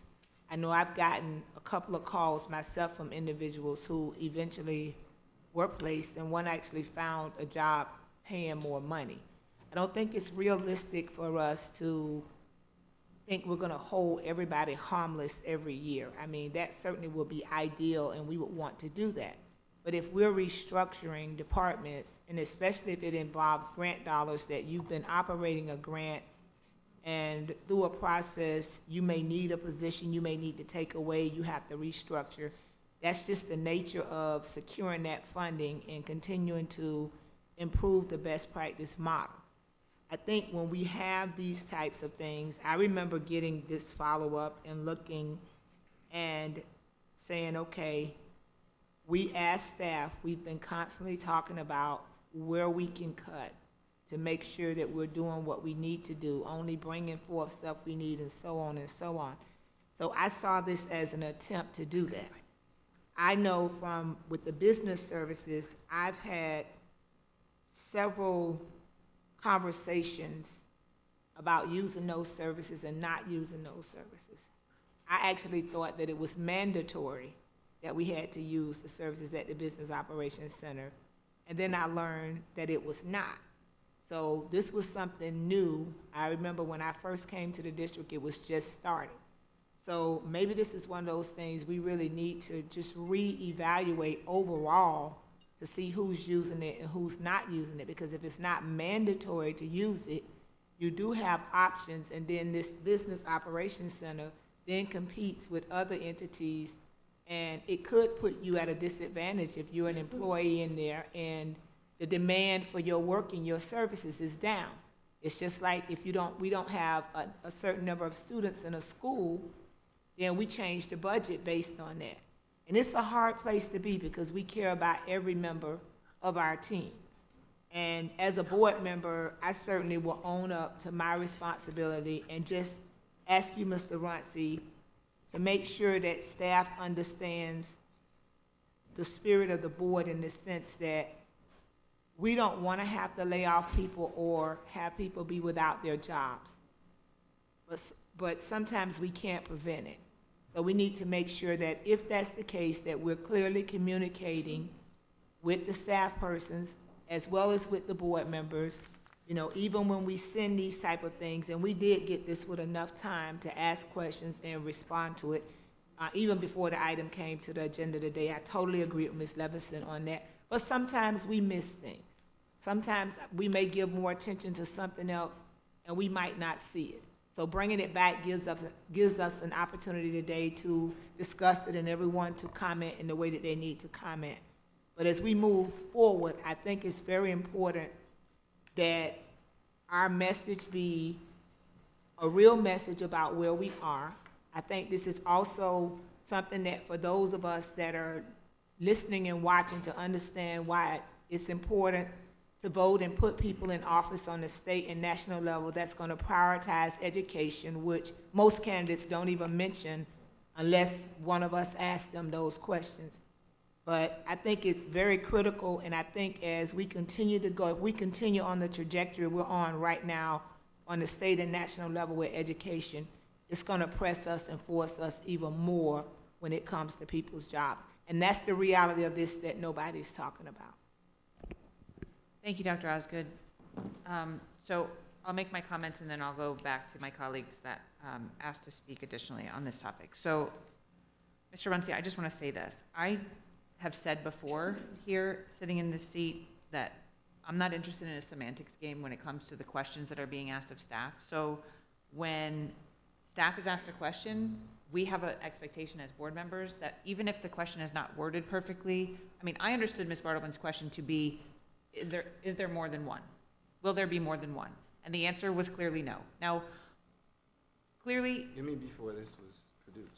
And I'm getting clarification on when exactly we received this because I couldn't find it just now when I was searching for it, so I'm asking for clarification right now. I didn't bring my laptop with me today, so I've been trying to do it through my phone and look at my emails, but I don't believe that we received it on the 13th. So I'm just gonna, let me say this. It is very frustrating as a board member to sit here and have something said in public that today we are receiving information that is very different. I don't care how the question was asked. If the intent of the question is understood, and if the intent of the question is not understood, then it needs to be asked again. And I know Ms. Bartleman asked several different ways to the irritation of some of my colleagues on this board. So I thank you again, Ms. Bartleman, for asking those questions, and I, like Ms. Good, apologize because I feel like we're in a difficult situation where if one of us receives a phone call from someone and we ask questions based on that information that we receive, I don't know what she received, but I'm just using that as an example, I should be able to ask those questions and staff should be honest. And there should be an expectation that when we come here and we ask questions at board members, there is an answer available for us, especially when a backup is provided. So I share the frustration that Ms. Good had, especially with the demeanor that some staff brought with regard to referring to their answers here today. And I have a question now about the printing services, because the answer was given that this was a revenue-producing department. And tell me what they do besides take orders from schools. What do they do for the district? They take orders from schools. They develop presentations. People might order 100 pamphlets for, say, the Strategic Initiative Management Department. They compete directly with FedEx, who offers printing services. A lot of people, a lot of departments, a lot of schools decide to outsource that and go to FedEx and get it done. Why? We provide a very similar service at the BSC. Why? I can't answer that question. Why do we as a district, Sorry. why do we as a district, now I'm not talking about the schools, why do we as a district make the choice to use something that's outsourced rather than using our department that we have? I think that's a question that would have to be directed to the end user, but what I would say is that I would think that the pricing is very competitive at FedEx. I believe the turnaround time may be faster because they have higher caliber and quality systems and printers than ours. So I think turnaround time may be a critical factor in that. I think the pricing is competitive to ours. Those would be two factors that would be taken into consideration when determining to use internal sources or external sources. And then I also believe that we probably don't do a great job in marketing that service. So I don't know if everyone knows what's available in that area, to be honest with you. Right, so with the exception of what schools might utilize it for, the district itself, do they print our, for example, our DEFP budget books, our strategic plan, banners, posters? Yeah, I'm not 100% sure. Do you know who does the printing of the DEFP booklets? Yeah, I'm not 100% sure if they do that printing service or not. And are we 100% sure that we're saving money by not using our own print services? Ask me the question again. Well, let's not play semantics. Are we I wanna make sure I sure, understand you. That's, yeah. are we sure that we are saving money by outsourcing? So when you say we, the end user is saving money? I'm just trying to understand the question. I'm not So playing let me semantics. just say this about the way the Business Support Center was set up. Several years ago, as a self-funded entity, just like any other business we would deal with anywhere. And so the schools, they get money in their budgets, and they have a choice to make in terms of their funding to purchase accounting services, to purchase these printing services. It's all self-funded. Their staffing levels have gone up and down depending on the level of service that's being purchased by the schools. These print services are under that same business model. If the schools are using them and they continue to demand service, we would add people. If it's reduced, we would reduce it as any other business. And the decision of whether to go out and purchase it from FedEx or go to Staples or some other entity to do it, there's probably a lot of different conditions and circumstances at a school that would determine that. But we're providing them an option where they basically can save money. If they see another way that they can save money, then that's their choice to go ahead and do that. So it would put competitive pressure on this unit to figure out ways to reduce costs to be competitive. Do we do that? And if we can't do it, then we need to just be honest about it and eliminate the area, because unless we're going to put it back into the general fund and take money out of the general fund to fund a service that schools, i.e. customers, and departments have demonstrated by how they spend their money that there's probably a more cost-effective way to get it done. And through the chair, we're looking at that this year. Do we even want to offer printing services? Because we've seen a decline in the revenues, which tells me that our competitors are doing it better, faster, smarter. So that's a service that we're looking at to assess, should we be offering that services. On the school side, Business Support Center, that model is proven. We have, 80, 90% of all schools, with the exception of a lot of the high schools that participate. We know the amount of dollars that we're saving versus if schools did some of those accounting and bookkeeping services internally. We have a very clear value proposition for business support services. As it comes to printing services, that model is not as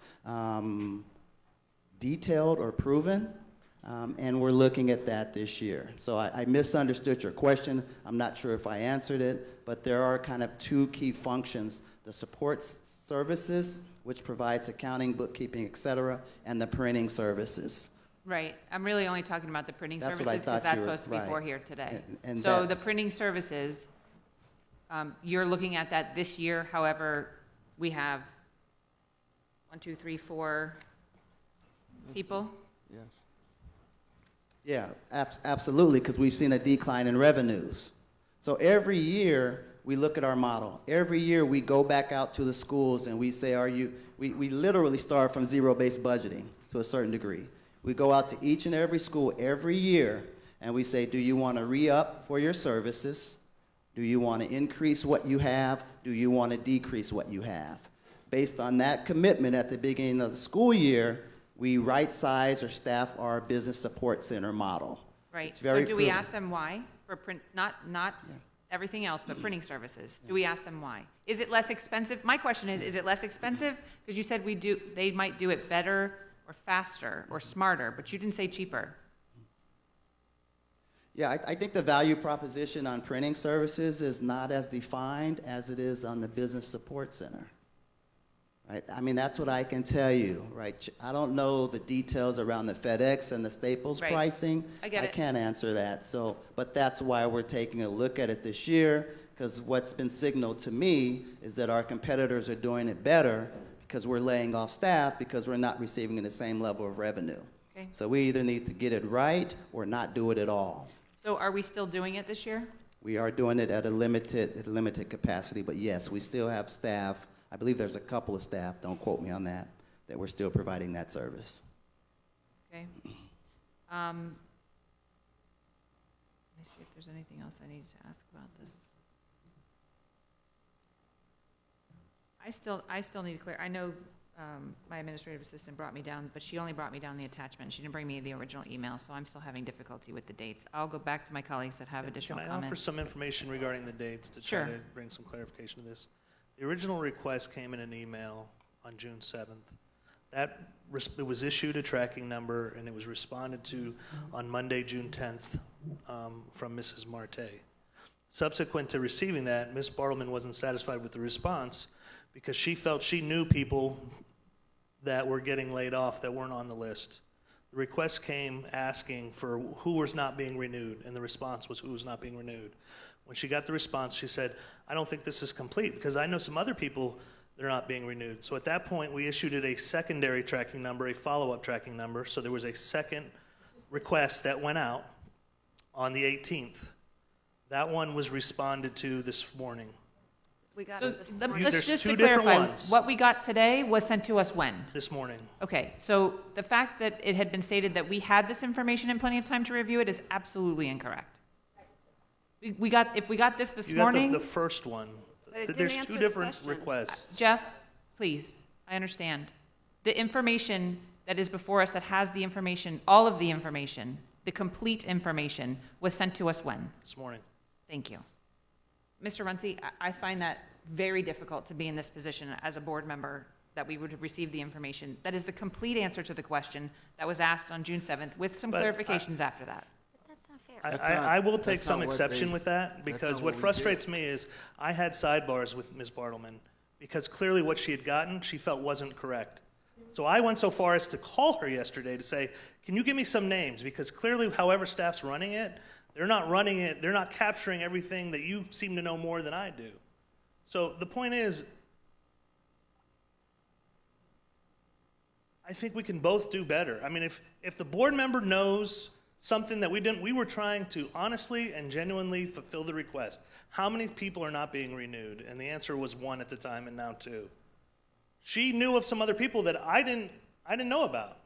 So I had to go so far as to call her and ask her for a list of names. And she said, they're in the academics division. So I met with Mr. Chisholm and Mr. Strauss yesterday to say, hey, there's apparently some people that aren't being renewed from the academics division. And that's when I was advised, she must be talking about layoffs.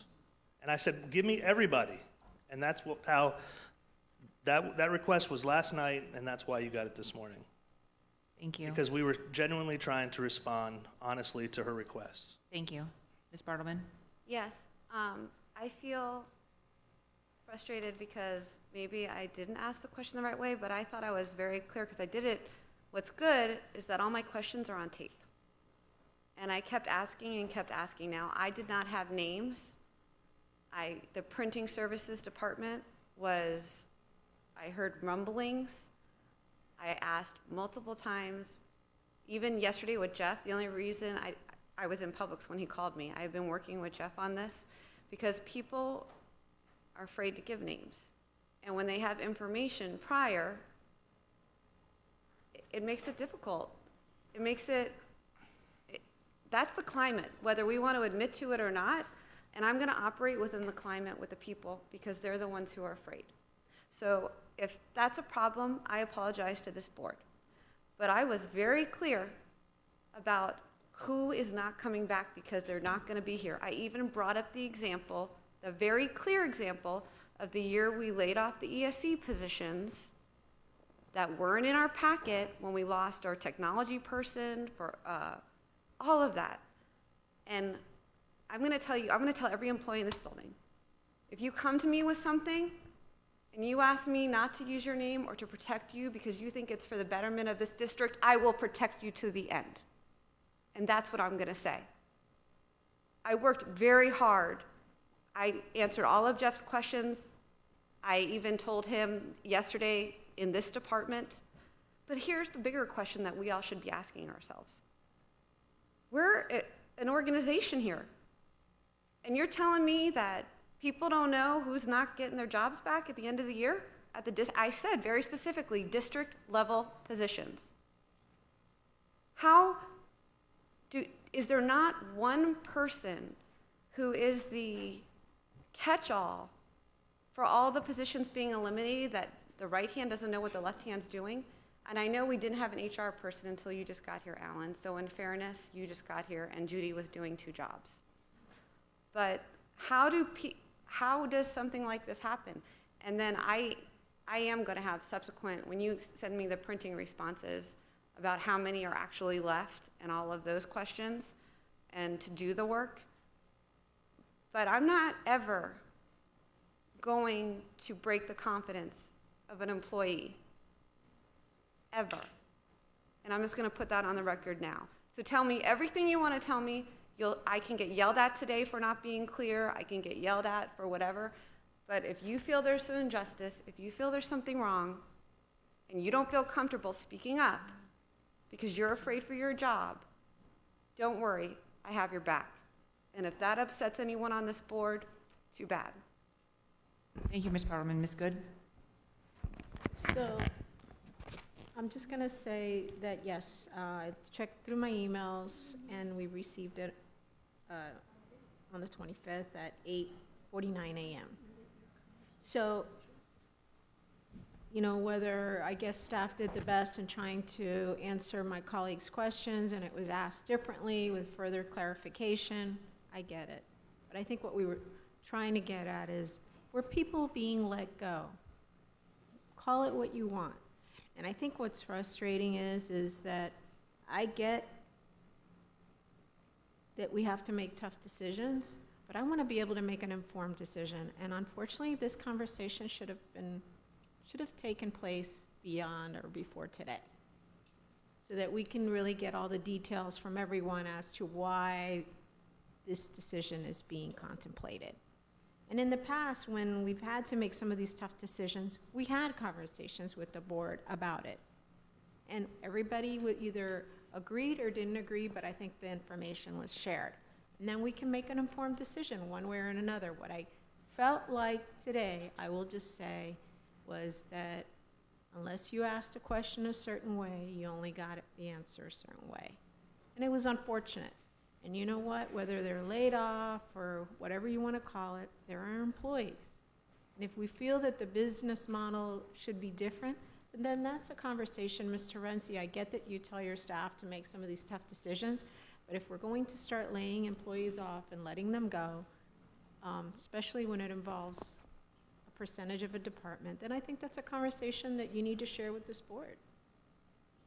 And because they work for you, but ultimately, we're making decisions and voting on things that impacts their livelihood. And so once again, it's a balance. Any item that comes before us that speaks to letting an employee go, everyone be able to be prepared to answer those questions. If you don't know the answer to those questions, that item shouldn't be here. So if it involves your department, your section, if you can't answer the question, then whoever can answer that question better be here to answer the question. But clearly, it's a bit frustrating, to say the least.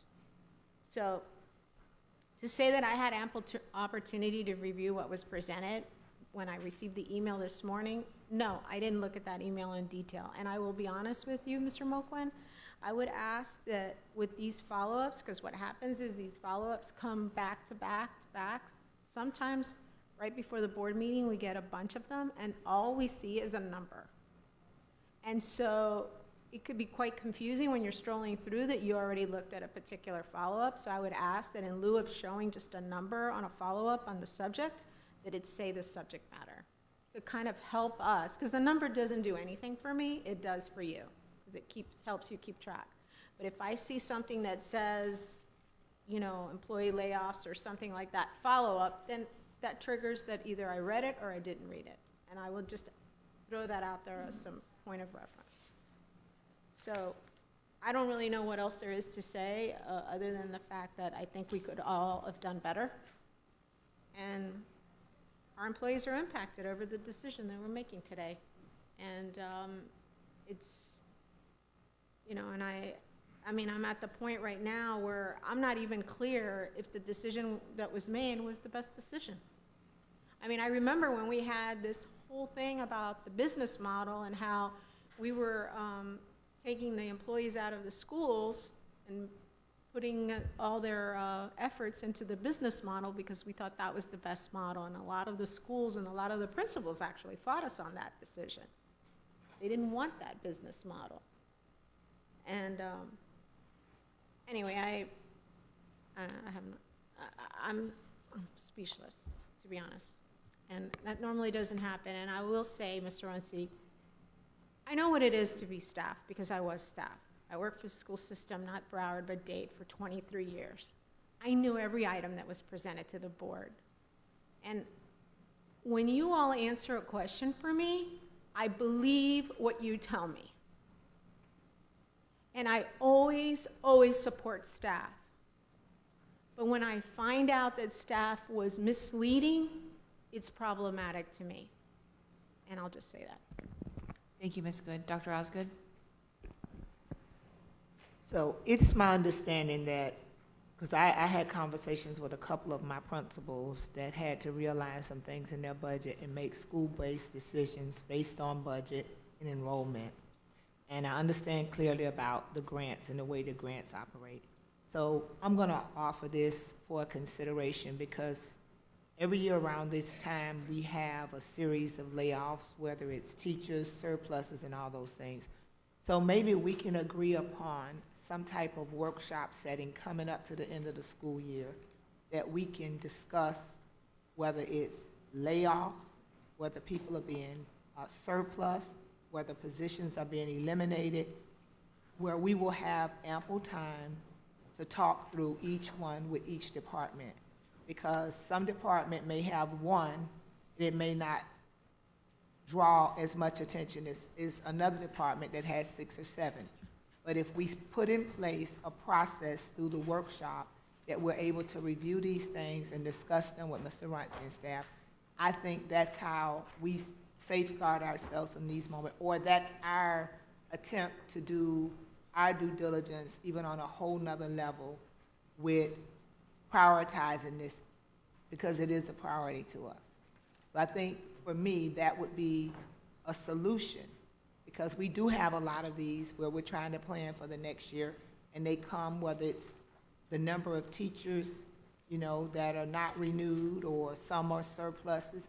And it's many ways that these things are happening, and people end up without employment. But I think if we were in a workshop format and we knew every year, so staff could be prepared at a certain time, it could be more than one time a year, I'm just throwing this out here, where we would have these in-depth discussions, because it is problematic, and I'll just be honest, when information is sent and people send stuff to who they prefer to send it to. I would never try to direct somebody differently. But when you're following a chain of emails, it can be difficult. You know, I oftentimes operate off conversations that I have with principals and different people in the schools that I'm working closely with. And sometimes you have the information as board members, and sometimes you don't. And even when we're copying on everything, it's a lot of stuff to be copied on. And you read it and you do your due diligence, but if we're going to prioritize and want to take a leadership role in the conversation about layoffs, surpluses, and these types of things, I think we have to position ourselves, perhaps in a workshop format, that we're able to do that. And then there's an expectation to staff that if that workshop is going to be one, it could be a 2 or 3 day workshop, however it needs to be, that they know that that's what we're expecting of them. So I'm offering that. I don't know how everybody feels about that, but I'm offering that as a solution. Thank you, Dr. Osgood. Any additional comments from my colleagues? Ms. Murray? Dr. Osgood, that's the most sensible thing I've heard all day. I think that when our financial department sets up the budget and anticipating the reduction in students, it's quite inevitable that we're going to have a reduction in workforce too. So I think it goes hand in hand. We understand when they say, well, we're going to do a 2.5 cut, but we don't understand the impact it's having on the human element within the job sites and how it affects the community. So I definitely believe that a workshop is, when they start with the budget discussions, that the whole picture be brought to us so that we clearly understand the impact. Because we know we have X amount of people who are retiring and resigning, and how many people, if we have to cut a position, do we have someplace else to move them to? And that's something that it's a hard pill to swallow when you have to let someone go for whatever reason. But I think when it comes to us making the final decision, we have to be well-educated and that everybody knows what's happening up front, and that it's not coming here now as an emotional issue today. So, you know, I can remember when we laid off 700 teachers. We laid off 390 people in PPO. Teachers we brought back, PPO never recovered their loss. So this has been an ongoing issue for many, many years, and it all deals with the monies that we have to operate on. So Dr. Osgood, thank you for your suggestion, and I certainly support more workshops on the issue so that we are educated when we make these decisions. Thank you, Ms. Murray. Mrs. Alhadeff? I don't agree. I think that that's the job of staff. The day in and day out operations of the district is not us as school board members to be getting involved with. So I think that there could have been a more thorough job with explaining to the board the layoffs, and in the future I hope that happens too, but I leave that to you as the expert in that to make those decisions. Thank you. Thank you, Mrs. Alhadeff. Any additional comments from my colleagues? All in favor of item G3 indicate by saying aye. Aye. All those opposed say no. Item G3 passes unanimously. We have a time certain for 3:45 on item, or special order, I should say, on item JJ3. May I have a motion, please? So moved. Moved by Ms. Korn, second by Ms. Good. Audience input on item JJ3. JJ3, Campus Options, MacArthur High School, Hollywood Smart Program Improvements.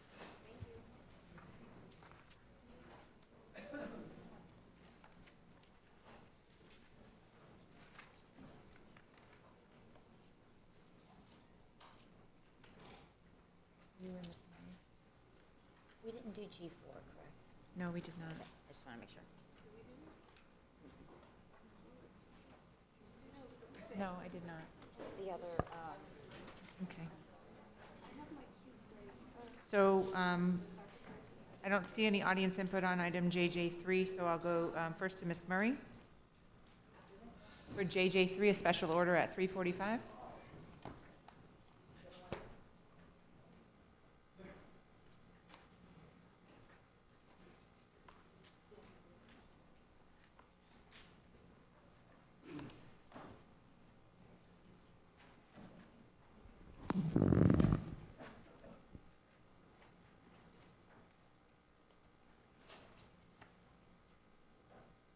Okay, are we ready? We got everyone here. Okay, we had on JJ3, this is the MacArthur High School Smart Program Improvements, and we had 2 workshops that we discussed this, and the recommendation on the JJ item is a 20 classroom addition. There was some question whether we go to 18 or 20, but there was some facts, and it bounced around numbers of enrollment and whatnot. And at the time, I didn't have all the information to bring forward, but on the enrollment, and it was discussed about number of reassignments also. But this past year, because we had to close one building, which housed about 200 students, the decision was made by administration to not accept any reassignments in the amount of 200 students, which would indicate 200 less students in the campus, which is not necessarily a factor once the building 6, I think it is, and then when we move forward with the construction of the 20 classroom addition, which is based on the expense of the renovation of the present building that this will replace, it was decided that the cost and what it would cost to put a new building up was lesser. And I think it's fiscal responsibility that we always save money where we can. The question of the 18 to 20 classrooms was, I know the emotion was that we didn't have enough students to put into those additional 2 classrooms. MacArthur High School was an under-enrolled school for many, many years, and under the present leadership and staff, the school has grown to full capacity, and with anticipation of the additional classrooms that we'll have, with the innovation programs. This school does not have a magnet, yet it continues to grow. Why? Because they recognize the need of the community and what opportunities need to be given to the children there to advance and be successful adults. So many of the programs, and we still are talking about adding more. So as we add more, we need more space. So I don't want to shoot ourselves in the foot and then say, no, we can't do this or we can't do that because we don't have the space. So 18 or 20 classrooms, it seems irrelevant to me to say that we can't have 20 because 18 is cheaper. This is a school that was under custodial study, was under contract in 2009 to be totally replaced at a cost of under $40 million. Now we're looking at a project that's going to cost us 20-something million dollars.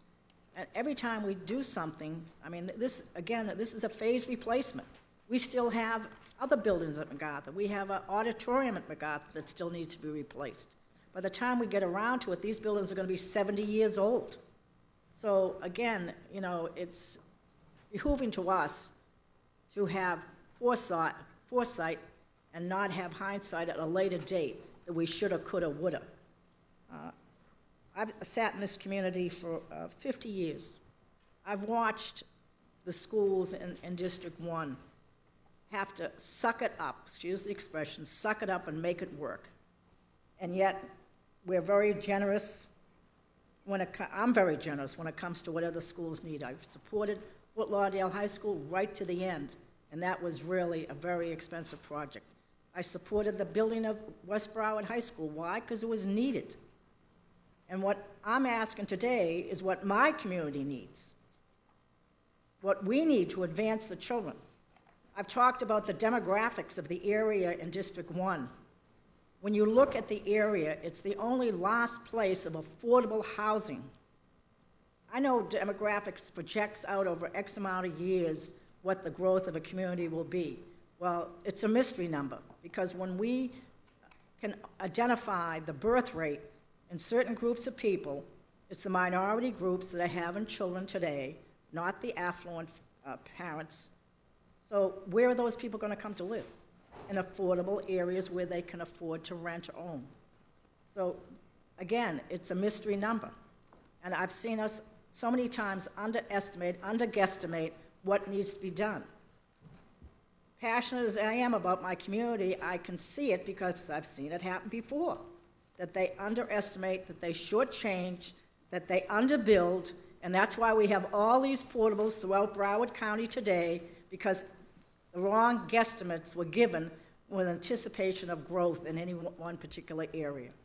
So for me, for 18 or 20 classrooms is adequate, it's needed, it is reasonable, considering the cost of building today and what we're going to need tomorrow. So I really ask my constituents here, my board members, to support me on this so that I can move my community and my students forward for the 21st century. Thank you. Thank you, Ms. Murray. Ms. Good? So, thank you, Madam Chair. Thank you to staff. And also, great conversations that we had. I don't remember when it was, but I know it was great conversation, right? And we went through the various scenarios. We discussed enrollment. We discussed the demolition and replacement of buildings and whether to, move forward with an 18 classroom versus 20. And we spoke at great length about that. So the current enrollment at MacArthur was around the 2,000 range, correct? 2,000 plus, more, right. It's just over 2,000, just not to get to specifics. And the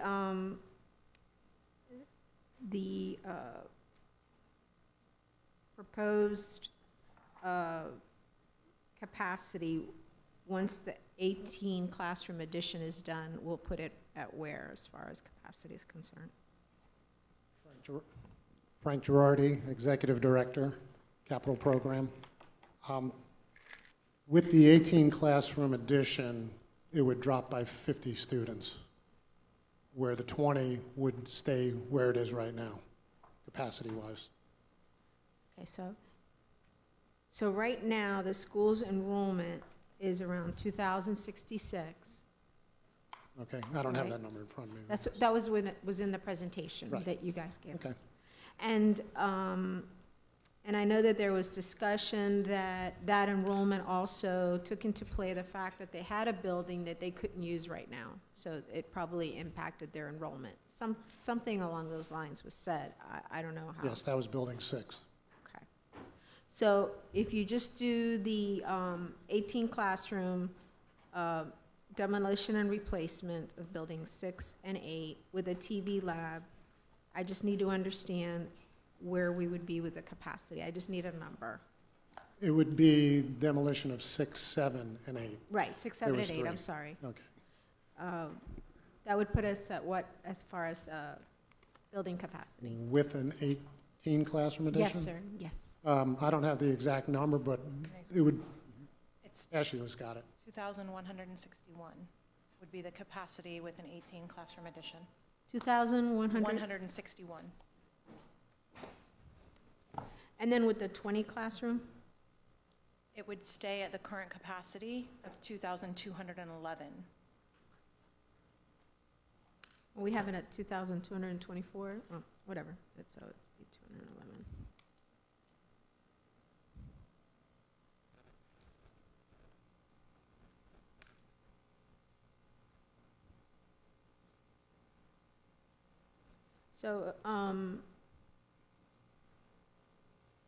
So with the 18 classroom addition, what we talked about is it would give the school just over 150 seats of, over 100 and plus seats of availability for growth.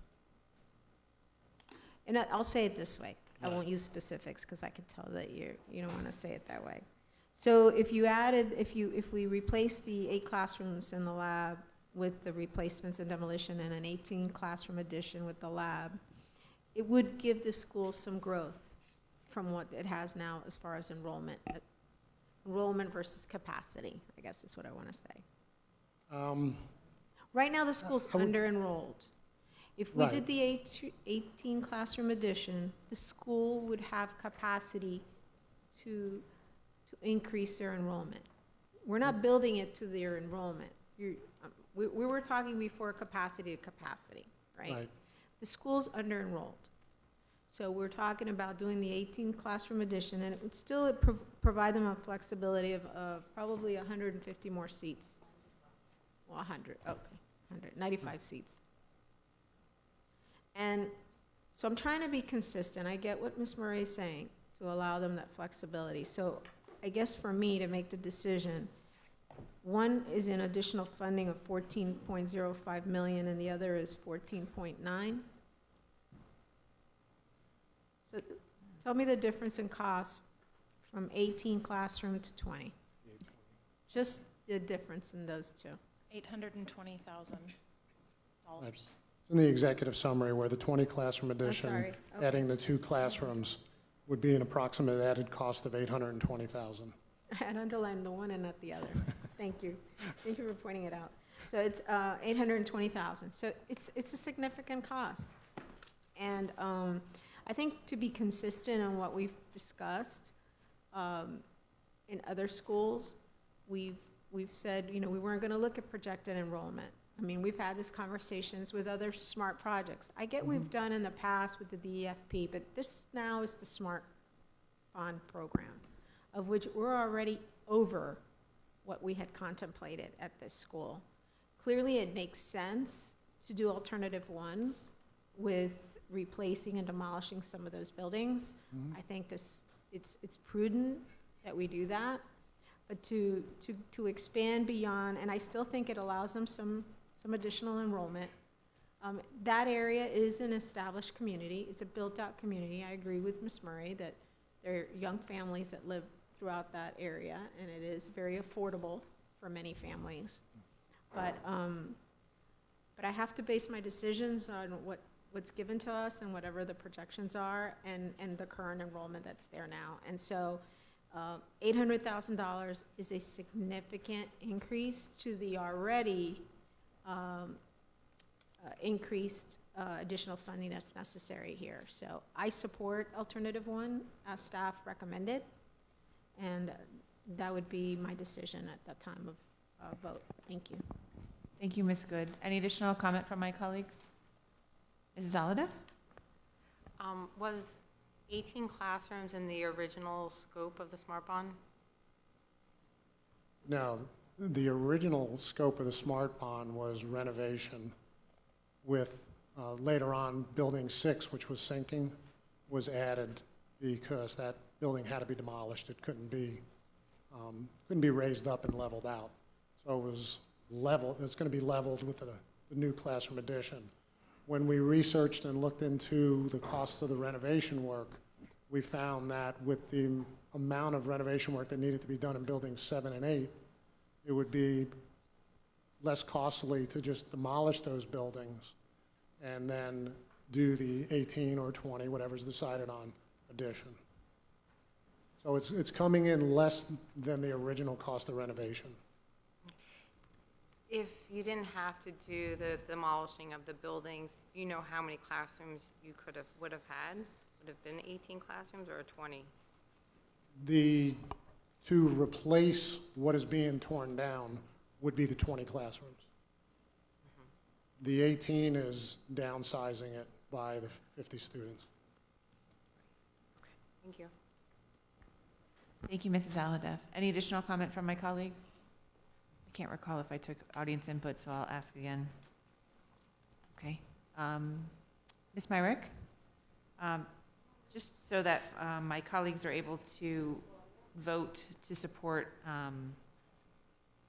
either the 18 or the 20. I know that when we had a menu of items, and this is going to come up on another item that we have today as well. So how would you recommend that I do this to ensure that my colleagues have the ability to support the item in general, but then also the ability to support the expansion of the item if they so choose? Well, the agenda request form says the requested action is to approve the base recommendation or the 20 classroom addition.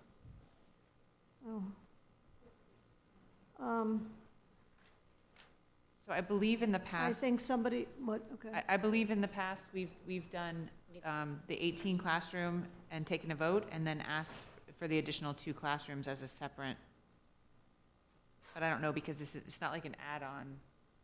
It's different. It's slightly different. So that's why I'm asking for your assistance.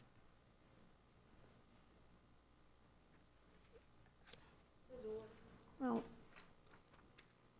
I think that the motion needs to be amended to either be the 18 or the 20. And then if somebody, I guess I would do the 18 first, and then if somebody wants to do a second motion to add the 2 to make it the 20, then I think that's what you need to do. But I think you need to amend what's on the table to, for the 18. And it would be my suggestion that we don't come to the board anymore with ors in the requested action. It creates this problem. Okay. So, and I'm sure we looked at this before, but.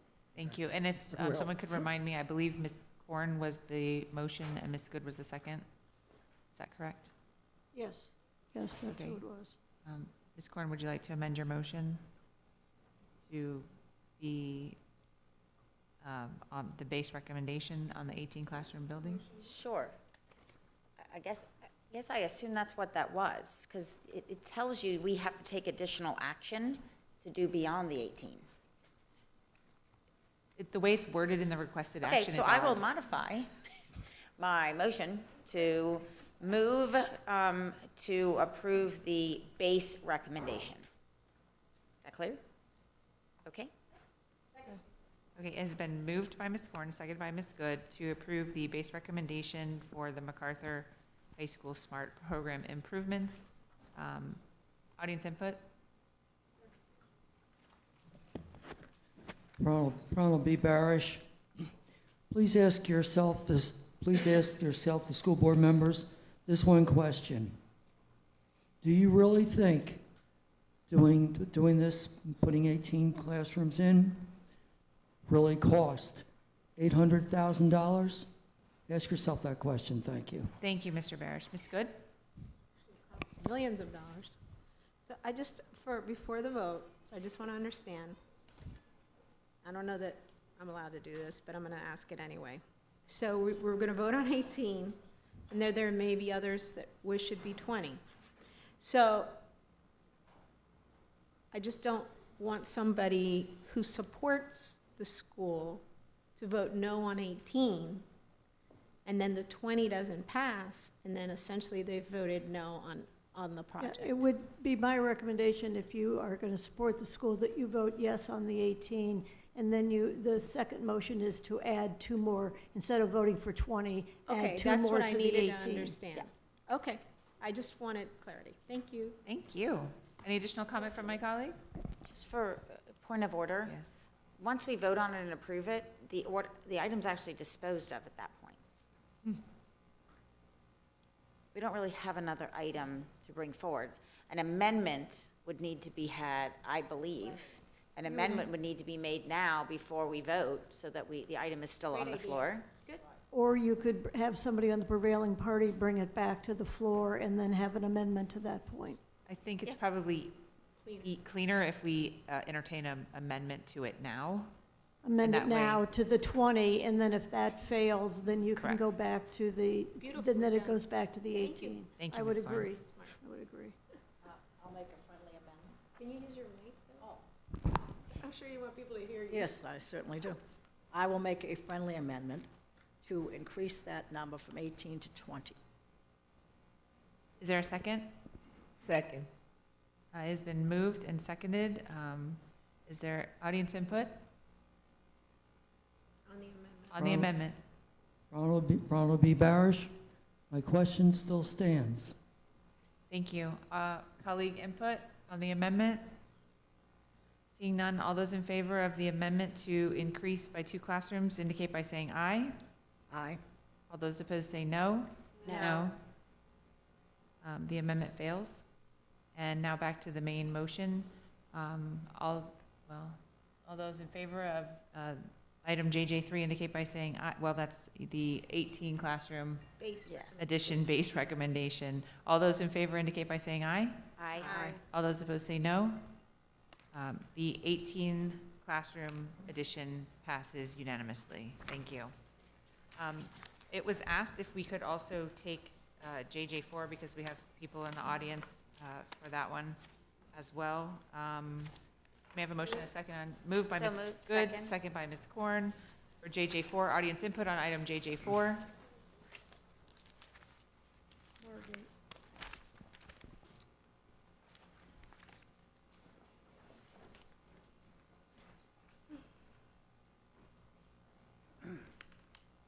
Good afternoon.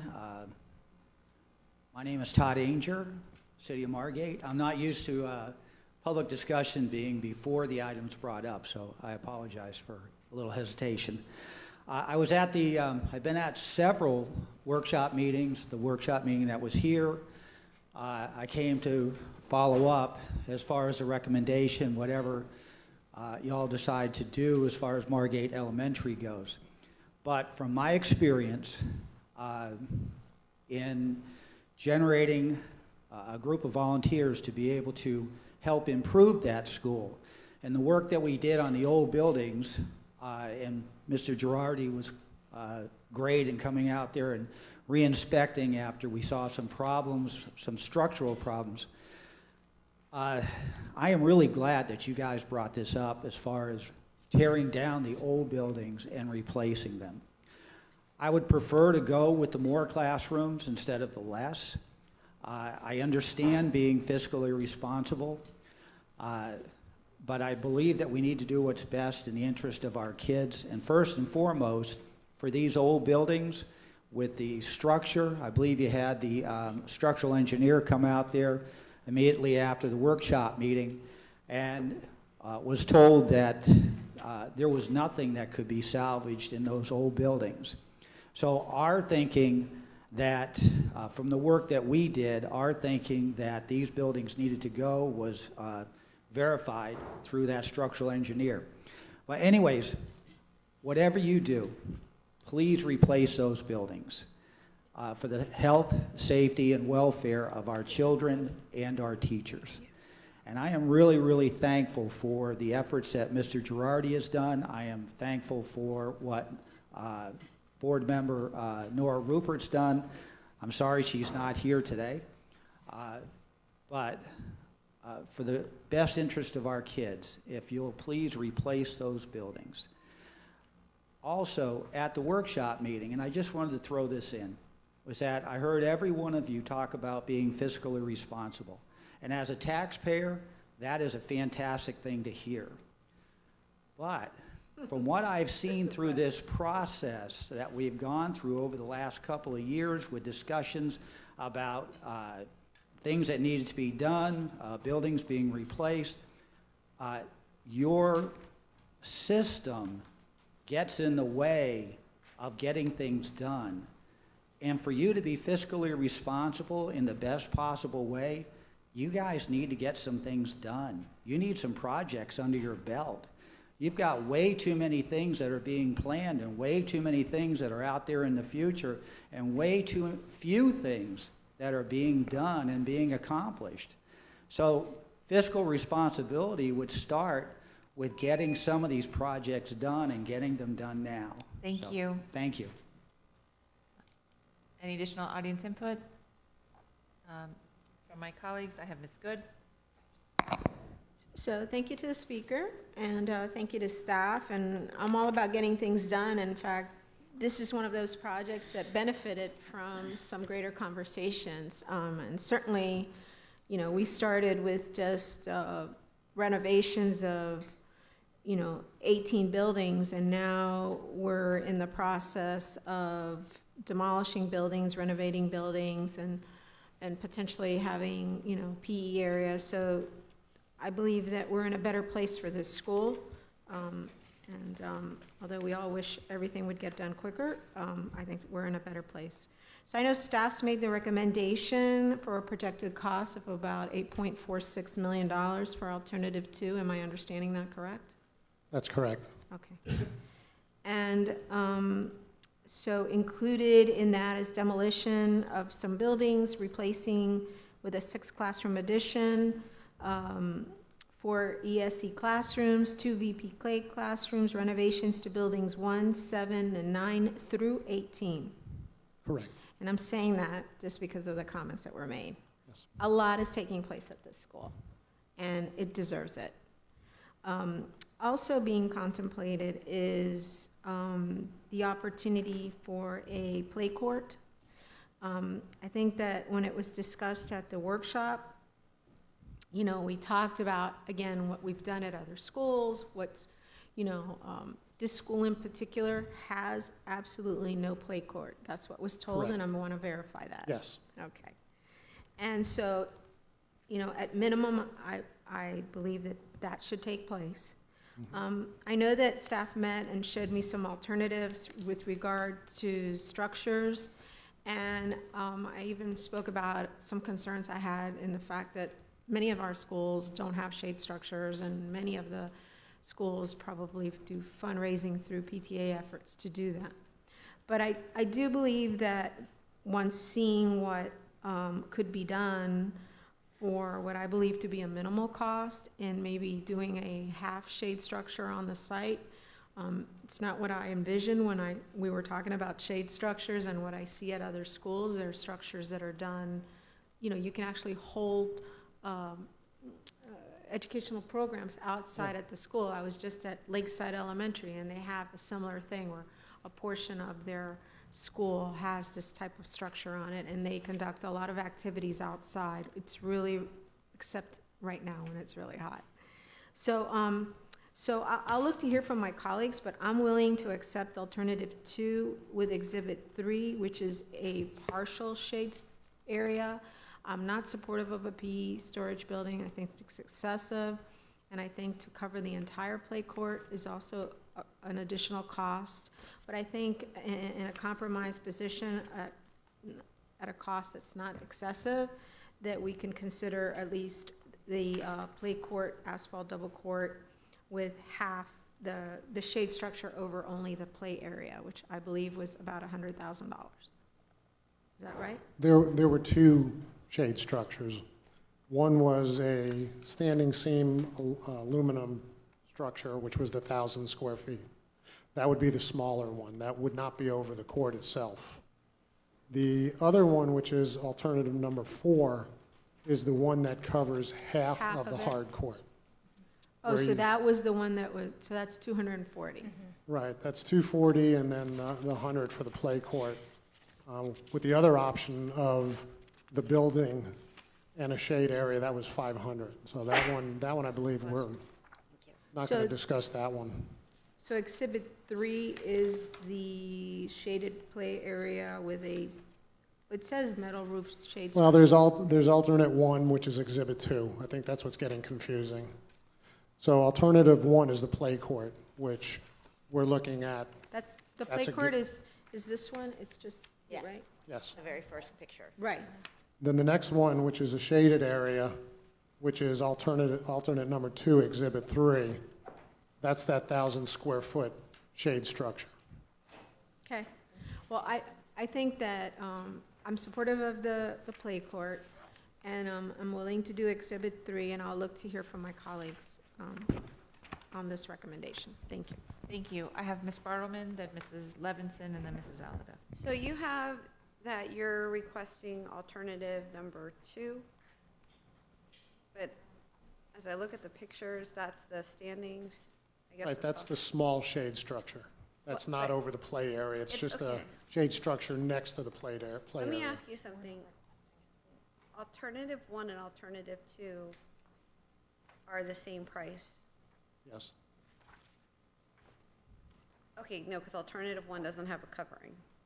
Right, alternative 1 is just, It's just the Ms. play Bartleman, structure. yeah, I just wanted to say for clarification for everybody, these are menu-style options. You can take any of them, independently from the others, except really when you talk about alternate 4, which is the cover over one of those play courts, you wouldn't take that unless you actually had the play court, but all the other ones you can take individually.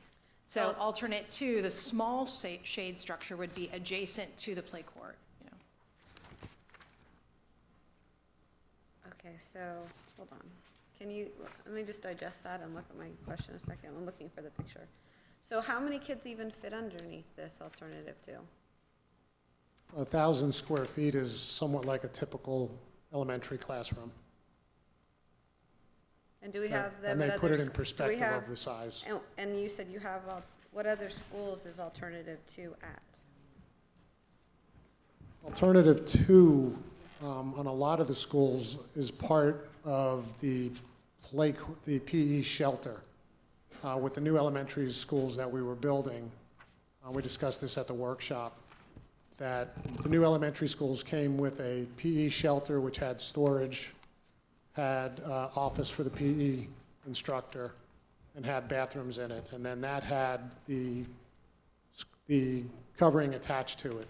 So that, But we're not giving them bathrooms or any of that. no. I think what the board's looking at is the hard play court, and then we're looking at what shade structure we may want to add if we add that. And that is either the 1,000 square feet, which is adjacent to it. A lot of the schools are going with the canvas ones that they put adjacent. And then the other option is one that covers half or one of the play courts, because the play court's double. There's 2 play courts, which is our typical play court. The last option for the 240 would cover one complete play court, leaving one complete play court uncovered. But that's a metal roof. Yes. You said a lot of schools are going with the canvas? When they're purchasing them themselves through PTO, they're going through The shade a canvas type through our school-based. Could they get the whole, how much would it be to get, because the argument is that currently everything's going on inside, so they're protected from the elements. We want to. Please make sure you speak into your Well, I microphone. apologize. I'm sorry. I'm really, I'm tired and I'm also on a corner. So, I'm sorry, I'll Frank, look up. and I'm sorry I'm rehashing this. I apologize. I just want to make sure I understand. So we talked about how this school, all their PE is in the cafeteria. They thought they were getting the new cafeteria, so all their PE would stay in there. Now, what we're offering them an alternative to is a shade area for them to play what? It's just a shade area with that option number 2, alternative 2. That's just a shade area to be protected under. They might be able to play some games underneath it, but it's not over the play courts themselves. Okay, and then how much in the menu did you price out a canvas over the whole play court? How come We is that- didn't do that because we try not to go that route, because in a hurricane, it's got to be removed. We like going permanent, but when PTOs do it, we allow them to put them in, but they've got a handle. But who removes it then? Hmm? When the PTOs do it, who's removing it? The staff sometimes will drop it, but then you have to hire the company that put it up to reinstall it, And the because it's on PTA, cables. the PTA has They been have to pay for responsible it. in the yes. past. Whenever they do that, we ask them to always have at least $500 to $1,000 a year. Okay, Because well, when a hurricane comes, we have to take it down. okay. So I first want to thank the board because I think there was definite movement on the play court area. I would like to see more coverage over where they're playing, but I'm going to hear from the other board members because I'm glad because there was some discussion as to giving them nothing, so I want to see where everyone else is at. So that's why I'm happy that there's movement. It is reasonable. It is. That's why I'm not going to fight. But I just feel, how many games are going on under that little space? They want to play basketball. But okay, I'll wait and see what the board says. But I appreciate the menu options and the thought process in this. And I appreciate the board and all the movement on this. Thank you. Thank you, Ms. Bartleman. Ms. Levinson? Yes, I thank you for bringing this back with the alternative that we had consensus on, alternative 2. As far as the play court, I believe that every school should have a play court in working condition for our kids to be able to play. So your a la carte menu, as I would call it, I support alternate 1. I do not support putting shaded play areas. We have schools throughout this district that do not have shaded play areas. If we start giving some schools shaded play areas, we are then not treating the schools the same. And we do not have the luxury of putting shaded play areas at all of our elementary schools. And on top of that, our kids are outside for they have a half an hour. By the time they walk to and from, they're outside for 20 minutes max. So to me, we know where we're running with the bond as a total, and we've always talked about being equitable across the board. And if we start with 1, we have schools we've already done that did not get it, and we have future schools that then we're going to talk about getting it. So I can't support that.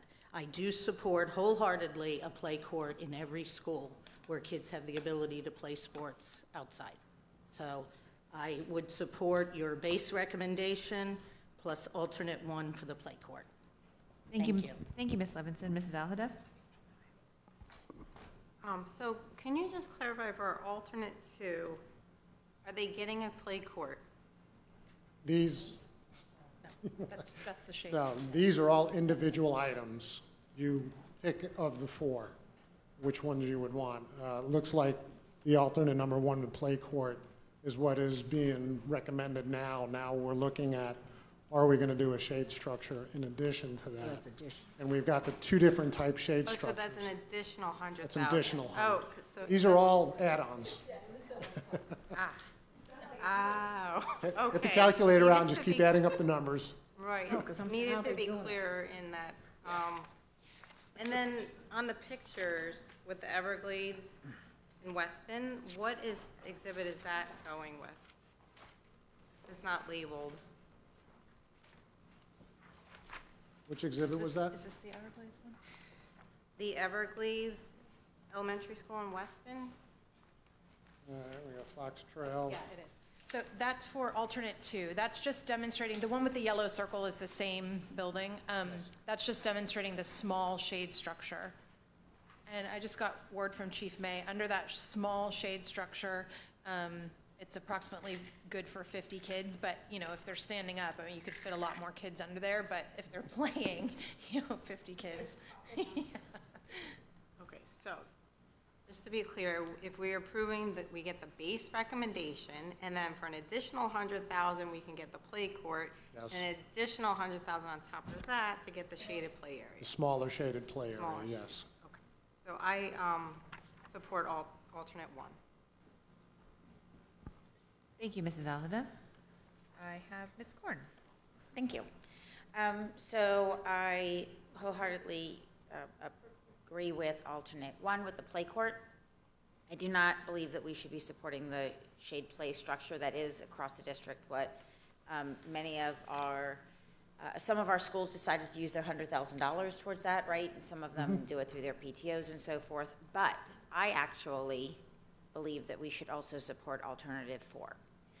This school has although to Ms. Levinson's point, you know, our schools across the district do not offer this, which I totally understand. But in this case, this is a school that already has it.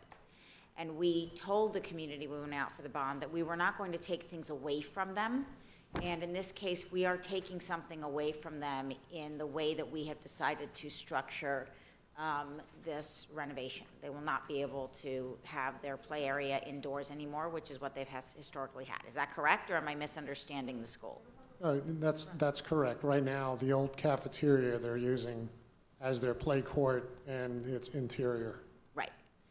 So they will not then have that interior play court because they're not using the cafeteria for their play court because we're creating the cafeteria is being demolished. Right. So in our choice as to how we are doing these renovations and providing this, we are taking something that they have otherwise historically had at the school. So I agree with my colleagues. I don't believe that we should be providing this to schools that do not have it. But at the same time, I don't believe that we should be taking it away because we've made choices to make these types of renovations as we've looked at the overall design of a school. So for that reason, I support alternative 4, and I'm going to make an amendment. I don't know that it will have any support, but once my colleagues decide that we've had our conversations, I am going to bring alternative 4 as an amendment, and we can decide whether or not to approve it. Thank you. Thank you, Ms. Korn. So I will make my comments. Oh, no, Dr. Osgood first, sorry. Thank you, Ms. Korn. And I know I can be biased because I love basketball so much. And would want kids to always have a covered court to play basketball year-round. But in trying to be fiscally responsible and looking through this, I went back and forth between 4 and 1 and ended up at 4 because of what Ms. Korn just said. The school had been using that old cafeteria to provide this for the students. And now that it's going away with the basic recommendation, I think we should, you know, if we're going to replace it, at least give them what they had. I wouldn't want their activities or opportunities to be lessened, you know, because they already made the accommodations of using that old cafeteria, which they're not going to have anymore. Had we left the old cafeteria, then I would have a different perspective. But I would like, you know, Ms. Korn, you certainly have my support on what you suggested. And, you know, I would love to continue to give them that opportunity to play basketball year-round. Thank you, Dr. Osgood. And I have a couple of brief comments. I had a comment. Oh, I'm sorry, Ms. Murray. Okay. I'm going to support alternate 4 simply because I do have a couple of schools that have a covered play area. And it's utilized in much broader sense just for playground. I also have 2 schools that have no playground at all. So again, in the best interest of our students, I'm going to go with 4 because that's what we need to do. The children need to have an adequate playground. And there's something I wanted to know, that in the state statute, I thought that we couldn't commingle VPK and regular playgrounds together. Is that different now? Play court. So we still. Well, there's playgrounds which you can't commingle. Okay, so Play court is something different. So we're going to have, at this site, we have a VPK area for those students? They go outside, or are they going to commingle in this? I know they have playgrounds. Yeah, no, it's which- utilized for different. Yeah, they have playgrounds, separate playgrounds by the 2 new additions that were built a while back. So they do have playgrounds. Okay. They just don't have the play court, and that's what we're looking Okay. to add. Okay, all right, I just, with all the à la carte here, it was a little confusing for me, I just needed that cleared up. But I definitely, this is something that we've been brought up before about having a covered areas for our students, and there's many issues, health issues, weather issues. We'd utilize this, and even in inclement weather. So again, I'm going to support option 4. Thank you, Ms. Murray. I will make a couple brief comments before I go back to my colleagues who have additional comments. So obviously, I think that they need to have a play court, because I think all schools need to have a play court. I hope that we're going to be looking at schools that don't have play courts and coming forward with a recommendation to ensure that all of our schools have play courts. And that would be why it would be difficult for me to support the shade over the play court, is because that is exponentially much more expensive if we are going to look to ensure that everyone has a play court first and foremost. And with regard to the fact that this school is currently utilizing a building that was a cafeteria slated for demolition, I mean, we have lots of schools where they use different parts of the buildings for different, I have a school that their art class is now on the stage in the cafeteria. So I don't think that, that we should use that as the reason. But I do think it's important that they have the play court, and I know that that would definitely provide the opportunity for the students to play and have the PE. And I would just ask Mr. Runcie that we look at what schools across the district don't have any play court whatsoever, through whatever process might have happened in the past with phased replacement, and just try to evaluate that. I think that was a request that we made. They were lost during phase replacements that previously occurred.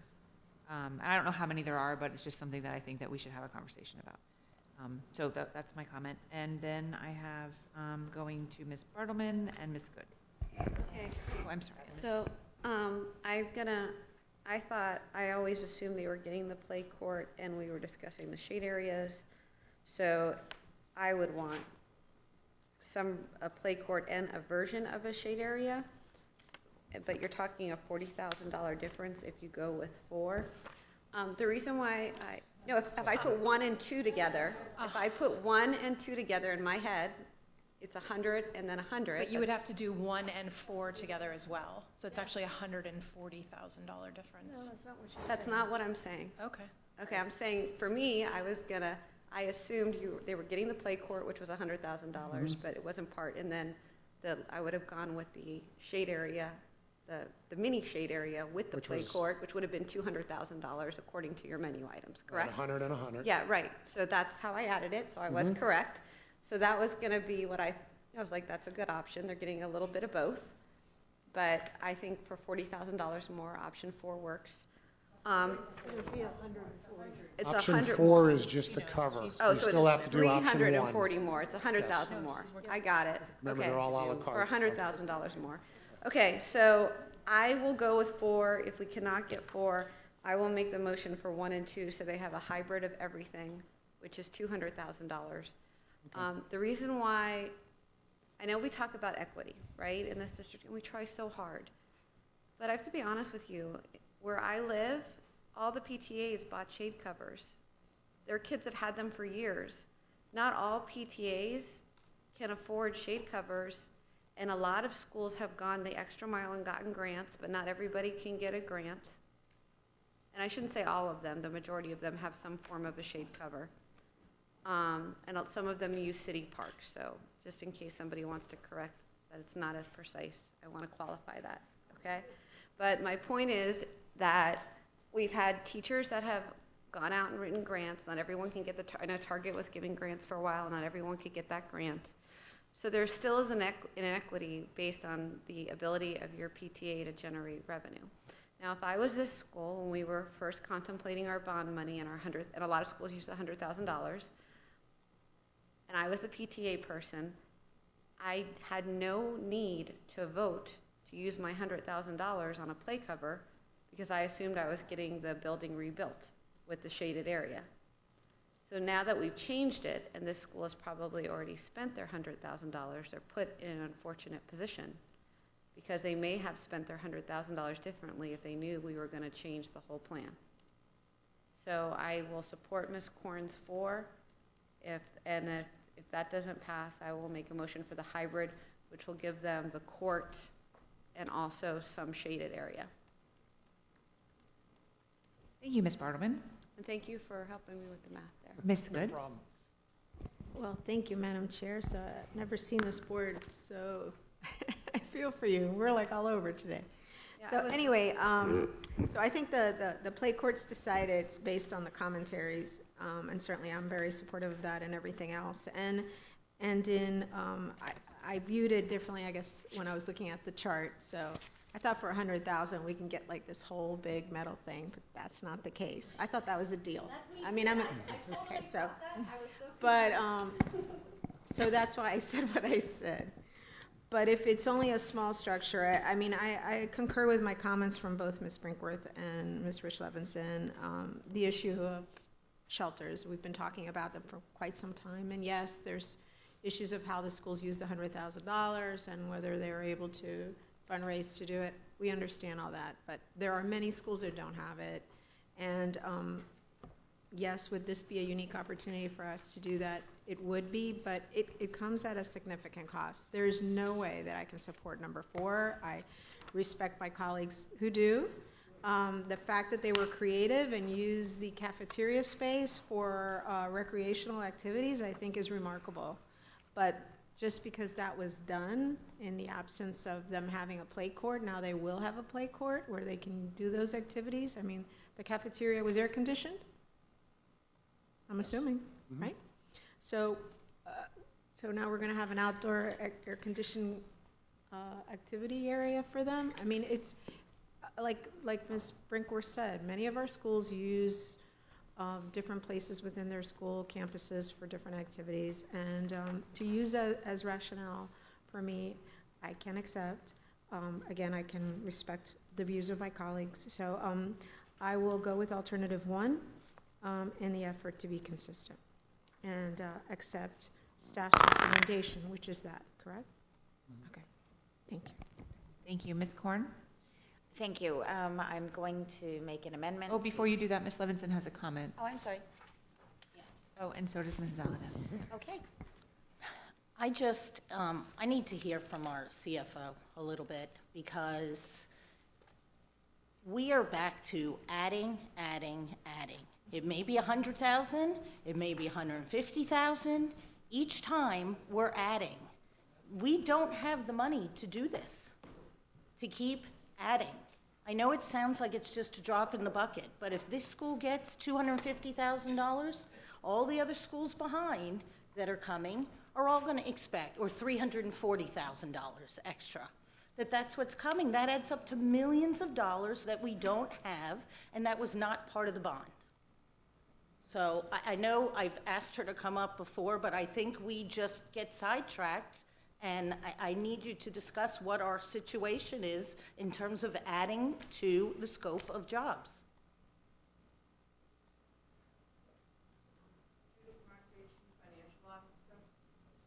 Please make sure the podium mic is on for Ms. Marte. Thank you for the question, Ms. Levinson. I think at this point we've been able to identify the dollars needed to constitute the program within the 70% risk assessment, relying on several things: that economic conditions don't change over the next 3 or 4 years, that the adjustments that the team in front of you has made as it relates to roofing work continue to materialize. We have very few projects actually completed, although the ones that are completed, all completed with dollars left in the contingency. My past discussions around this have cautioned both staff and the board as it relates to scope creep and identifying resources to pay for any additional work, which I do not have identified at this point. So I do have, concerns, and I want to caution the board about doing any more than we committed. to the projects, if that answers your question. Yes, that answers my question, because this same pot of money is used for our computers, for our buses, for all our capital needs. So I think it's very important that we keep that in mind when we have these discussions. Thank you, Ms. Levinson. Mrs. Alhadeff? Could you tell me the original cost from the smart bond for this school? Yes. The original funding identified for Margate Elementary for this project is $4.62 million. Now, when we looked at the renovations that would need to happen at all of the buildings in the original scope, the estimate came to about $12 million. So the options that we've brought back to the board are significantly less than the $12 million it would have cost to renovate these buildings, because some of them required such serious structural, changes and upgrades. But there is still a budget overage. Okay, so I just want to clarify what you said. Original cost of the smart bond was $4.62 million, but now our base recommendation is going to be $12 million. No. No. If we were to do the original 8.46. scope Okay. identified in the bond of renovating the many buildings on campus, 8.46. the base recommendation is 8.46. Yes. Okay. Plus, we would be adding on alternative one, 100,000, or on alternative four, $240,000 additionally. Correct. Right. Yeah, not or, So it would the- actually be and. So I will reiterate, the original cost of this smart bond that we originally said was $4.62 million. Okay, and I have two more questions. Will this school have a cafeteria to eat lunch in? Will they get what? Will they have a cafeteria to eat lunch in? They already have a brand new one. That's why the old one they are using the old one Okay, as so their they have a gym brand area. new cafeteria? Well, And I can don't they know. play in that It cafeteria? hasn't been recent, but it's a newer cafeteria. I don't know when it was built. Can they play in that cafeteria? We don't usually, I can't speak for schools, but they usually don't play in the cafeterias because they have aftercare and everything else. But how were they able to play in the previous cafeteria? Because it was vacant. When they moved into the new cafeteria, the old building was vacant, so they went in there, got creative, and used it for a gym. And do we currently have schools within our district now with no play court area? Yes, I don't know that number, but I think I'll be looking that up soon and bringing it back. Okay, that would be great to know. And we're talking just the hard play court. Okay, so if we were to go with alternative four, hypothetically, we can get 2 play court areas for that price of paying for one. I know we're getting the shade and the additional amenities You're with saying it. instead of, let's see if I got this right, instead of paying $240 for the shade structure, we can go to 2 other schools and put 2 play courts in. Okay.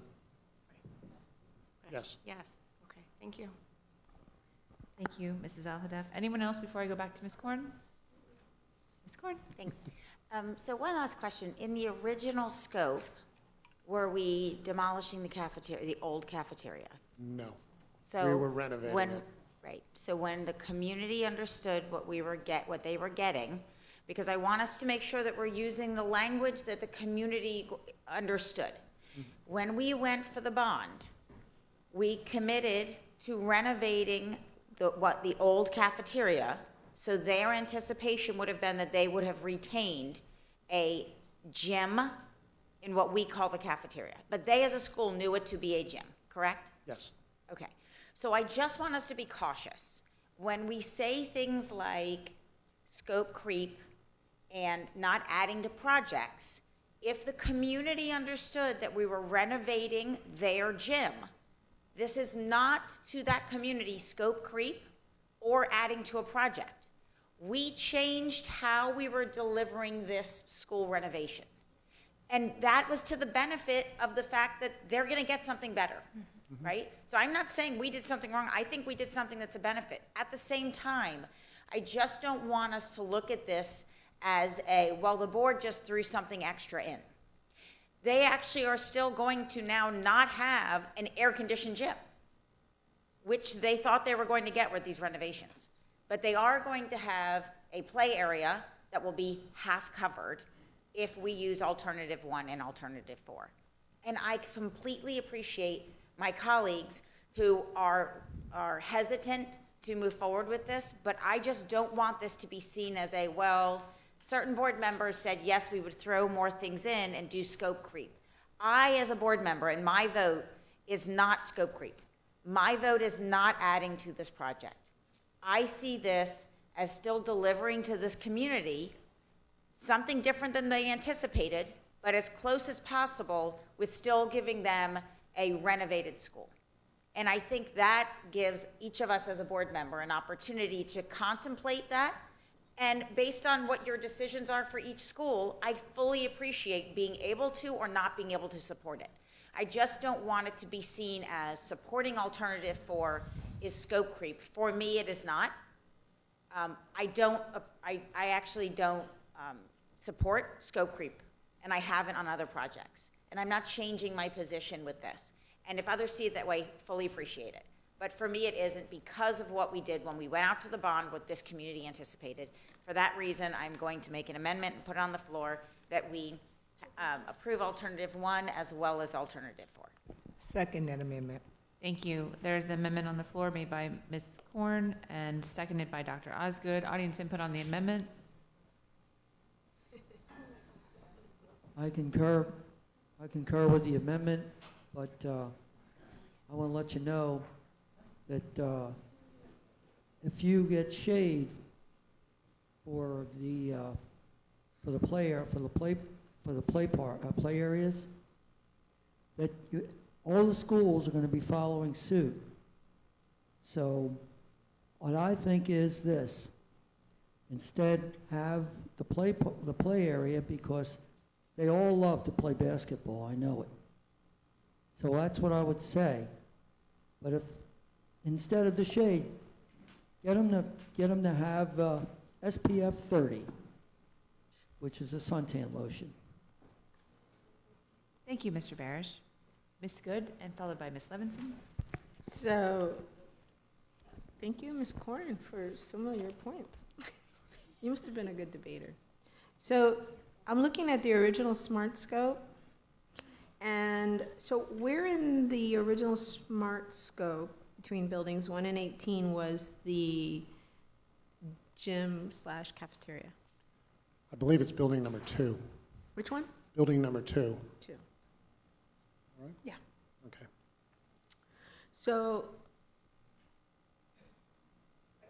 in the original scope, you were supposed to do what to building 2? Knowing that they already had a cafeteria, because where's the cafeteria on this campus? I believe it's building 11. But that one also is marked for renovations. I don't know what the age of it was, but it could be old enough to need renovation. I don't have the exact, we can probably look up what it's getting, whether it's roofing or, I know most of the buildings there were requiring new doors, windows, and a lot of them had wood exteriors, which meant that was the whole reason of demolishing was cheaper, because we had to pretty much tear them down to put them back, but structurally, they would not pass the new wind loads.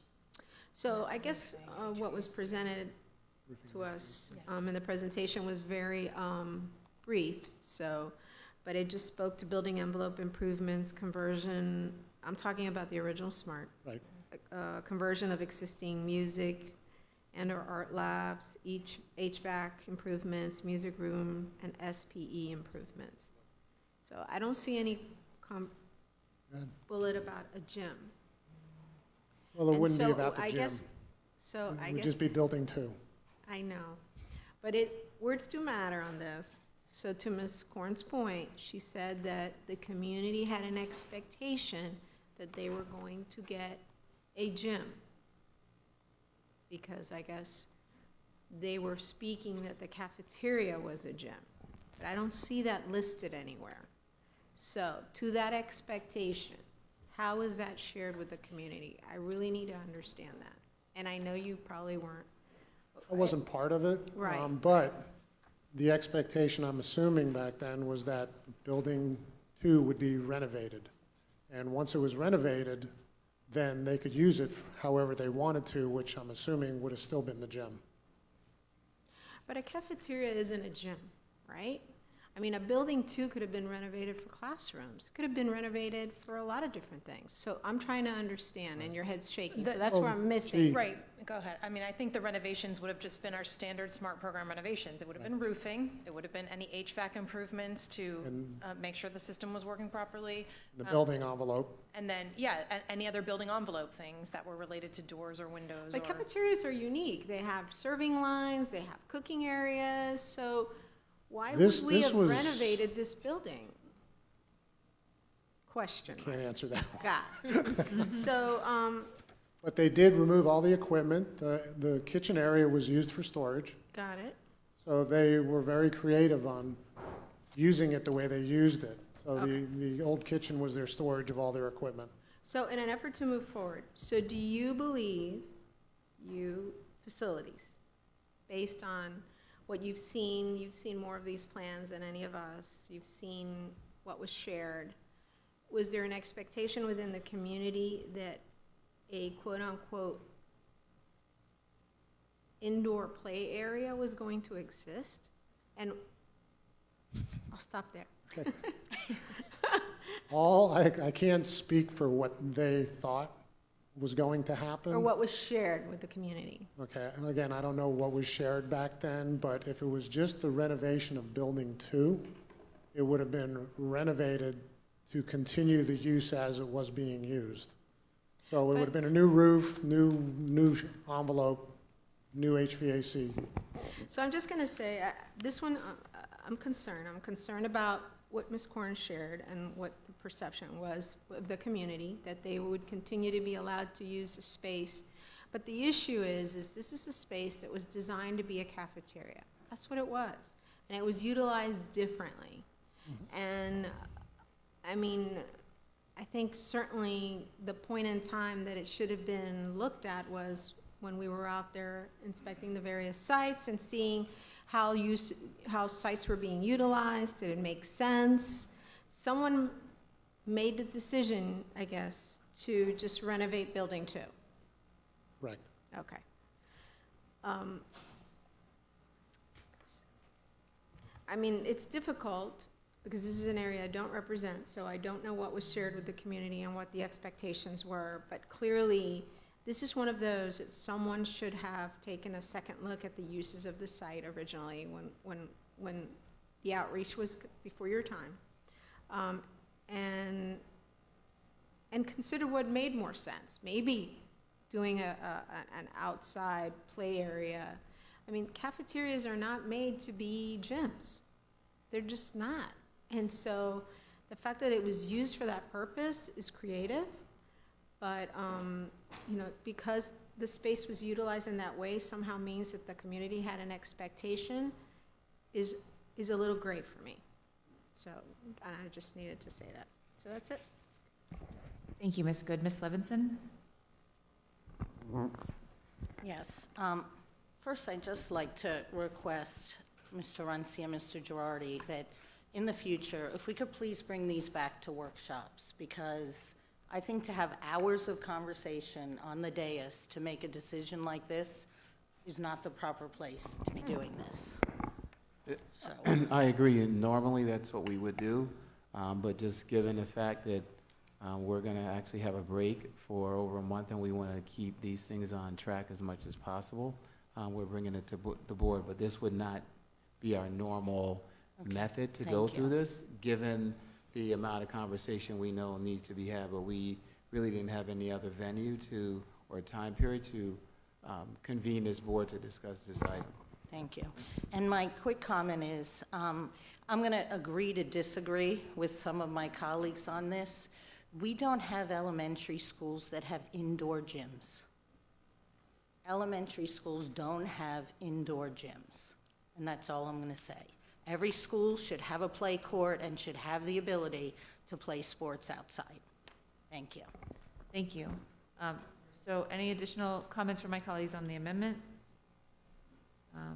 So now where do we go? So we're voting on the amendment. We're going to vote on the amendment. This is for option, for a play court and, so it's Alternative 1 and 4. alternative 1 and 4. Yes.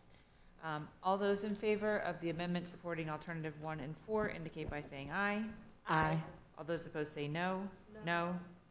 Wait, can you just, I'm sorry, clarify? 'Cause that was confusing. You said one. So the amendment that I made was that we would be including, in addition to the base renovations, alternative 1, which is the play court, and 4, which is the metal structure over half of the play court. Correct, for a total of $340,000. Okay. And the full project cost would be $8.8 million, I believe. 847. Correct. For both the play court and the structure.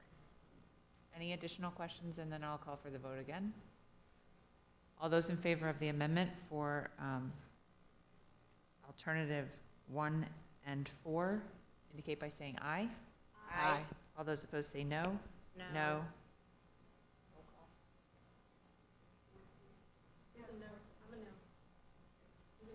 I'm a no. No, it's 4-4. There are 8 of us here, and if 4 of us voted 4. no, then that makes it a tie, and therefore it dies. Yes, Ms. Bartleman? I would like to make a motion for a hybrid model of 1 and 2 at the cost of $200,000, so they have the court and some shaded area to play in. Is there a second? Second. It has been moved and seconded by Ms. Bartleman and Dr. Osgood that we consider alternate 1 and 2 for the project at Margate Elementary. Audience input on the amendment. Colleague input on the amendment. Yes, Ms. Korn. So the reason I didn't, this is different to me than what they had before. A shade structure like this is what our local communities are. We have not done these anywhere in the district, and this is not providing them what it is that we're taking from them. This is something extremely different. Okay, I'm Clarice, not. That's okay. Heather? Yes, Ms. Bartleman. This is how I feel about it. I feel, well, first, they showed us a picture. It's at Everglades Elementary. So it does exist in our district. Not from the district. Yeah, but it's here. And they're getting nothing now. So I would rather give them some shaded, they have no shade at all now, based on the last vote, because you fought very hard, you gave great arguments, I supported it, but we didn't win that one. But to go and say we're not going to give them any shaded area at this point, when they don't have the opportunity to go back and purchase their own cover with the $100,000, I just think it's inherently unfair, and I think that they deserve some kind of shade, and it's saving $140,000 off the original cost, and I don't want to give them nothing. As a mom and a parent who put myself in the position, I agree with you, Donna, they expect 4.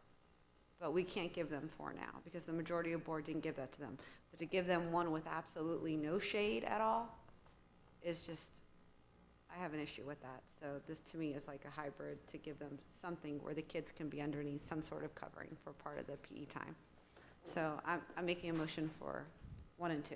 I think you already did that. Oh, and Dr. Osgood. Dr. Osgood already seconded it, and we were just talking about it. So any additional comment?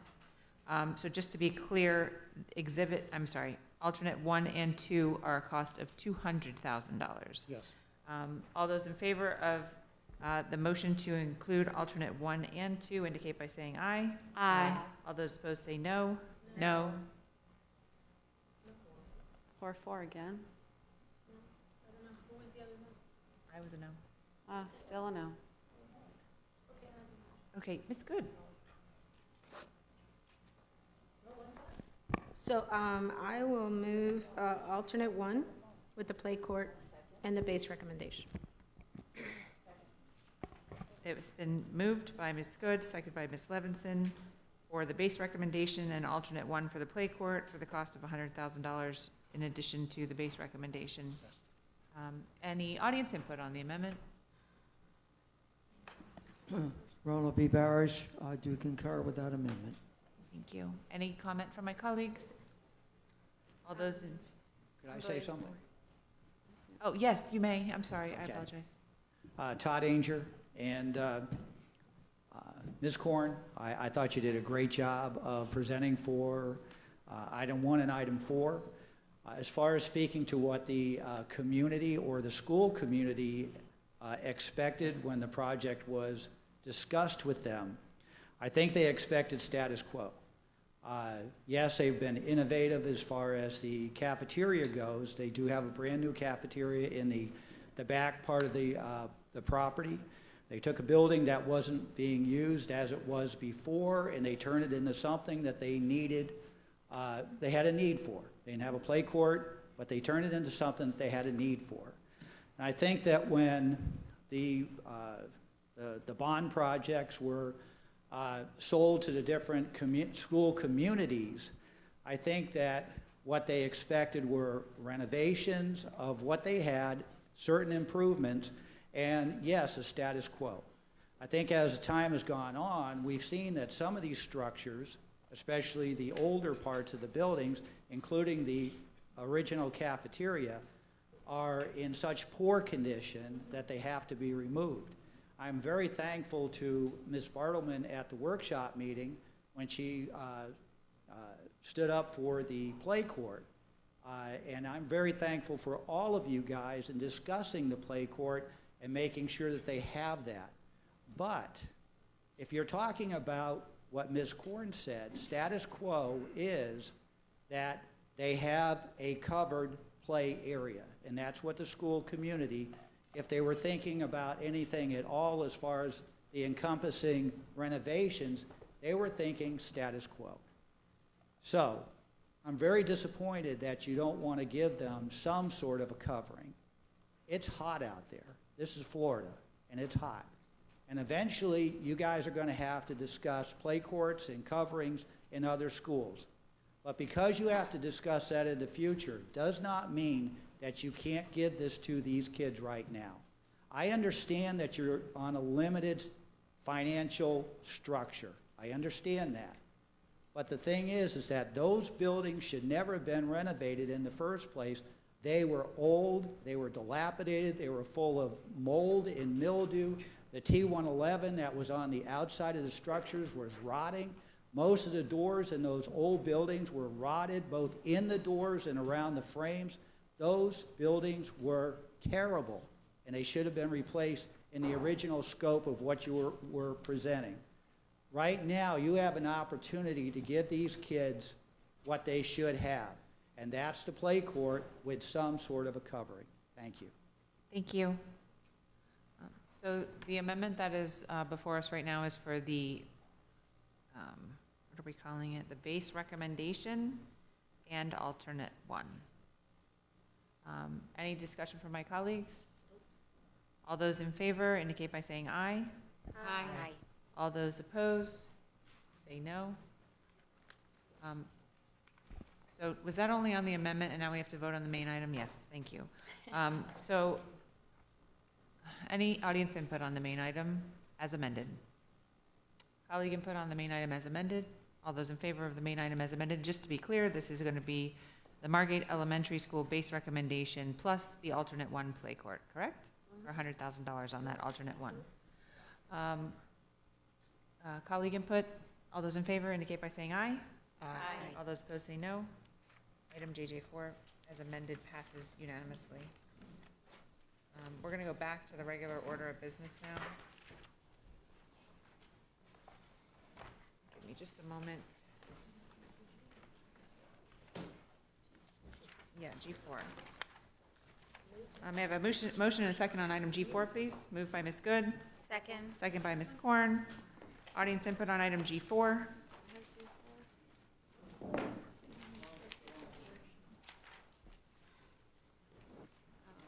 Please turn on the podium microphone for Mr. Barish.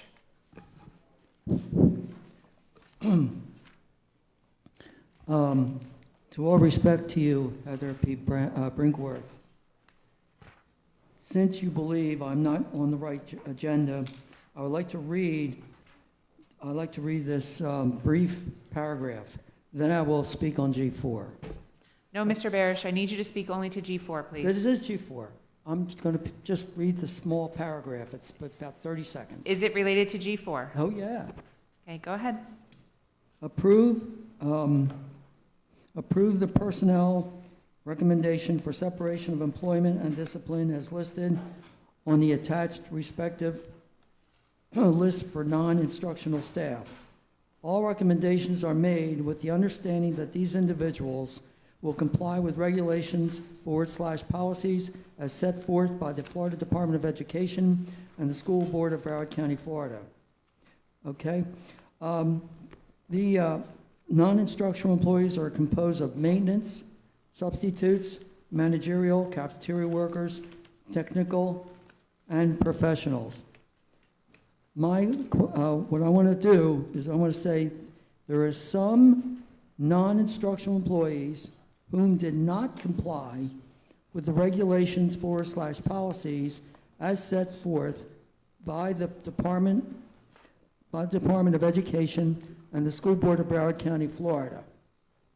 You must screen them better in 2019, 2020. Hashtag fix it, please. Thank you. Thank you, Mr. Barish. I have Ms. Good. So, thank you, Madam Chair. So I just, I know there's lots of employees that are leaving the district, but I did want to take a moment to highlight Michael Ramirez. I'm very proud of this young man. I call him young man. But, you know, he is moving on to a wonderful opportunity. I want to really thank him for his leadership in this district, especially as it relates to Hispanics. Seeing someone like him with his passion to help students. He embarked upon the Latinos in Action with Mr. Runcie and got the support. He helped to create the ALAS and became a director with Florida ALAS. He's really helped Hispanic leaders in this district network and support one another so that they continue on that path. And I'm so happy that he jumped on that opportunity to be a cadre that time. I know he did so willingly with Mr. Runcie's encouragement. And I got to say that he made a huge difference in the lives of so many children. And I'm touched by his leadership and the caring man that he is. And I want to wish him all the very best where he goes, and not to forget Broward County Public Schools. So that's it, Madam Chair. Thank you, Ms. Good, and I echo those sentiments. I know my colleagues do as well. Any additional input from my colleagues? All those in favor of item G4 indicate by saying aye. All those opposed say no. Item G4 passes unanimously. May I have a motion and a second on item BB1? Moved by Ms. Good. Second by Dr. Osgood. Audience input on item BB1. I have Mrs. Alhadeff. Thank you. I support this item. I just wanted to ask through the chair how money is allocated to school board members to go on different travel, and is it on a first come first basis, or is it equally distributed or allocated evenly between all 9 school board members? Mr. Runcie, do you have staff who can speak to that? So let me just make sure I understand your question. You're wondering how are trips determined and how are funds allocated for that? Right. So each of the, school board members, at the end of the year when you sign up for different committees, some of those involve organizations that require travel. So for example, there's CUBE, which is the Urban School Board Association. There's the Council of Great City Schools.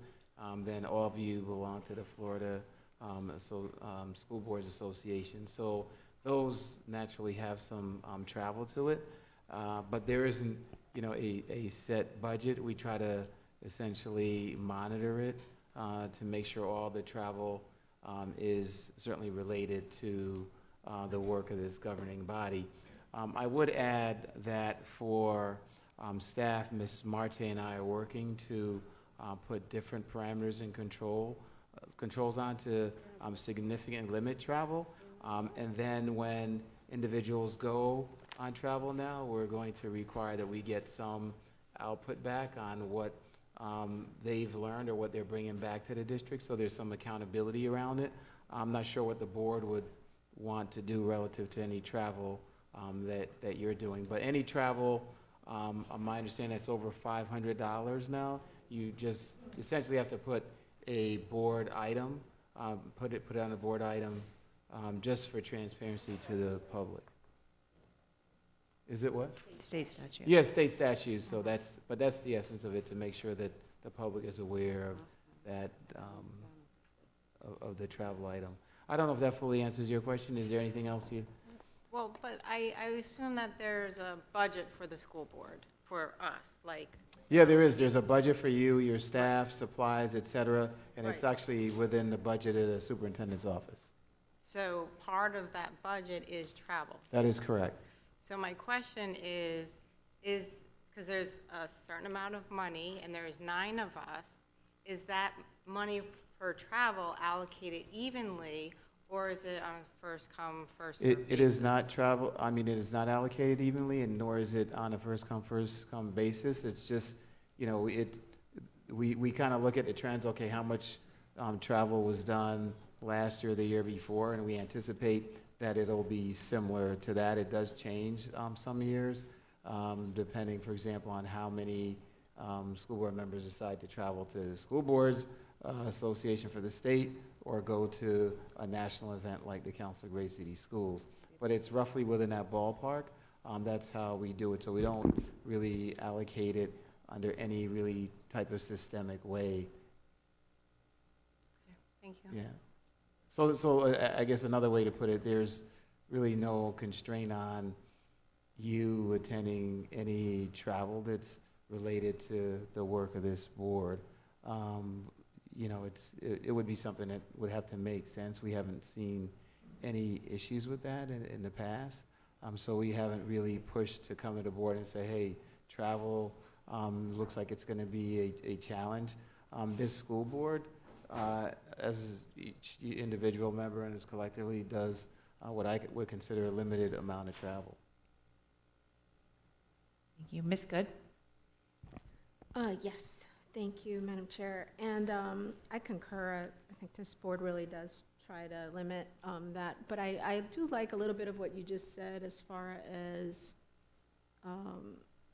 you know, I think it would be helpful, especially, you know, when we have appointees to organizations such as the Florida School Board Association. I think there's benefits that, if not all of us can attend those conferences, that those that are the appointed individuals, when they return, provide somewhat of a summary, maybe during board reports, as to, you know, what transpired at the conference, what are some of the highlights of the conference. I think it would be helpful. And, you know, certainly, Mr. Runcie, you know, you attend the superintendents. I know you're a former president. And I think it's helpful for the public to understand, because I think we are careful where we travel. You know, unlike many other districts, this board is careful. And I know there are times too, Ms. Halladeff, that we travel to Tallahassee with the students. We do that for legislative purposes. So outside of, you know, conference settings or those types of things, we do travel for those actions when we're trying to advocate on behalf of public education. But I would ask, you know, I don't know how the rest of my colleagues feel, but I think it would be helpful, because maybe I can't go to the Council of Great City Schools, but when the board member goes, they come back to give a quick synopsis. I think Dr. Osgood may have brought this point up in the past before, or CUBE or any other conference. I think it's helpful. So, Okay. I don't know how the rest of my colleagues feel, but I think not a big thing, but just a synopsis. Thank you. Ms. Bartleman? I don't think we've ever, I don't think people have an issue spending a lot of money on travel. But I think what you should always do is off the top, take off the opportunity for all board members to attend Tallahassee, because everybody likes to go with the kids to Broward days. If you don't want to go, then that's fine. But if we were trying to stay within the certain budget, and I'm not quite sure we'll have to figure that out. And then for the FSBA trainings And then from there, it'll be individually, but I think all board members should always be able to go to those two to keep their certification and to participate in that activity with the students.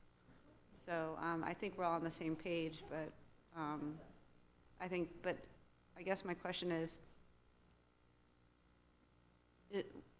there a cap on the budget?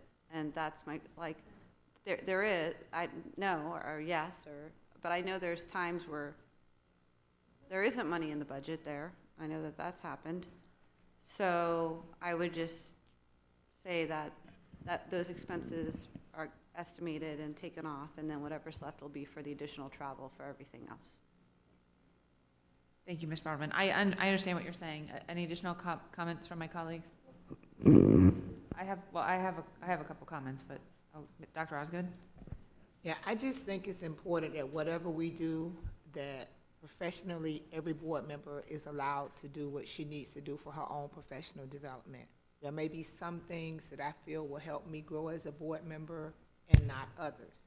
And I just think it's a professional courtesy to allow each board member to decide and see what that looks like. And I think that since we have not had a problem with it in the past, that it's not a problem. If everybody wants to go, that's fine. If people don't want to go, but I think we're all individually very brilliant, but very different. And we have areas of expertise, and we have areas that we need improvement. And I think that we all honestly identify those areas and seek on our own those institutions or those organizations or whatever those opportunities, classes or whatever, is going to provide us what we need. What is important to me is that we're not hypocritical. I'm glad that the board participates in professional development because we require it of staff. So I think this is our way of leading by example with us doing professional development, whatever that looks like for each and every one of us. Some of us have been here longer than others. Some of us come to the table with a different background. But I think it's left up to that individual board member to decide what professional development they need in order to be a more effective board member. Thank you, Dr. Osgood. Any additional comment, Ms. Levinson? I just agree exactly with what Dr. Osgood said. I'm not going to belabor the point. We don't need to create a problem where we don't have one. And you can choose to go to the ones that you choose to go to. I don't want certain ones taken off the top because I don't attend those. And not everyone attends those. Everyone should do what's best for them, and let's not create a problem where there isn't one. Thank you, Ms. Levinson. I guess my only concern is because we haven't had, I guess, a level of insight into what is transpiring as far as travel is for our colleagues, and I don't really have an idea about what the budget is like, so I would be concerned that a bunch of people would maybe, and I know we're all very responsible about the travel, that's not what I'm saying, but whether it's this board or a board in the future, given the new statute, it comes before us now, anything that's over $500, and if we plan to go to Tallahassee and then we get to that point and the monies had been expended beyond what the budget is allocated, that's the only thing that I would be concerned about, is if we have things that normally somebody goes to CUBE, or normally somebody goes to NSBA, or normally somebody goes to Council of Great City Schools, because we don't have any insight into it, I think that's probably why I have a little bit of angst about it, just because it's something new that we're doing, and so we're going to be seeing them, and so that's creating a different awareness than we had possibly before. The only question that I have, and so maybe, Mr. Runcie, you could help us as a board better understand what the travel dollars look like in the past, maybe a trend over the last 3 years or something like that, so we can just feel more comfortable about that. And then the only other thing I wanted to ask Ms. Myrick with regard to the statement here that says travel expense in excess of $500, obtain approval from the school board that the travel is for official school board business and that it complies with the rules of the State Board of Education. So is there something that gets reviewed by the state after we approve it? No, the state rules that just talk about how you're traveling, and I mean, Judy can probably answer it better. So it would be like the per diems and all those things? Okay. Exactly, the per diems, and you use, if you're going to rent a car, you use the state rent-a-car license and that kind of thing. Exactly. Okay, perfect, thank you. I just wanted to make sure that there wasn't some other review that was then going to occur. All right, any additional comment from my colleagues? Yes? Yes, Ms. Good? Well, so just on those, especially those that we have appointees to, I just think it would be courteous if the appointee were to be able to, follow up with some kind of follow-up with the board during board reports. Yes. I'm not talking about general other things, but I think if you're appointed to, as our appointee, as our representative, I think it would be nice. I don't think we've done that in the past, to just get a brief synopsis or summary of, what transpired at that particular event that you're the appointee for. Yes, I agree, and I think board reports would be a good opportunity to do that. Yes, Dr. I Osgood? actually agree with that, and it might not have to be a policy, but just overall, just because I'm not going to something doesn't mean I can't benefit from it. So I would appreciate anybody that wants to do that and share it. I would certainly welcome that. Okay, great. Question, Ms. Korn? Those aren't everything, that's only if we're traveling or, because like I do VAB all the time. You all don't I want meant reports. the travel that we're not. Oh, okay. I was gonna say, it's boring. You won't like my reports. All right, any additional comment from my colleagues? Thank you, Ms. Korn. All those in favor of item BB1 indicate by saying aye. Aye. Those opposed say no. Item BB1 passes unanimously. I see here from the way this is marked, and you can let me know, there were no comments on the CC items. Nope. Oh, you did, okay, so scratch that. Ms. Levinson? Ms. Levinson, well, wait, we can't talk about it yet. Can you tell me which one you have a comment on so I can take the Well, others? I would like to just separate CC5 from the rest of them. You can take the rest. Okay, well, I've been told by Mr. Mogul, we're gonna vote one, it's a request to vote one down, or memo to vote one down, so, right. So we're gonna do, may I have a motion and a second on item CC 1, 2, 3, and 6? So moved. Second. Moved by Ms. Korn, second by Dr. Osgood. Audience input on CC 1, 2, 3, and 6? Seeing none, colleague input. All those in favor of CC 1, 2, 3, and 6 indicate by saying aye. Aye. All those opposed say no. Item CC 1, 2, 3, and 6 pass unanimously. May I have a motion and a second on item CC 4? So move. Second. Moved by Dr. Osgood, second by Ms. Korn. This is a memo to vote down for the organizational chart job description for the chief of the Division of Chief Portfolio Services Officer. Yes. Hold on just 1 second, please. I don't think we motioned it yet, did we? No. Okay, Mr. Barish, you're quick to get up to the mic. Hold on 1 second. I'm waiting. May I have a motion and a second on item CC 4? I did it? Who was it? Oh, Korn and Osgood, I'm sorry.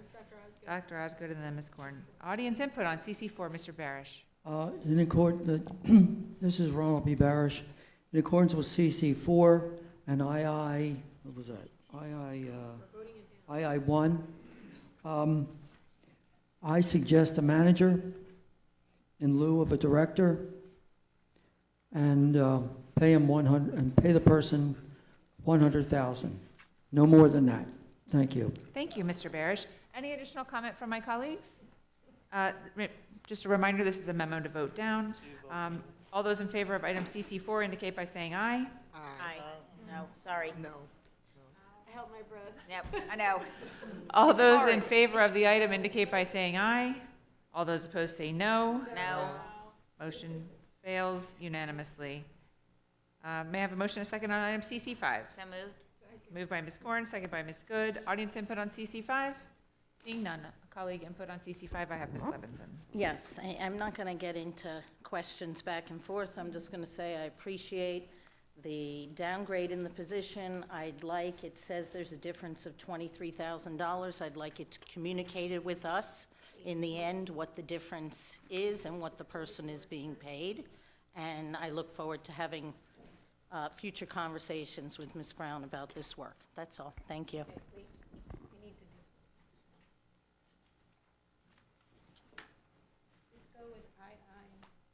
This is a companion item to II1, yes.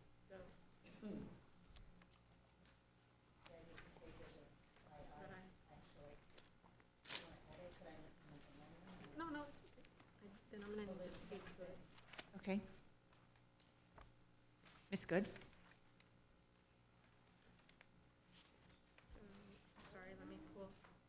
Sorry, let me pull my other one.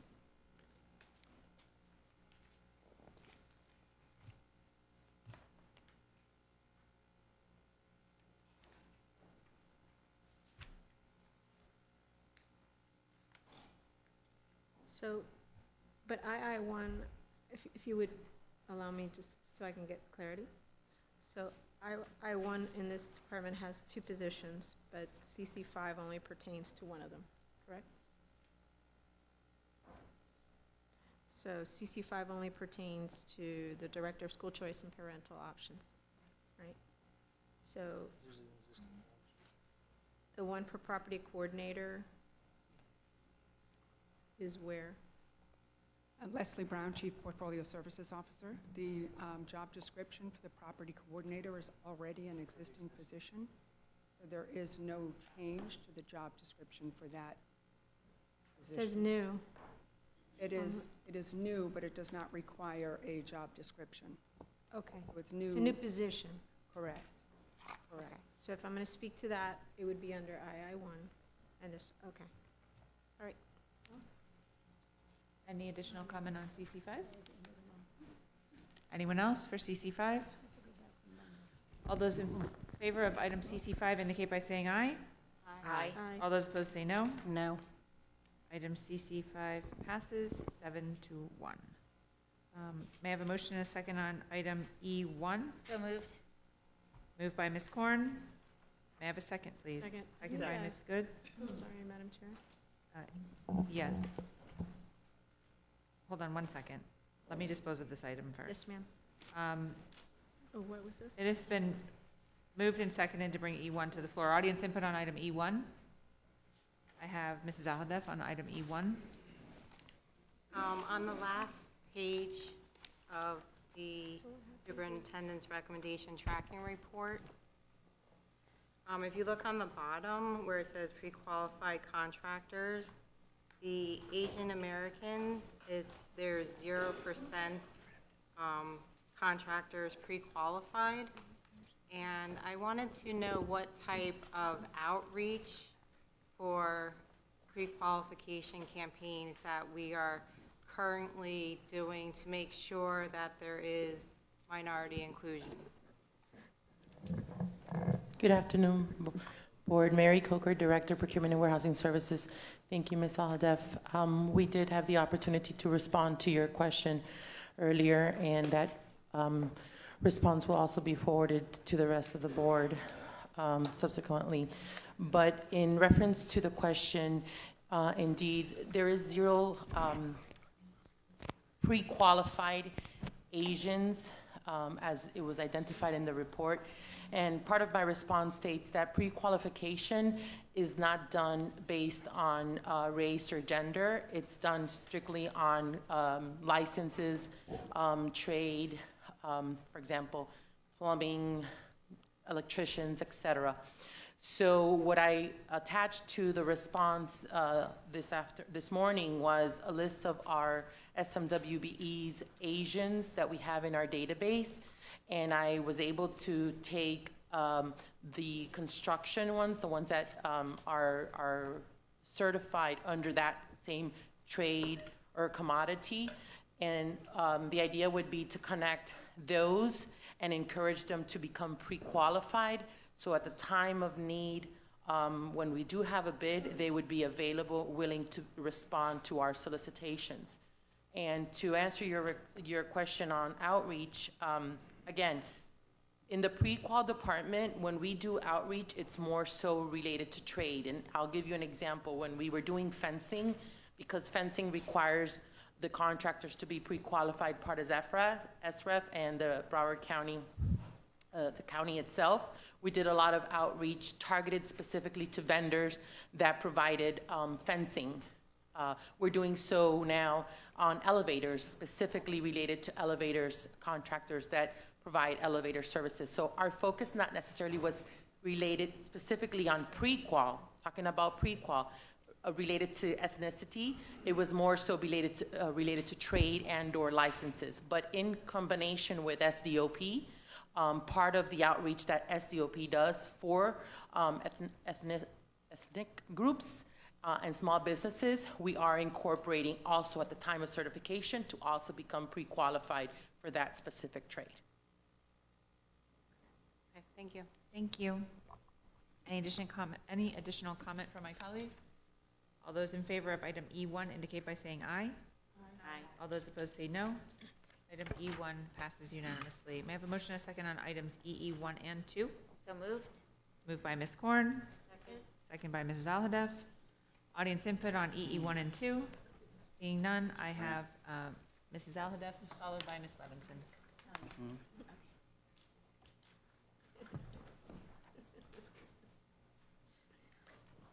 Page 4 of the executive summary. So it says that we have 144 elementary schools. Is that the total number of elementary schools that we have in the district, or there's more?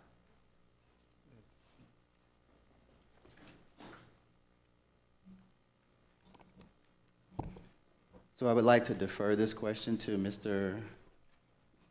Wanza. I was going to say Dan Goble. He probably has more of the detail. Should be close. So, Valerie Wands, the Chief School Performance and Accountability Officer. So, some of our elementary schools, so for example, our early learning center, like, Gulfstream, may be counted in the elementary space, but it may not necessarily be a former elementary school. When we look at the number of elementary principals we have, I believe the number is 138, but sometimes we have schools that have different sites attached to them, so I'd have to look at the specific application. But we do keep that number around different, because some schools may have a couple of locations attached to them. Okay. So for this grant, if I can get follow-up on the names of the elementary schools that will be receiving these different mental health training and prevention programs. And then on page 5 of 15, will this grant encompass, it says district-wide, so does this mean every school in the district that will be receiving different programs within the $775,000 with this grant? Any insight on that? So all schools?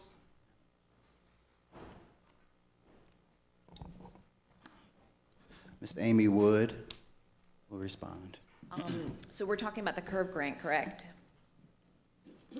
So it will be district-wide, so it's tiered, so it will be universal prevention, and then increasing to tier 2 and tier 3. It'll be selective based on need.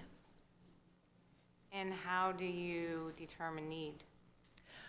Based on the data and reaching out. So there's 3 different areas that we're targeting. One of the primary ones, we start in tier 1, and every school in the district will pull quarterly reports, and if acts against persons is one of the top incidents within that school, then they automatically become a tier 2. They can also access the services if they request, if they're either found to be a perpetrator of violence or a victim of violence. And when will we know if we will receive this grant with the amount of money allocated? September. September? Okay, thank you. Thank you, Mrs. Alhadeff. Ms. Levinson?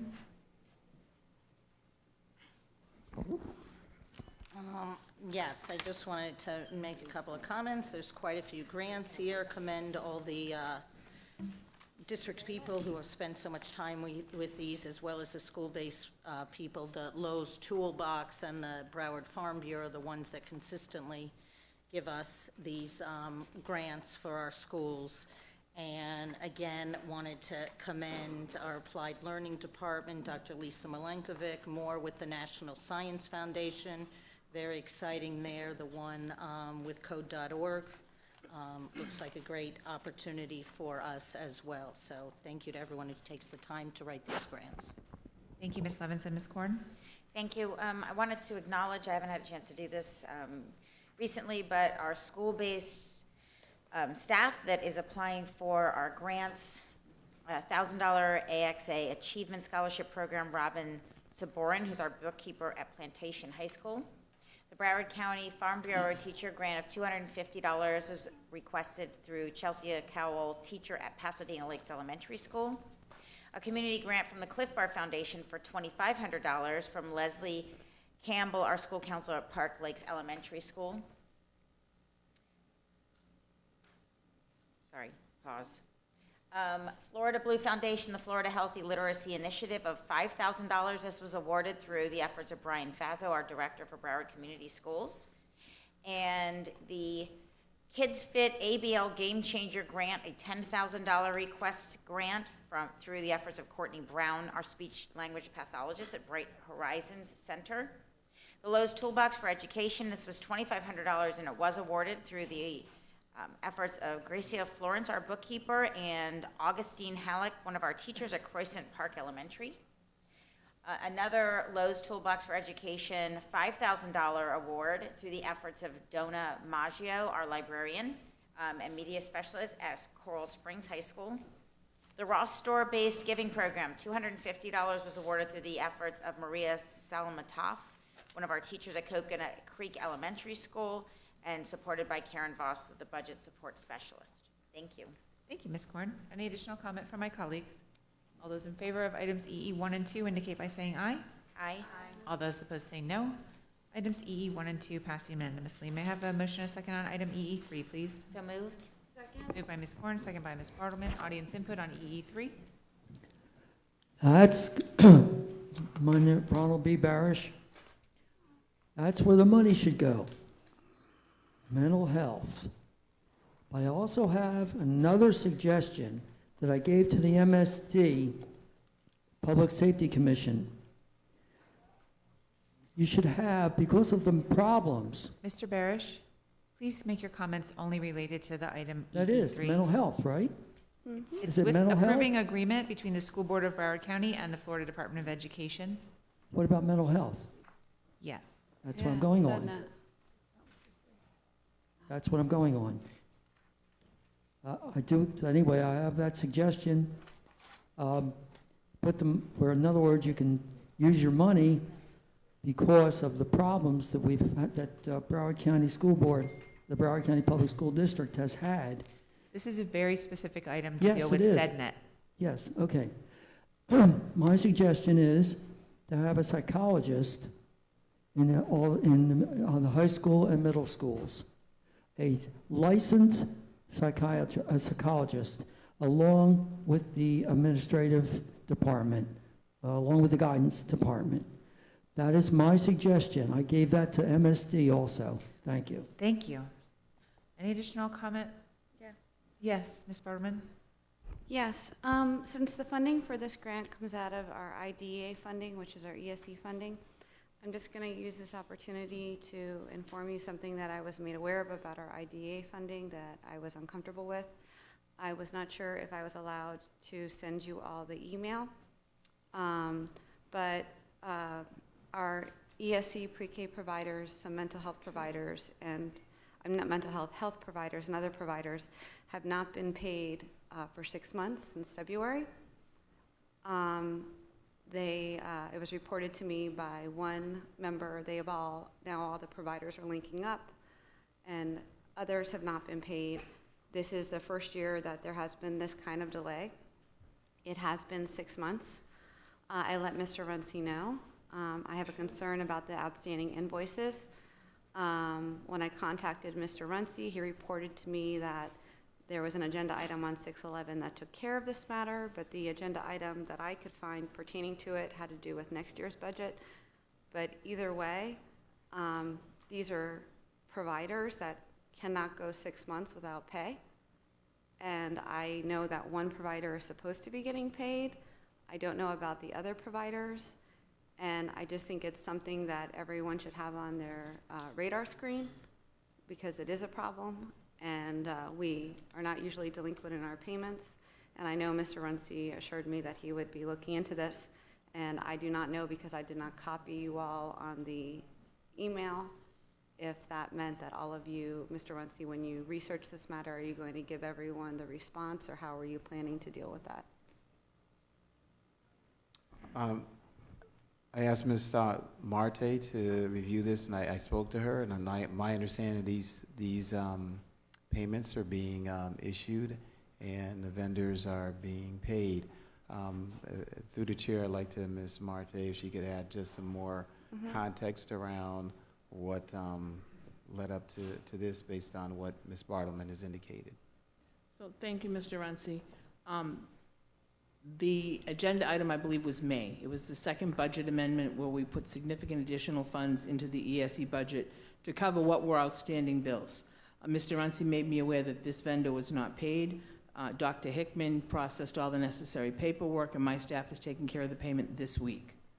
Going forward, procurement and finance at the beginning of this year became aware of a situation where a significant number of invoices were going to departments rather than through accounts payable like they're supposed to. So I only can pay what I know about, and if bills go to departments and my staff doesn't see them, we can't flag them as being a budget shortfall or not having a procurement item to match up with to make sure they're paid. So we've come up with a system in conjunction and with the support of the audit department to prevent these delinquent payments, as you call them, because we don't want to have our bills paid late either. And it's getting better and better, Mrs. Bartleman. Next year, we hope to have a really clean slate. But in this case, that vendor's getting taken care of, and we'll get a check this week. There were multiple vendors. Yes, and the ones that have come to me from Dr. Hickman, we're taking care of. Okay. I'll make sure, and if you want to forward me that email, I'm more than happy to make sure that every single one of those vendors that Mr. Runcie has told me about are included in what I have. Can I just ask you, because we've been paying these some vendors like Bodwin 20 years, and they've never had an outstanding payment issue. What changed this year? So we have a significant increase in our ESE population, and the budget was insufficient to cover. So historically, it's been enough money, but with growth, it now isn't.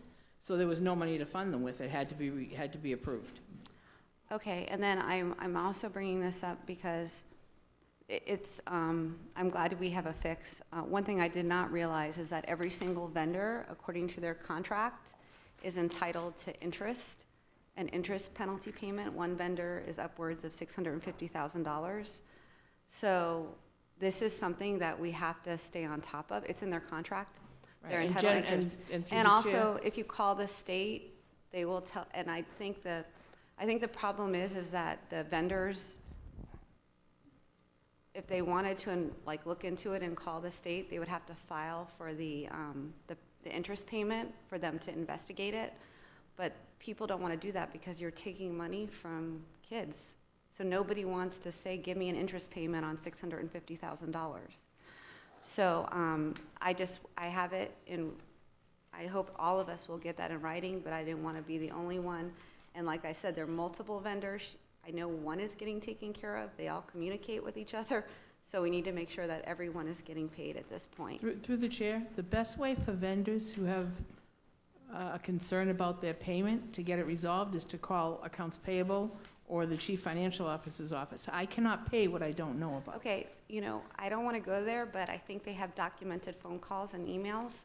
Okay. So I don't think we should have that conversation maybe here, but offline. But the one particular vendor is very cognizant of the process. So let's leave it at that. And Mr. Runcie, if you can find out where the breakdown was and fix it. I know what you're saying, but I just think it's really important, and it's multiple vendors, some that are still not paid. And this was an uncomfortable conversation, but I think you all need to know what, well, I see some, not you, but some other faces. But it's something that has to be said because I think it's important for all of us to know what's going on. And it's a problem when people aren't paid for services that they're delivering to our neediest kids. Thank you, Ms. Bartleman. Any additional comment from my colleagues? All those in favor of item EE3 indicate by saying aye. Aye. All those opposed say no. Item EE3 passes unanimously. I'm going to take the items that don't have anybody indicated that they're wishing to speak. May I have a motion and a second on items EE4? Okay, E4, 5, 6, 7, 8, 9, 10, 12, 15. May I have a motion? So move second. Moved by Ms. Good, second by Ms. Korn. Audience input. Can you repeat them? I will. On items EE 4, 6, 7, 8, I'm sorry, E 4, 5, 6, 7, 8, 9, 10, 12, and 15. You're welcome. Colleague input? Yep, 12 and 15. Ms. Levinson?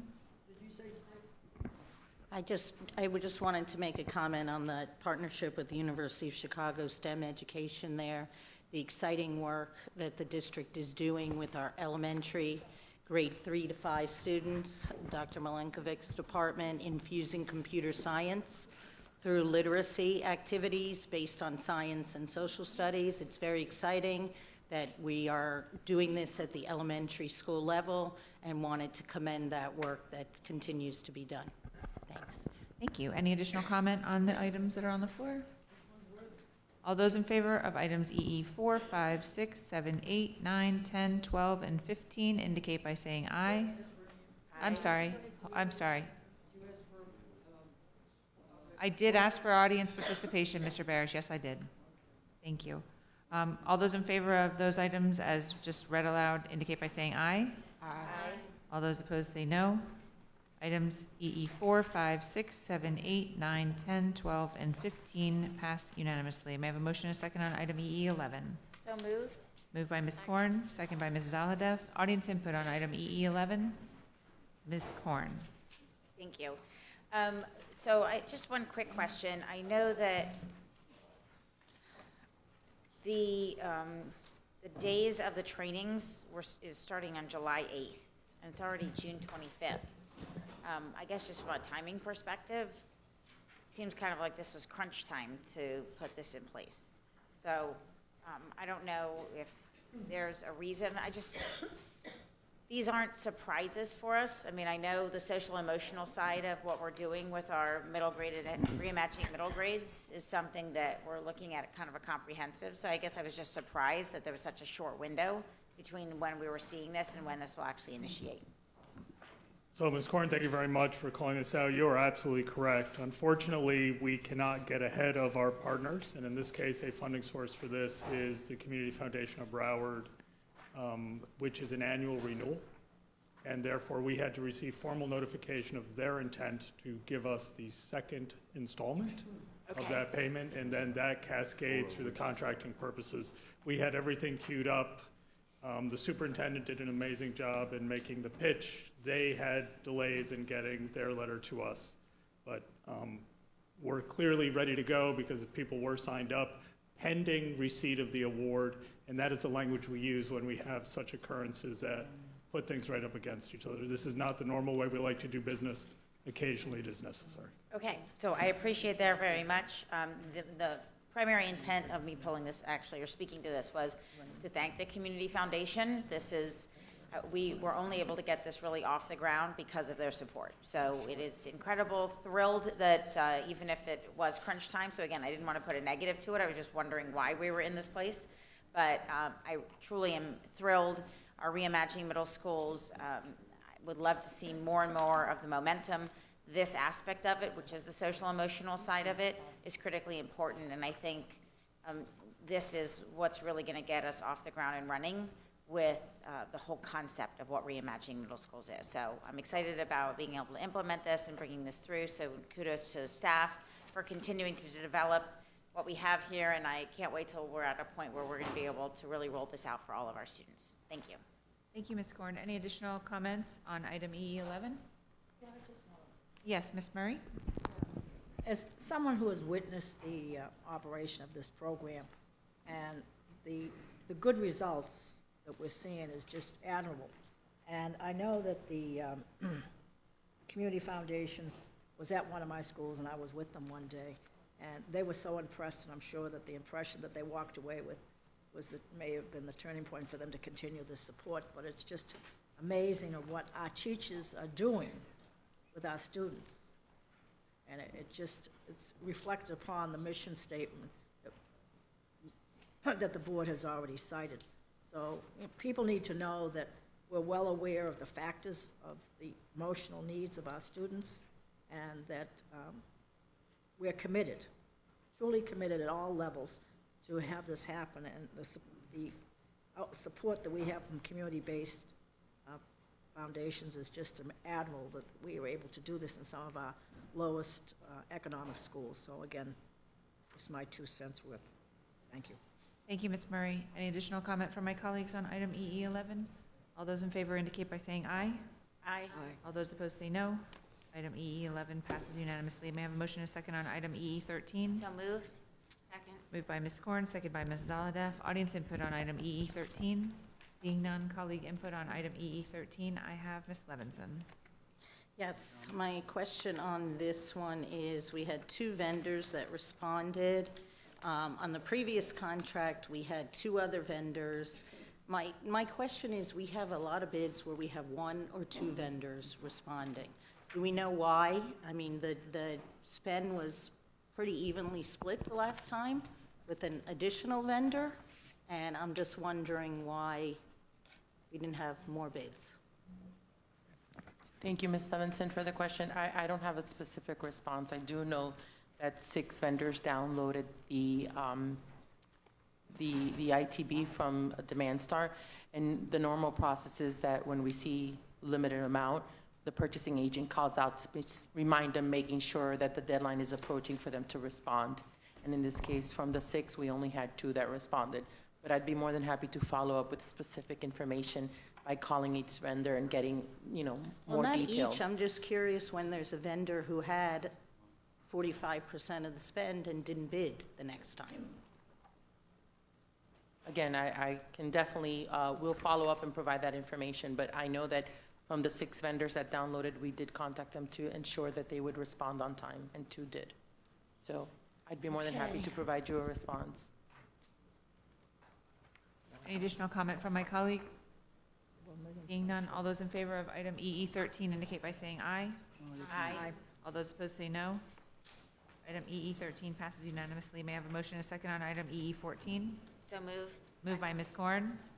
May I have a second, please? Second. Second by Mrs. Zaladev. Audience input on EE14. Seeing none, I have Mrs. Zaladev. Okay, thank you. So this request is for an additional spend authority of $1,178,603 to cover the needs of the district until the contract expires on July 31st, 2019 for dual enrollment classes.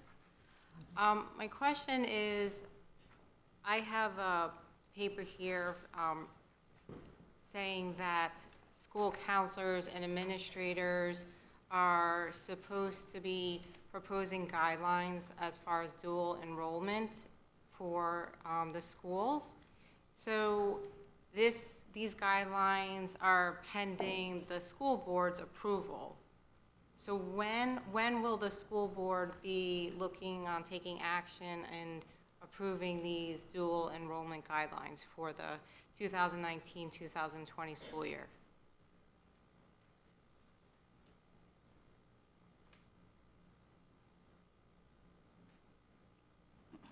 Dan Gold, Chief Academic Officer. Ms. Zaladev, thank you for your question. So I do want to separate out that today is about spending authority and budget. What we have historically is an increased spend on dual enrollment. And in order to do appropriate cost capping, we are trying to make sure that we are maintaining a breadth of participation for dual enrollment by having a limit on how many per semester students can take. We can lift those caps if we are able to have all of our students take dual enrollment courses from teachers who are in our high schools already. The cost, the increased cost is a choice of students to go to the Broward College sites where we have a substantially different cost for each seat that they take up. So that we don't have to come back to you as we have every year I've been here for the 4 years, and my predecessors did as well, and increase our spend authority because of the increased cost. We are imposing the guidelines you have with the expectation that every high school has an appeal process that then escalates up through the cadre directors to the Office of Secondary Learning.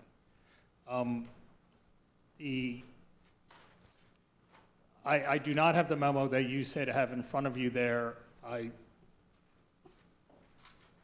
There is not a formal approval process for such a memo to go out that would be dependent on school board action.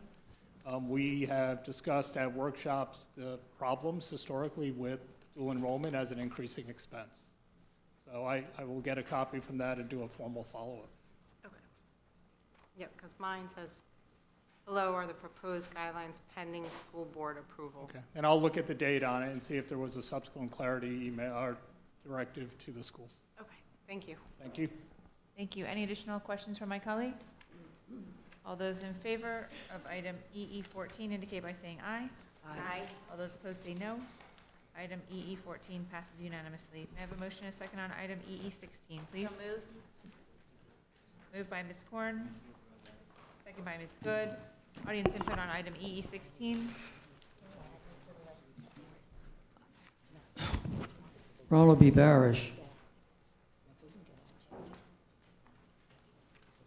My question is, does the school board of Broward County have to pay the full $6,051,000 right up front? Or is it going to be, for 5 years, is it going to be in increments? That's my question. I'd like to know the answer, if you can give it to me. Thank you. Thank you, Mr. Barish. Let's see, I have Ms. Levinson. Yes.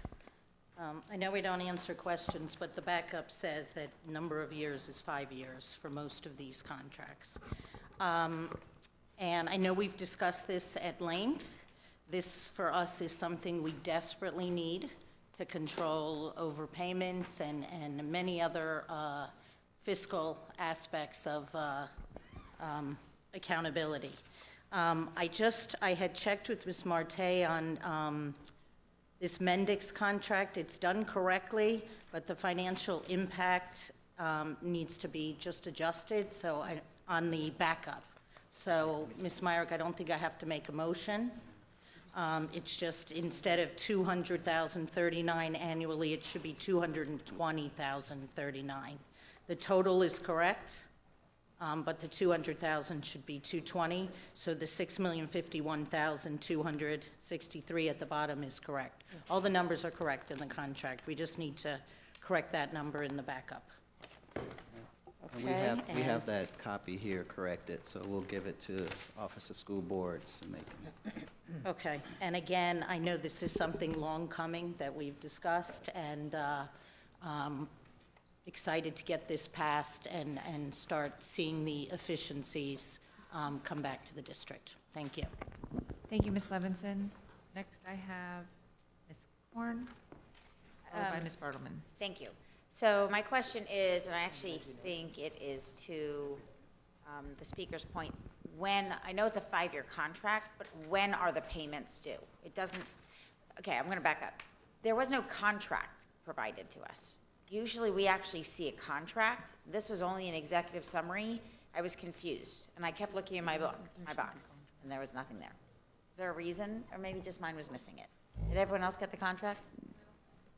So why do we not have a contract? We typically review it because we are actually agreeing to approving the agreement. So I can start, and maybe Mr. Moken can, this was an item that we wanted to make sure came to the board, and we diligently negotiated. But, so basically, there's a master services agreement contract from 1999, which was then amended, I believe it was in 2016, please don't quote me on exactly the year.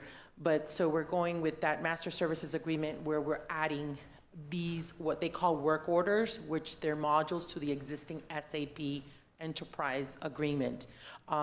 Normally, it's a large contract. I do know that there's more than 3 different modules that we're adding. We did execute the contracts, and they were, I believe they should have been attached. Mr. Moquin, I know that they were submitted and walked over to the Office of School Board Records yesterday. Yeah.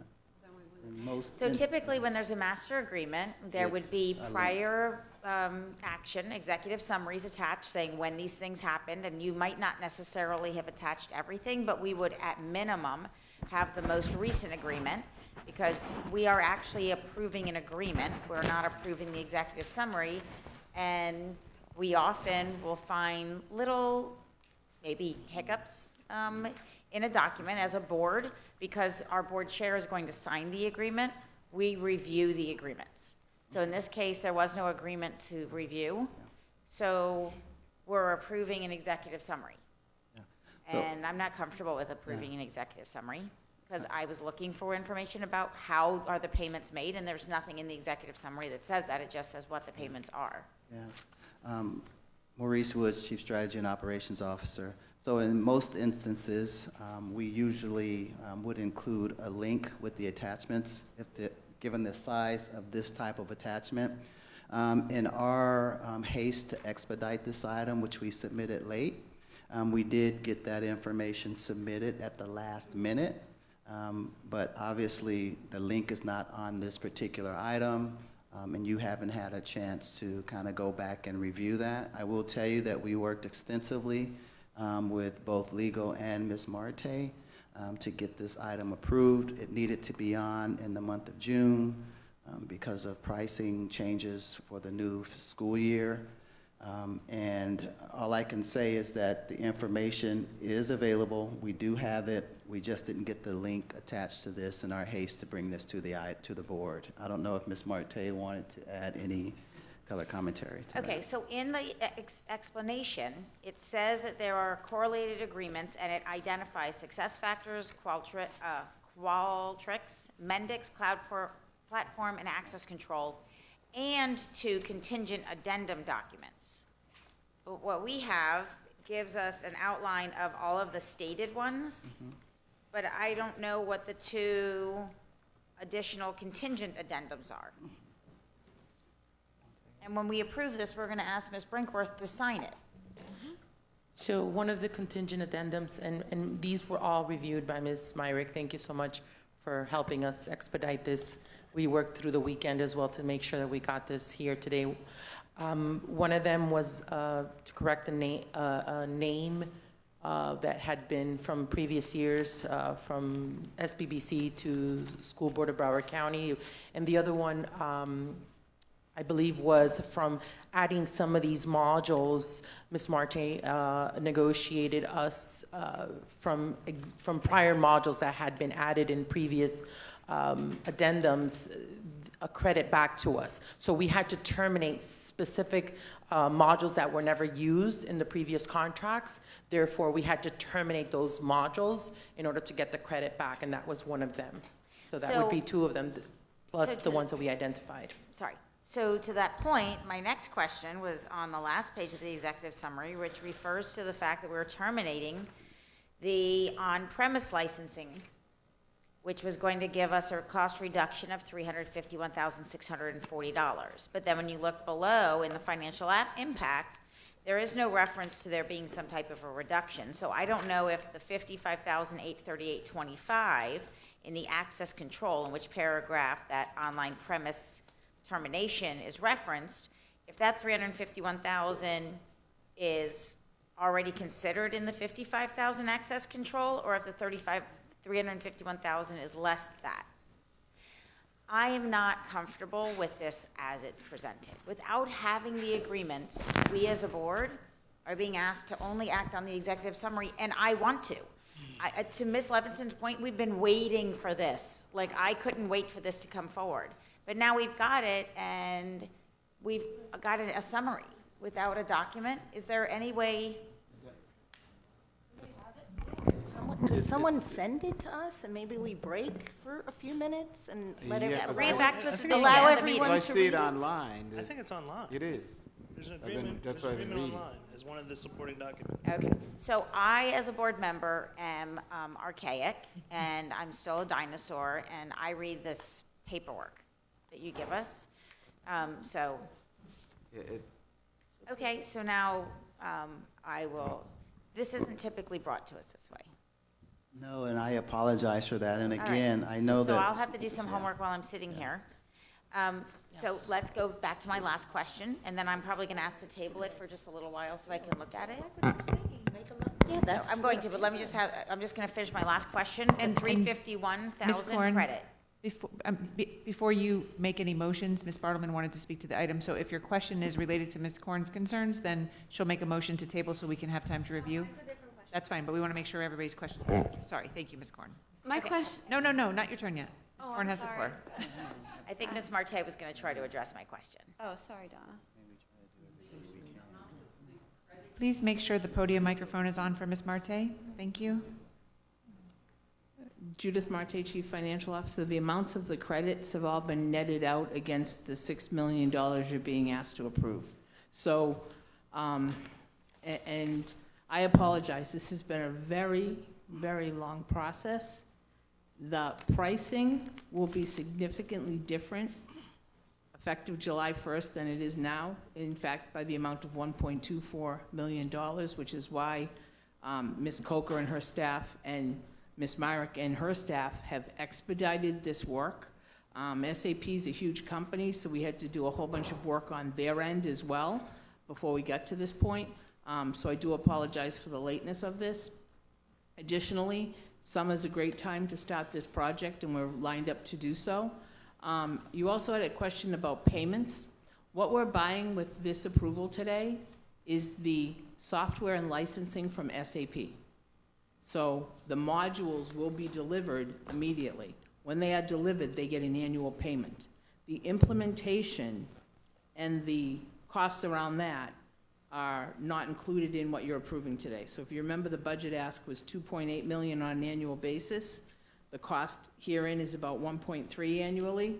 The services to bring these systems online and to redesign payroll and to bring on access control will come to you under separate cover.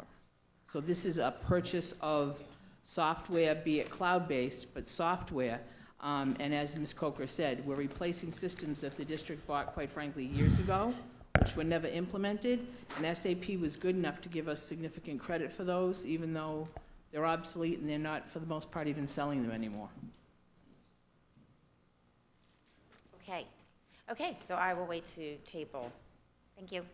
Thank you, Ms. Bartleman. Yes, my question, Ms. Marte, has to do with the budget. You kind of referenced it. When I go online to pull up the budget worksheet from last week, it only gives me the front page for some reason. I don't know. But it's okay, but here's my question. How much does this, what we have here, reflect what we decided on the budget we were going to spend? Sure. So the budget workshop request was $2.9 million total for the project to be done. Correct. That includes the consulting services to bring on the modules. SAP, quite frankly, the consulting arm of their business is too expensive for us, and we've negotiated better contracts locally, so we're going to use other sources besides SAP. So the budget ask was 2.9. The annualized cost of this is approximately 1.3. And these costs will be recurring year over year. When I spoke to you at the budget, I told you there was a piece that was recurring and a piece that's non-recurring, because once we bring the modules on, we don't need the consulting services anymore.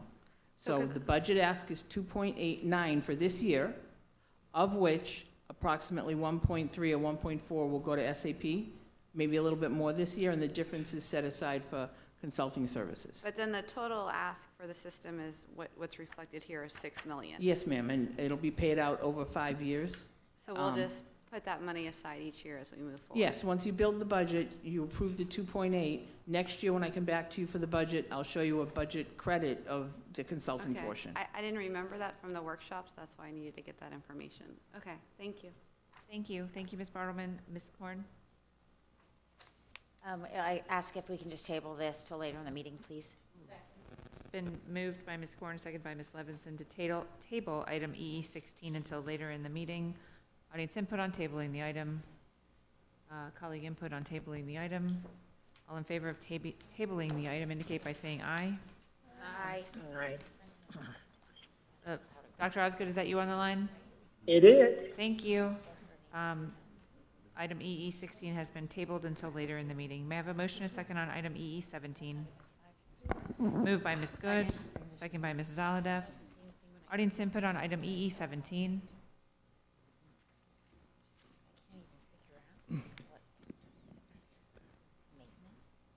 Ronald B. Barish. I divided 3 into 5,400,000.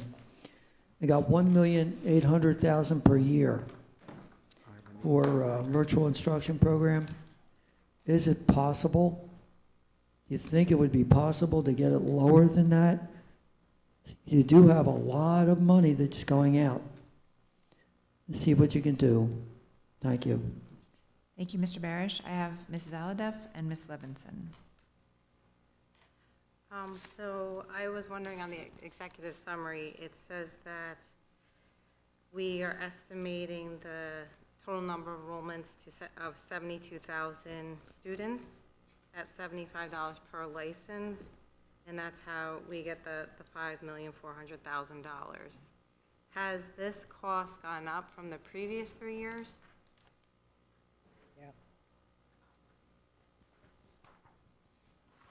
Can you please turn on Dr. Wanza's microphone? Thank you. Valerie Wanza, Chief School Performance and Accountability Officer.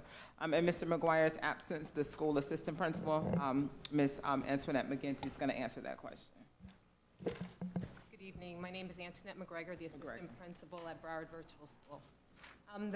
The estimated cost is based over 3 years. We've always had a 2-year contract, and we have now moved to 3 years. So the estimated 72,000 enrollments would be divided by 3, so an estimate of 24,000 completions per year. And the price has stayed relevantly the same. Okay, So it's with an estimated licensing of $75 of an average. how do we decide who can take Florida Broward Virtual School? You know, because we're saying here that we're not going to exceed the $5,400,000. So do we cut it off? Do we have a limit? No, our goal is to keep within the 1.8 million per year, and that's just based on our history of the students that we have served over the years. We've been serving students over 19 years, so that's just an estimated cost. We've had an increase of our full-time enrollment, but we continue to serve students throughout entire Broward County. Okay, so if it did increase the number of enrollment, you would come back to the board for additional money? Yes. Okay, thank you. Thank you. Ms. Thank Levinson? you. My question was along the same lines about the costs, but it does say not an increase in costs. And now your response has me wondering. I was just going to confirm that it was not an increase in costs. It was just a 3-year agreement to a 2-year agreement. So there was an increase in the $75, or there wasn't? No, in the there's not an license fee? increase in the $75 of the licensing. That's the average. It's an increase in our contract years, from 2 years to 3 years. Okay, so no change in the cost? Yes. The licensing fee? Okay, thank you. Thank you. Thank you. Any additional input on item EE17? All those in favor of item EE17 indicate by saying aye. Aye. All those opposed say no. Thank you. Let the record reflect Dr. Osgood was on the line for the vote. Item passes unanimously. May I have a motion and a second on item FF1? So moved. Moved by Ms. Good, second by Ms. Korn. Audience input on item FF1? Let's see. Anybody have a comment on item FF1? All those in favor of FF1 indicate by saying aye. Aye. All those opposed say no.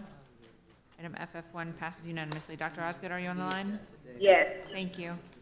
May I have a motion and a second on item HH1? Moved by Ms. Good. May I have a second, please? Second. Second by Mrs. Aladeff. Audience input on HH1? Seeing none, I have Mrs. Aladeff. Thank you. So in the agenda request form, in the financial impact, that there's a financial impact of 2% salary increase will generate a payroll cost of approximately $11,288.50. I was wondering in the employment agreements under compensation, it just says the salary. It doesn't give any numbers. Is there additional contracts with the numbers, the salary and what they would be paid? The contract states that the compensation their compensation will increase at the same rate that 12-month administrators are are paid, so that's what the 2% is for all of the school, for all of the attorneys. So is it $11,288.50? It's for all the each? attorneys. Oh, No, it's for all of them. Total. For all of them. Okay, it was just And it's not- also retroactive for the half year. They get paid at the end of the year, so it goes back to January, so it'll go back to then. So they won't get another raise for another year. Okay, because usually like when we get a G3 item, it has the recommended salary, the current salary, and then there is explanation of how that, their salary is allocated and how you come up with it. So that's why I was just getting clarification to understand what the numbers are.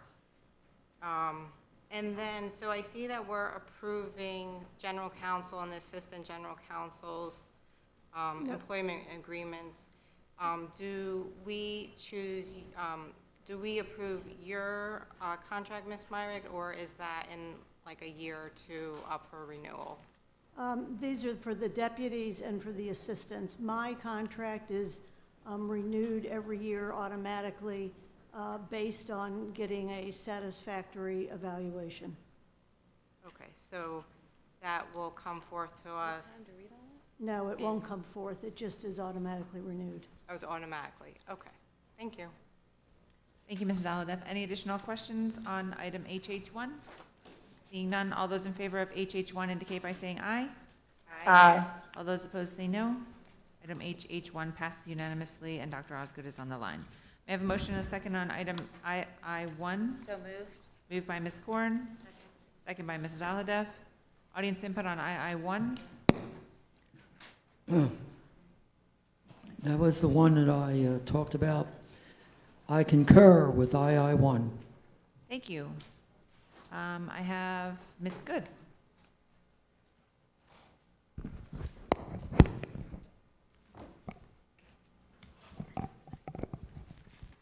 Thank you, Madam Chair. So I appreciate staff going back and looking at revisiting the jobs. I still don't concur with having a new position listed as property coordinator in that area. I think that there's opportunity for revamping what that department does, and I don't support it. And so my concern, again, was that we took the job description of the other one earlier. Obviously, approving a job description doesn't necessarily equate to a position, but I won't be supporting this item as it is, and I'll look forward to hearing from my colleagues. Thank you. Any additional comment from my colleagues? Seeing none. Any additional comment from my colleagues? Yes, Ms. Good?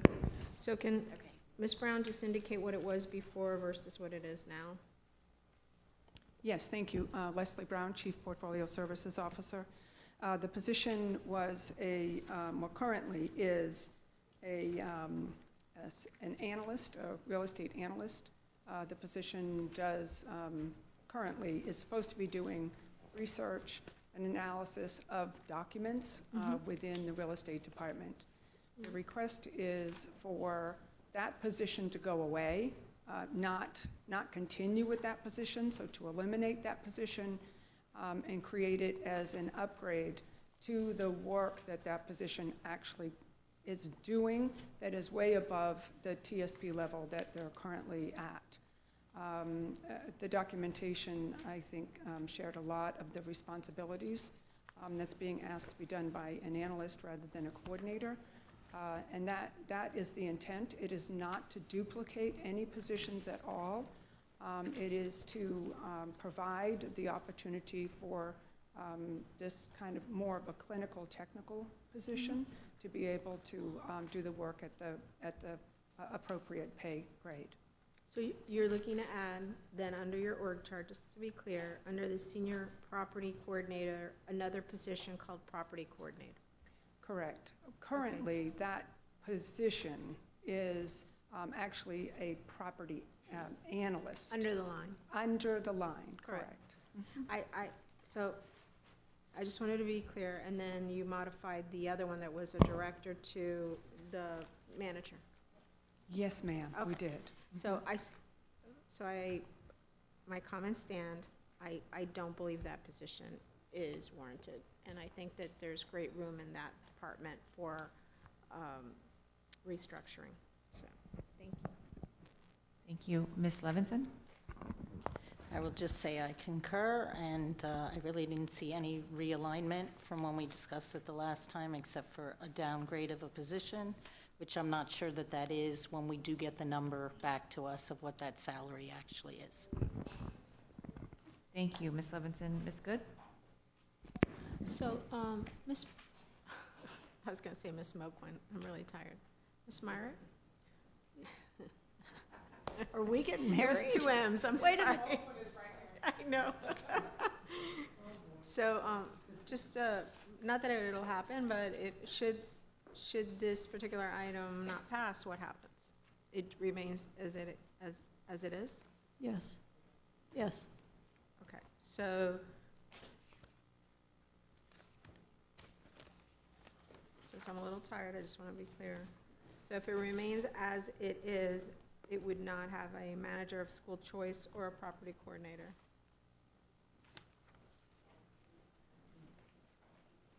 Is that correct, Yes, Mrs. Brown? the new positions, correct. Okay, thank you. Thank you, Ms. Good. Any additional comments from my colleagues? So I just have one comment, and it goes along the lines of what Ms. Levinson and Ms. Good are thinking about this particular item. Mr. Muncy, so this question is to you. So as our district shifts in how we are dealing with our properties, if we don't have a lot to sell, and we're not acquiring properties, and so I think looking at that department and how it's structured and seeing what the work is of the district with regard to that, I just want to feel comfort that you had those conversations, and that if you feel there's still work to be done there, that would be something that you would revisit. Yes, I've reviewed this on at least 3 or 4 occasions with Ms. Brown, and have seen how the work has shifted. It hasn't necessarily decreased. It's certainly changed in some of the form, but I absolutely believe that the resources and the changes are warranted. I think one thing that we should do and probably fail to do is maybe have more extensive workshop session on this. And I know we occasionally have one about our surplus property and some other pieces, and maybe through that conversation we can talk about how the work has changed and how staff is being utilized in this area. So Leslie Brown, Chief Portfolio Services Officer. Thank you, Mr. Muncy. I think the work continues to grow in this area. I appreciate the opportunity to speak about it. The work that was provided to each of the board members, there is absolutely significant work in the real estate department going on. I think one of the things that perhaps the general public doesn't understand is that we are the largest landowner, one of the largest landowners in Broward County, and each thing that happens to any of our pieces of property goes through that very small group. And a couple of the really, really large pieces is the board did ask us to go back and take a look at separating property out from all of our pieces, and we are looking at 25 pieces of property that we will be able to sell. However, I have distributed those to my peers, and I am waiting for them to check them to make sure that they are not a part of water mitigation, fire exits, so that we can bring them to the board and be able to sell them based on board direction. It takes a team to review each one of our pieces of property, and I'm currently waiting on my peers to complete that work. We are ready for a significant uptick in the amount of work that the real estate department is doing. Thank you. Ms. Good? So, how many individuals are in the department for just the facilities planning side above the line, and how many are below the line? So in the facilities planning side, we actually have a coordinator, a senior property manager, a growth planner, and growth management. Below the line, we have one person that is the property analyst, and then we have, again, the facility planning side of the work. That's just the real estate side. The next section is the facility planning work, which manages all of the fish drawings, all of the state reporting, all of the state plant surveys. That particular team has 2 people, and then we have one CAD assistant that works to redesign all those drawings. So on the fish side, planning side, you have the CAD with 2 people dealing with the fish with the state. Correct. And then you have another individual there. And then above the line, you do have a director, coordinators, 2 coordinators, 2 planners, and you're looking for another coordinator. And you're saying that there's going to be an uptick of work due to? The board directed us to take a look at all of the properties that are connected to our current properties that met certain criteria. We established the criteria that said that there was egress, a way that they could have a road access to them, that it could be portioned off and actually separated from a piece of property that we currently own, and the ability to be able to access that piece of property for some sort of development. So the team actually went through our entire inventory of land and found many pieces of property that we could sell, and we are ready to go to a school board workshop on it. And my peers have been asked to make sure that there's no extenuating circumstances as to why we might not be able to sell that 1 acre or 2 acres that's included in a contiguous part of our ownership of a piece of property. We've already reached out to the principals. We've done all the work that my team can do. So you've done all the research, and now it's a matter of meeting with the various, so I'm not looking to get into what your office does specifically, but I have to tell you that I just don't see it. With the amount of, there's no acquisition, so it's all gonna be the selling of property. The fish is pretty much done in the sense you do your annual plant survey, you do those every 5 years. You have very competent staff, and I think, what I was speaking to Mr. Runcie is just the opportunity of, maybe doing job studies within the department and reevaluating what they do and, what's within their job descriptions. I personally cannot support this. Doesn't mean that the rest of my colleagues will. I just see there's greater opportunities here for, again, rechanneling what some of the individuals are doing and the job responsibilities. I mean, from a director down to coordinator level, you have several positions, so. Thank you, Ms. Good. Any additional comment from my colleagues? Yes, Ms. Levinson? I just wanted to make one last comment. The innovative programs design and support is here that is under portfolio services. But Mr. Runcie, I'd just like to ensure as we're doing this, when you look at some of the other information that was given to us, it falls under the academics department in other districts. So we need to make sure that we're working with elementary, secondary learning, CTACE, and that things are done with no silos when we're looking at those programs, even though it falls under portfolio services in your organization chart. So through the chair, I think it's really important that the board understand that we meet every Thursday. We have a cross-divisional team that includes, as you know, the work that we do with Lori Canning, with Susie Cantrick, with Megan West. We meet every single Thursday to make sure each one of those components is included as school redesign is occurring. And CTASE as well? CTASE, yes, yes. Okay, That's because how we they're a got. very important component, because there's a lot of overlap when we're doing these schools. You are absolutely correct. That's how we got the CUBE program, is CTASE was actually at the table, and two of her coordinators, Enid Valdez, worked through the design of the curriculum. We're not the curriculum team, we're the space team.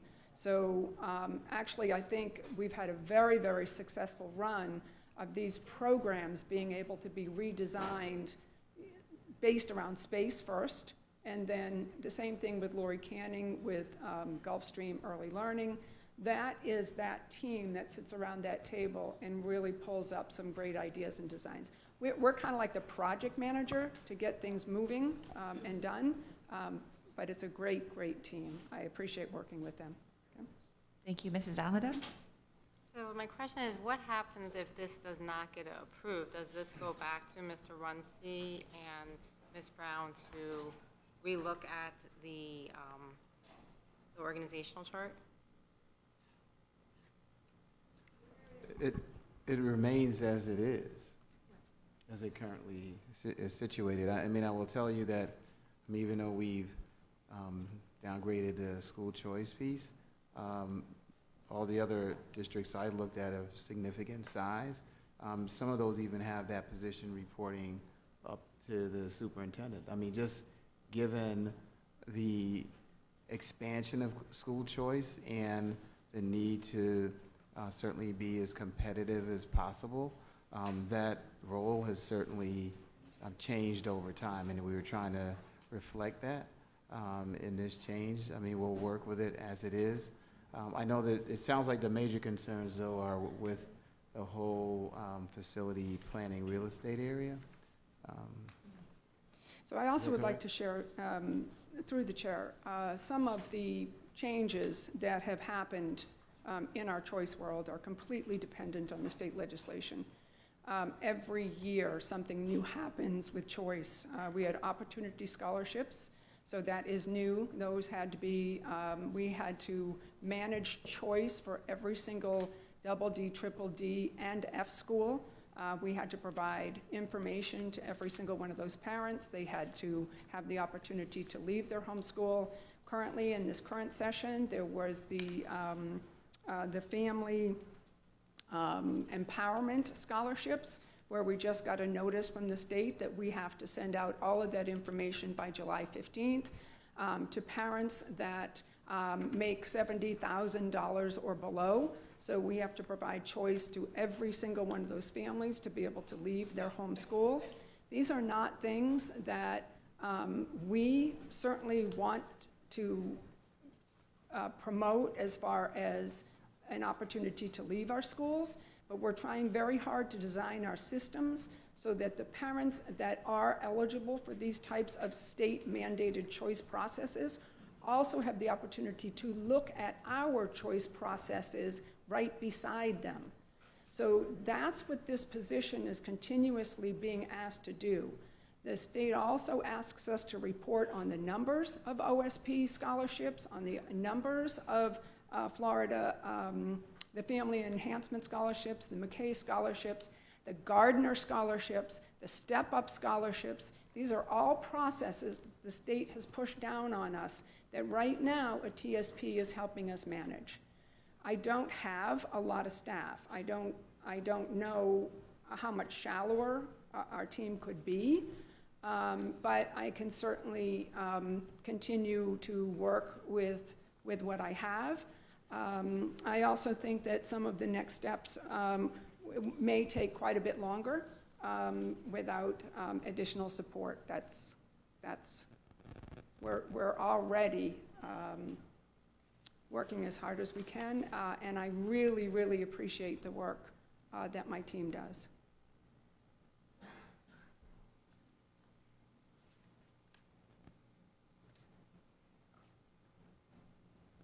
Ms. Good? Ms. Meyer, so this is one of those things that we do have an opportunity to comment on, obviously, since we've been commenting on it. It's a little different than, this is a little different than the appointments. Okay. Yes, this is within your role. Okay. I knew I was gonna get that question, but I knew what your role Hey. was, but I looked it up right here. Okay. 1001.42, paren, number 5, it is your role to designate positions to be filled and prescribe the qualifications, which is the org chart, and that's why we do the job descriptions as if they are policy. We do them as rulemaking. So that is your role.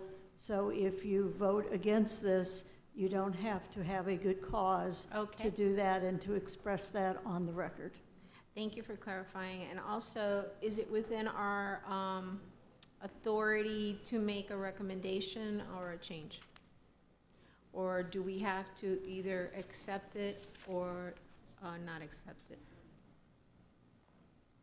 And I'll just to be honest, I'm not looking to, I can support one of the positions, I can't support another. So I'm really left with either voting it up or voting it down, and I just wanted to know what my options were.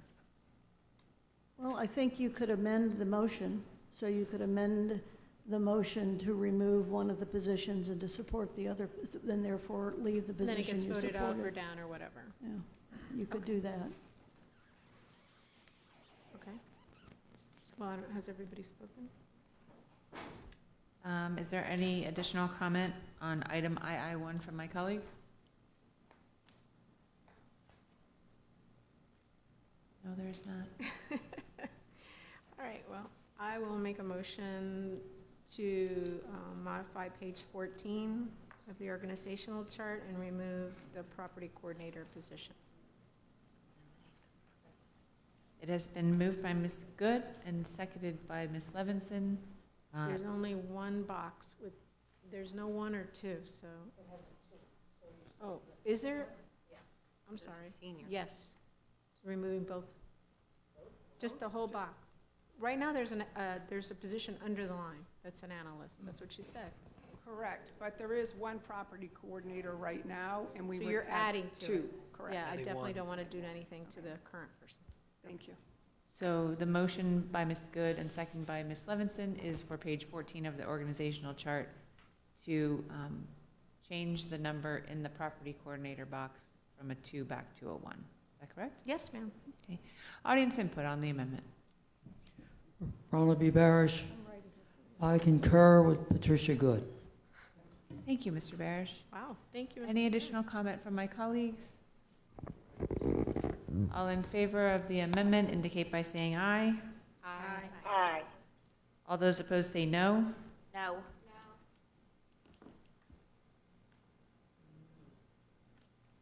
What was Ms. Brinkworth, it's Dr. Osgood. I'm on the line and I'm an aye. Thank you. Dr. Osgood voted yes. I don't know if you need a roll call or if you've got it. I believe so, yes. Okay, There's 2 no's? there were 2 no's. Okay. So the amendment passes.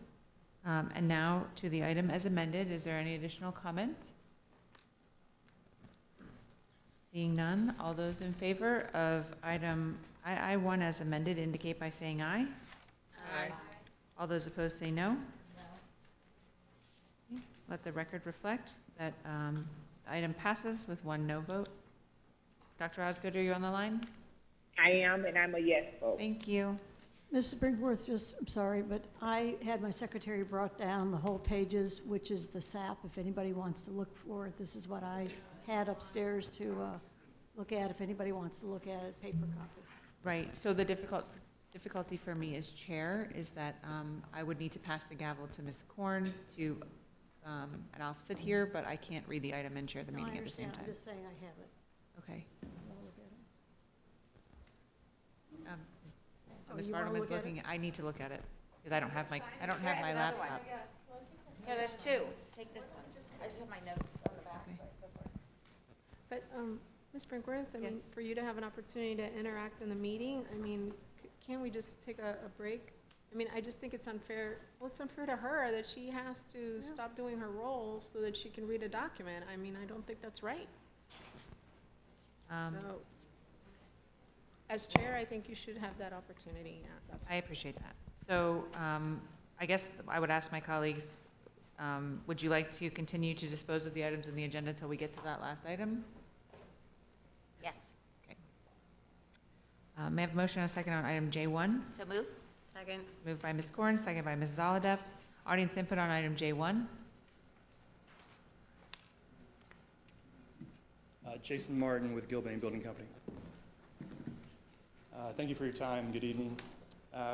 Given the context of the termination, we felt it was important that Gilbane, as well as our MWE partner, Dwight Stevenson, is able to respond and provide our point of view on the situation.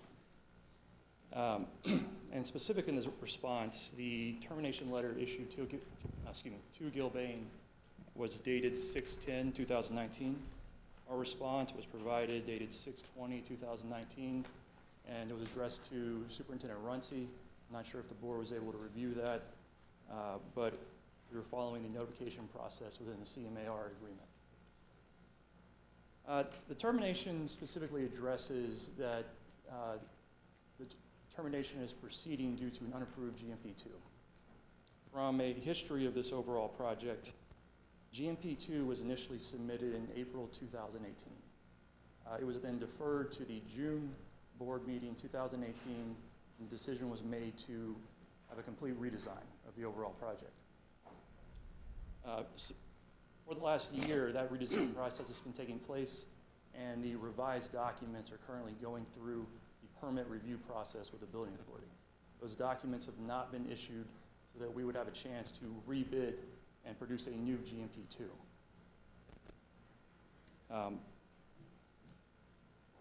Gilbane's overall intent is to resolve any pending contractual issues related to this contract and move forward with submission of GMP2 and resolve any pending pre-construction extension costs that are pending. If there are any contractual related concerns, we would request that the contract dispute resolution process outlined in the CMAR agreement is followed, and if termination is continued to be pursued, we request if the termination decision could potentially be deferred to the July board meeting to allow time for executive leadership to attempt to resolve this, as well as the board to review Gilbane's response issued on June 20th, 2019. Thank you. Thank you. Good evening. I'm Dwight Stevenson. I'm CEO of D. Stevenson Construction. And we've been a vendor with Broward County Schools for the last 15 years. And this is a project that's very, very important to us. It's one that we were looking forward to. We've been involved with it for the last 2 years. And we're no longer certified, I think, as a minority contractor. So this is one of the projects kind of helped us graduate and move on and stuff, and we appreciate that. But it's one that we kind of counted on doing, and we look forward to doing. Thank you very much. Thank you. Any additional audience input on item J1? Seeing none, I have Ms. Bartleman. So, their request to try to come to a resolution, if we did defer it to July, do you anticipate that you could come to a resolution? Audience members, please don't respond. This is a staff response at this point. Thank you. Oh, sorry, I was talking to staff. I mean, I'm just, do you want to try to resolve it? Because it's not I for could cause. speak to all of their responses. I'd rather not do that in a public forum. We have the right as the owner to, on a CMAR, to terminate without cause at any point. And that's what we'd like to do without getting too in-depth with regards. I will answer with the dispute resolution. The dispute that's going on is a claim that they have for additional money on the previous pre-construction fee, which means that it's got nothing to do with us moving forward. It's a dispute, and we can still have that dispute resolution, but it really doesn't have anything to do with this board item. The board item is we would like to just terminate without cause and move forward in the best interest of the district. I could get deep into things, but I don't think this is the place to do it. Mr. Runcie? We don't want to First, get I want to be on into, the list. Thank you. I don't believe we want to get into all of these details at this point. The board holds us accountable for getting these projects done and holding our vendors accountable. And if we see issues that we believe are going to impact our ability to execute, then we have a responsibility to take action. And we can't come to the board and then, you know, we're going to be, I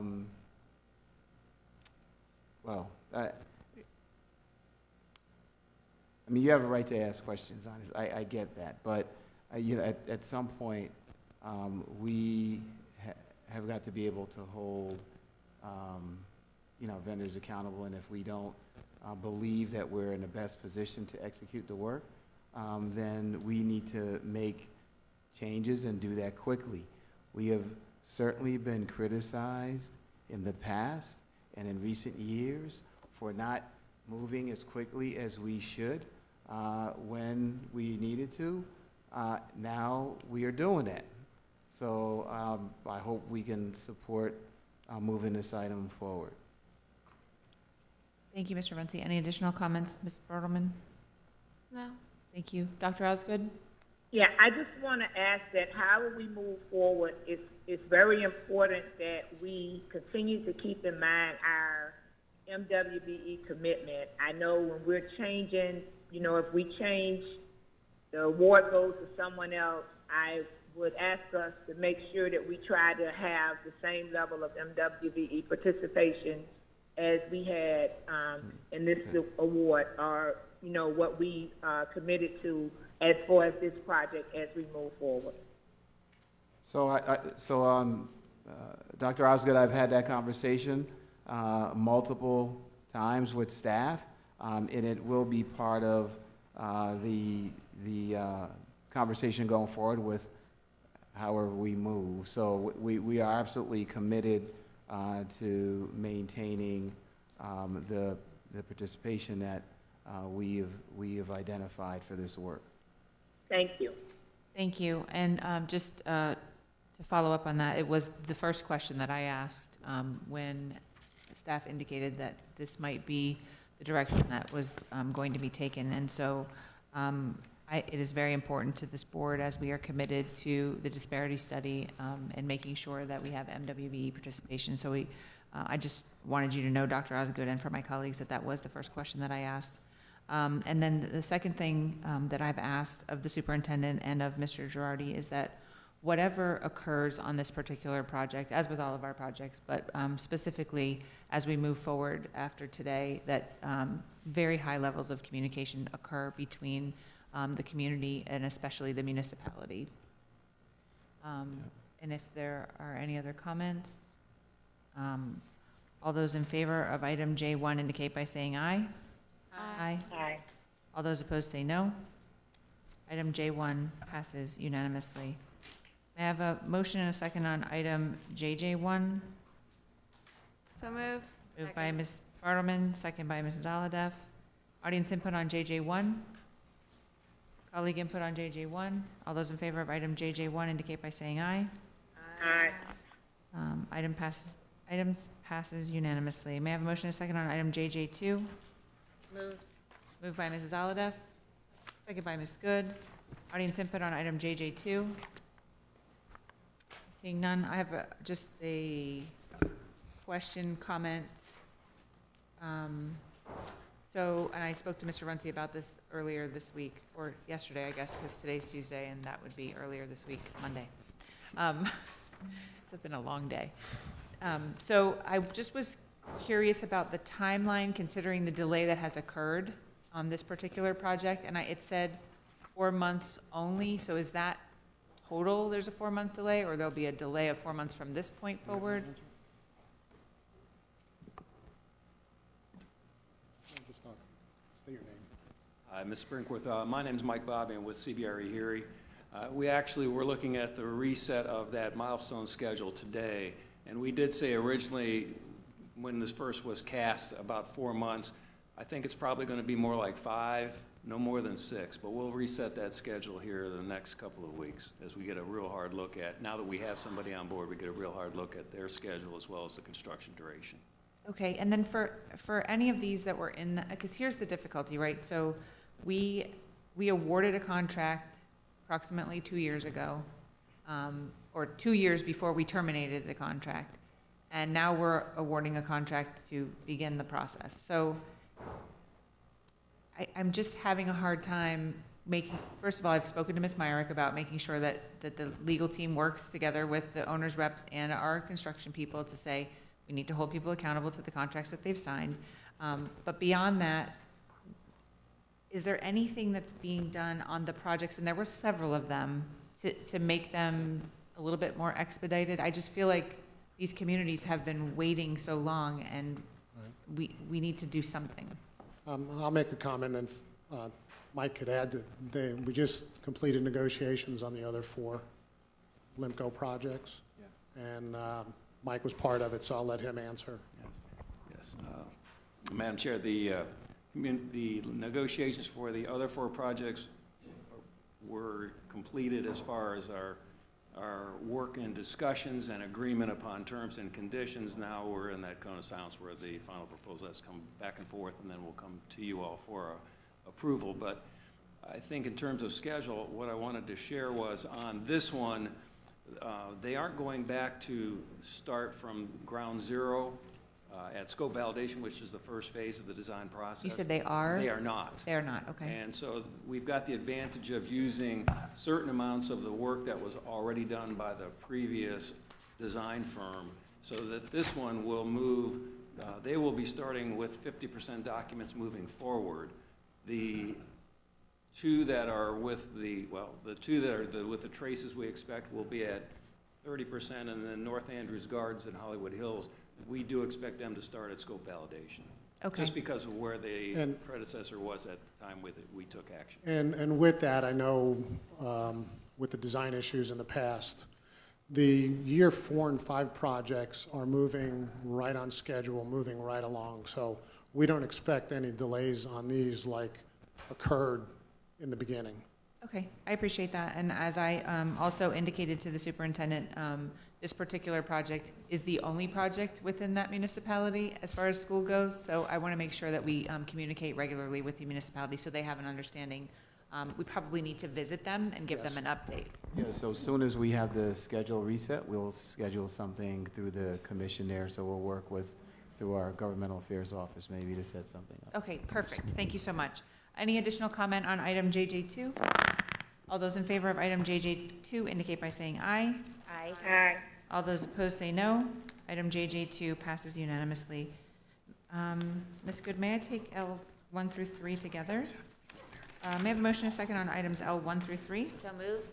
Moved by Ms. Korn, second by Ms. Good. Audience input on L1 through 3. Ms. Good? Yes, so just a quick comment on L1.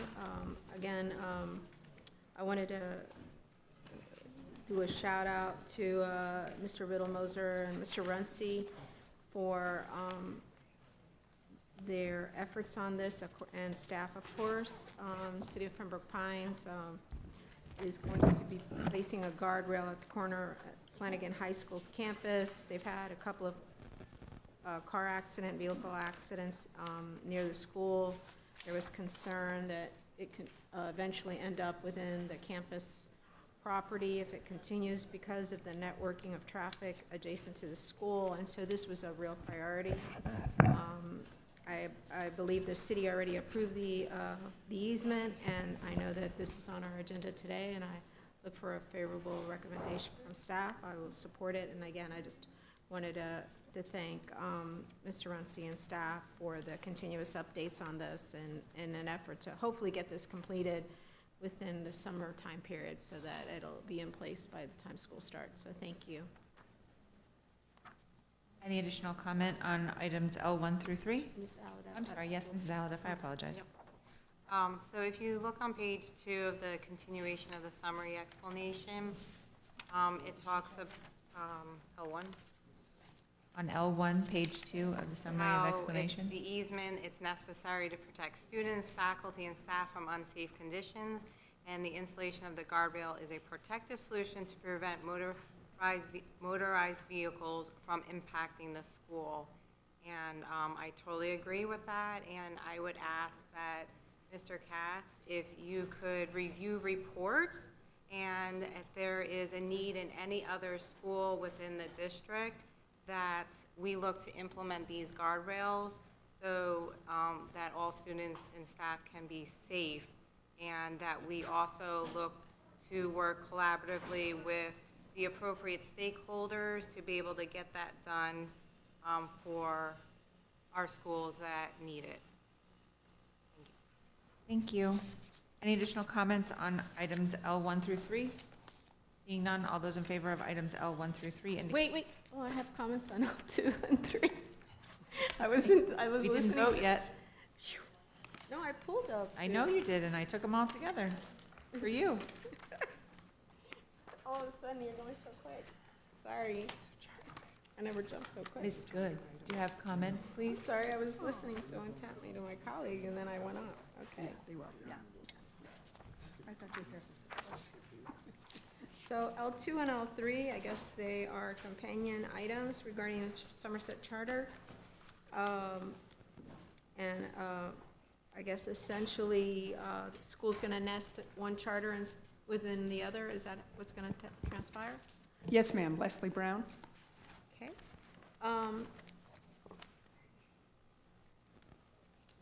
And I understand that on the summary, I know that you mentioned that the contract capacity of each charter combined is not going to increase beyond the certificate of occupancy on the site. So we'll take one at a time. So let's just say on L2, what is the enrollment at the school? The enrollment at the school right now is 268. Okay. So I guess it was a little confusing. So L2 is approved for a K5. It's currently serving as a K1, but it will be a K3. Is that correct? Correct. Okay. And L3 is also approved as a K5. However, it's currently serving as a 2 through 5, but it's gonna also be a K3. So it is going to be a K to 3, but it's only going to be a K to 3 for 1 year only. They are doing some construction and building out. So when we worked with legal as well as the state, they said that it had to be an amendment for a certain period of time, and then we would bring another one if they move back to the other site or if they choose to stay at the 5263 site. So what happens? They're not going to have any fourth graders at that site? I mean, right now it says it's in second through fifth grade. So they have no third graders now that are going to be going into fourth grade at that site? The school right now is second to fifth grade. We anticipate the grades to go in both directions. So they're going to commingle? Correct, yes. So is that allowed? Yes, it is. So they're going to have, they're going to switch to a K through 3, but the other one's a K through 3. So where will the fourth graders be? Okay. So let me try and go back just for a second to the beginning. These two items are actually, there's two different sites involved. Right. Okay? So on LL2, 5263 is actually at 19620 Pines Boulevard. Right. We are going to be moving, well, the request is, they are requesting to move the K to 3 students from the Johnson Street site, which is the 5141, to the Pines Boulevard site for the 1 year only. Okay, so I'm sorry. Yep, that's okay. So say that again. They're requesting to move from the Johnson site? Correct. What grade level? Grades K to 3 to the 19620 Pines Boulevard site, which is the number 5263.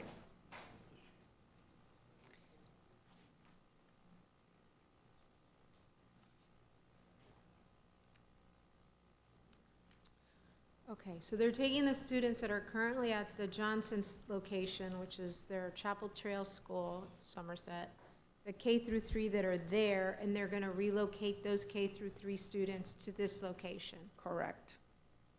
And the location on Pines Boulevard and 196 currently doesn't have any students. The location at Pines and 196 does have students. This is its first year.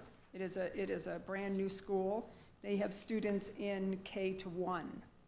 So that's the K. Okay, now I'm following, okay. And they have 268. Correct. So you're saying that even taking those from Johnson and bringing them over to the new location, they won't exceed capacity? Correct. Okay. So, my only issue that I have, Ms. Brown, and I know that you've been very involved, is the tremendous traffic nightmare that we have out west, near West Broward and Somerset Chapel Trails. And you have worked very hard with everyone, both Somerset, with Mr. Montero's campus, West Broward.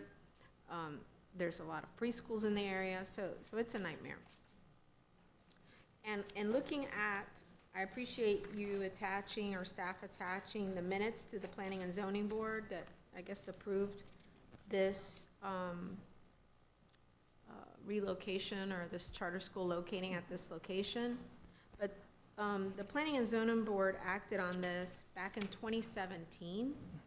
So a lot has happened in those 2 years, including that nightmare of a traffic condition.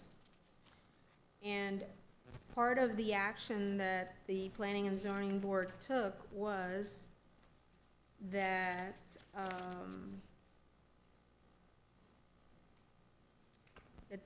the staff had reviewed the site plan improvements and the traffic and analysis, and part of the recommendation was subject to Somerset agreeing to work with the city to reevaluate the traffic operations plan should modifications need to be made post-implementation.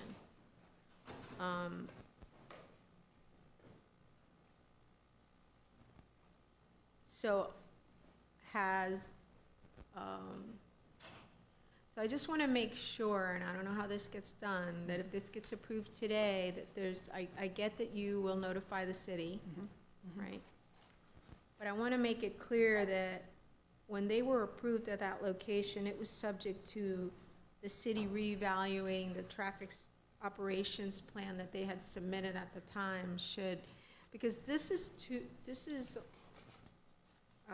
see, the Planning and Zoning acted on this in August of 2017, so. Yes. So it's 2 years. Yes. And you know that conditions out there have changed quite a bit. Absolutely. So, Ms. Myrick, do we have any, I know that we, and I'm not looking to deny it or anything, and not that I had that authority to do it anyway, but I do want to, do we have the ability, I'll just ask the question, I know we don't, to condition the approval that they also meet the requirements that the Planning and Zoning Board enacted regarding reevaluation of traffic operations? I really would have to look, but it would seem to me that they have to get a CO or continue to do the planning and zoning from the city, and so they would need their approval to do this. So maybe I can simplify it. If this gets approved, can we ask, as part of the approval, that, I just want to bring this to the city's attention, that, that as part of the approval back in 2017 was that if traffic conditions changed, that the city would reevaluate the operations, and I just want to make them aware that that was part of that condition. I think you can make that part of your motion. So. Sure. And also through the chair, I'm really reading you because I was at all of those meetings. You were. When all of this was being discussed, both Jody and I, and we asked pertinent questions about just the process that they were using. So I certainly would feel comfortable including in the letter referencing what they put as what they were going to do to reevaluate the traffic now that this is approved. You know, I think that's definitely putting them on alert, that that is the expectation that their community has. And also, I think, and I think some of the Johnson Street challenge is there's actually 4 different schools at that site. Yeah, because they have the conservatory, the arts conservatory, the Right. high school, the. That's right. There's K-8. 5141, 5155, 5221, 5396. There's 4 schools at that site. I am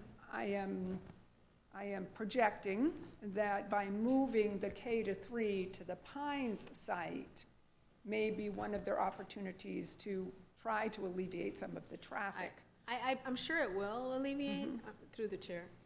I'm sure it will, but it's going to create another traffic situation, and it's going to get closer even to West Broward High School. So I just want to alert the city of that recommendation or condition that they had, and ask that they UCC I think it's Michael Stram, that's the planning and zoning official for the city, or that goes through the planning and zoning, but I would condition our approval with that kind of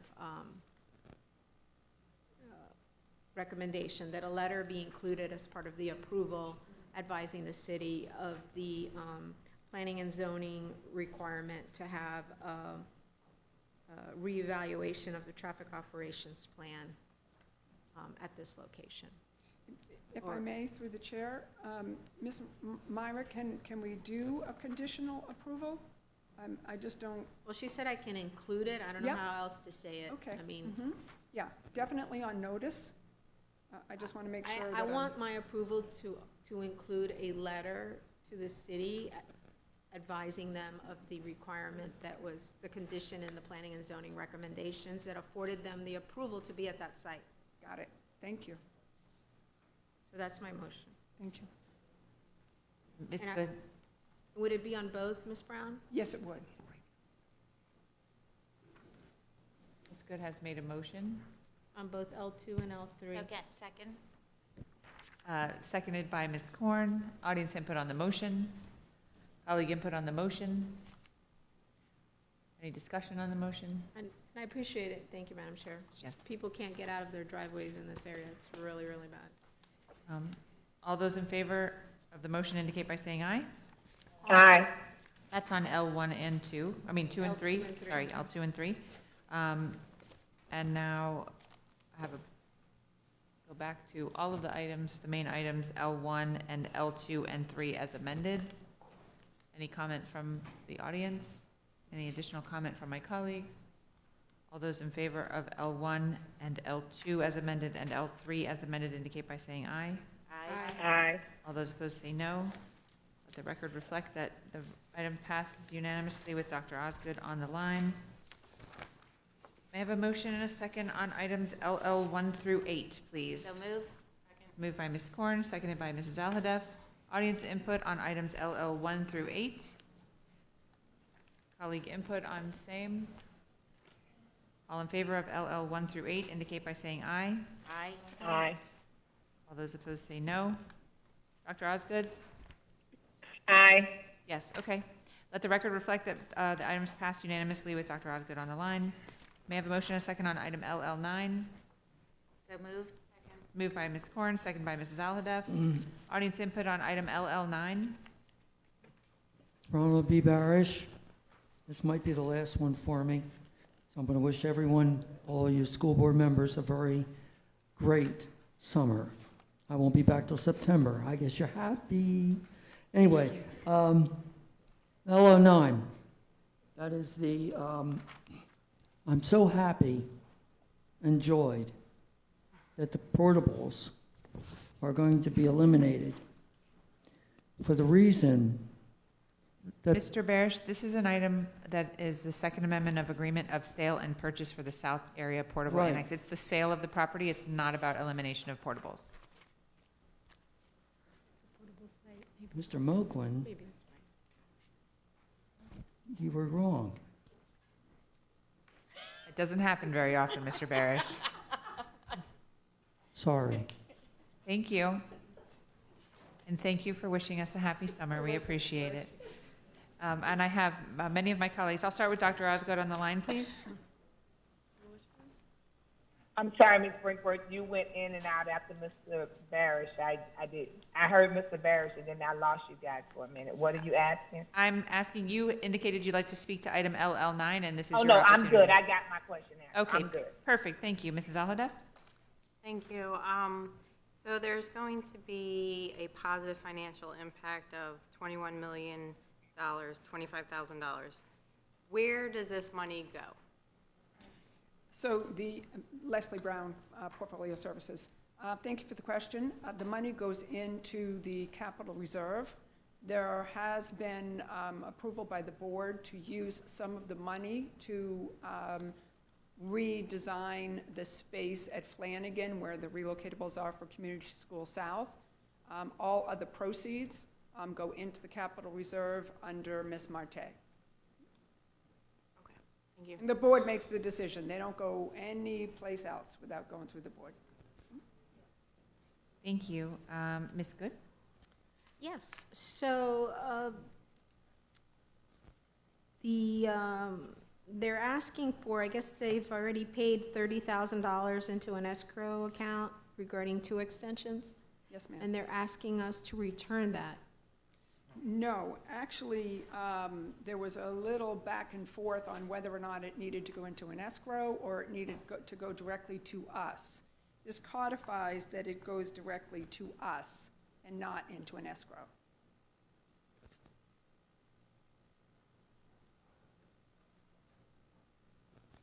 So, number 1 says it's to enable a release of $30,000 currently being held in escrow. Correct. Release They to the believed, seller. yeah, they believed they could Oh. put it in an escrow. We said no. So those $30,000 are going to be given to us and taken out of escrow. Correct. So that's over here with us, Correct. 30,000. Correct. And then in addition to that, I guess you're giving flexibility to be $20,000 for a 30-day extension or $50,000 for a 90, Correct. in addition to the 30 that we're putting in this pot over here for the school district. Correct.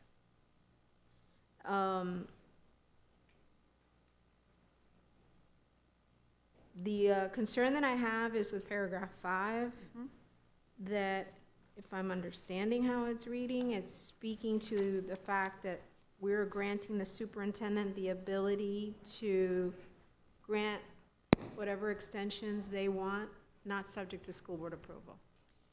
Yes, thank you for that question. This is, again, the idea behind any of the extensions is defined as certain specific sets of time in that part of the item that you just spoke of. And sometimes they would come forward with the request for an extension that is not within a board meeting window. So they would always follow what is in the agreement for what each of those extensions would cost. The request is the flexibility to be able to obviously go through the superintendent and take a look at the appropriateness of an extension and follow the rules that are in the amendment for how much each of those extensions would cost. We meet every 2 weeks. Why? It does take us 5 weeks to get a board item ready, but if on these ones, we want to be able to bring them to the board within a week's time, we're fine with that. We pretty much, all of our items back map pretty closely, so if the board believes that this is an extenuating circumstance and we can get those out 7 days before, we're happy to do that. It was really because of the prep work for board items that we did not want to sort of interrupt this partnership if an extension was needed because of something the city asked them or the county asked them to do. I just think this is an agreement between us. I think the only way that we know what's happening is if the items come before us. There's ample opportunity. We meet every 2 weeks, if it need be. This is the only time in the summertime, and it's a couple of weeks. it's, and again, this is the school board's property, school board's agreement, and anything related to expansion or extension of the terms, I think it should go to the school board. So I'm not supportive of that change, and I'll wait to hear from my colleagues. Okay. Thank you. Thank you, Ms. Good. Ms. Korn? So on this, in this agreement, they're getting the option of a 30-day extension or a 90-day extension, correct? Correct. And for the 30-day extension, they'd pay $20,000. For the 90-day, they would pay $50,000. Yes. So for me, that's backwards, because you normally pay a premium for the extended period of time. You don't get a benefit for asking for extra time. So if I was paying $20,000 for every 30 days, I'd pay $60,000. And for me, I'm going to pay a premium because the district's having not only to wait those 90 days, but wait a full 90 days now. Now we're a 3-month extension. So the greater benefit is to the purchaser rather than the seller, and here we are now at a disadvantage because of the price. So I'm not okay with that in terms of a pricing. Okay, we are absolutely fine with doing it $20,000 per each 30 days, and not doing the $50,000 for the 60 days. Again, for me, I would put a premium. For every extra 30 days you want, there's an extra $5,000 or an extra $10,000 or whatever. In other words, why would we pay the same, why would they get to pay the same amount of money for every 30 days? I mean, leave us 6 months of this and it's $20,000. I misunderstood what you were saying. So the first 20 days would be $20,000. I mean, 30,000, The next 30 days. would be $35,000. The next 20 days be $40,000. So it would So progressively in other words, get higher. something escalating, yes. Okay. To me, 30 days, 20,000, good starting point. The next 30 should be something else, and it should not go beyond 90 days. Those were my comments. Thank you. Yes, Ms. Good? So, Ms. Brown, how does the wording read now with regard to, 'cause I thought the superintendent had some authorities. I'm sorry, repeat the question? How, I know you're asking for that request to modify to allow the superintendent to make all extensions, and it doesn't have to come to us, but doesn't he have some authorities now? I thought I read in here somewhere that he did have some. There, in the original agreement, there was an opportunity for the superintendent to do, I believe it was 2 extensions. Oh, here it is. So it Yes. says here on page 13 of 28, I found it, finally. The seller has delegated authority to superintendent of schools or his or her designee to take any action necessary to implement and administer the agreement, including but not limited to granting the requested extensions for the inspection. So I like how that reads. It's specific to whatever we as a school board approve. If we Okay. approve a certain extension, Okay. he is afforded the ability to implement that. But I still like the fact that it comes to us for that Okay. authority.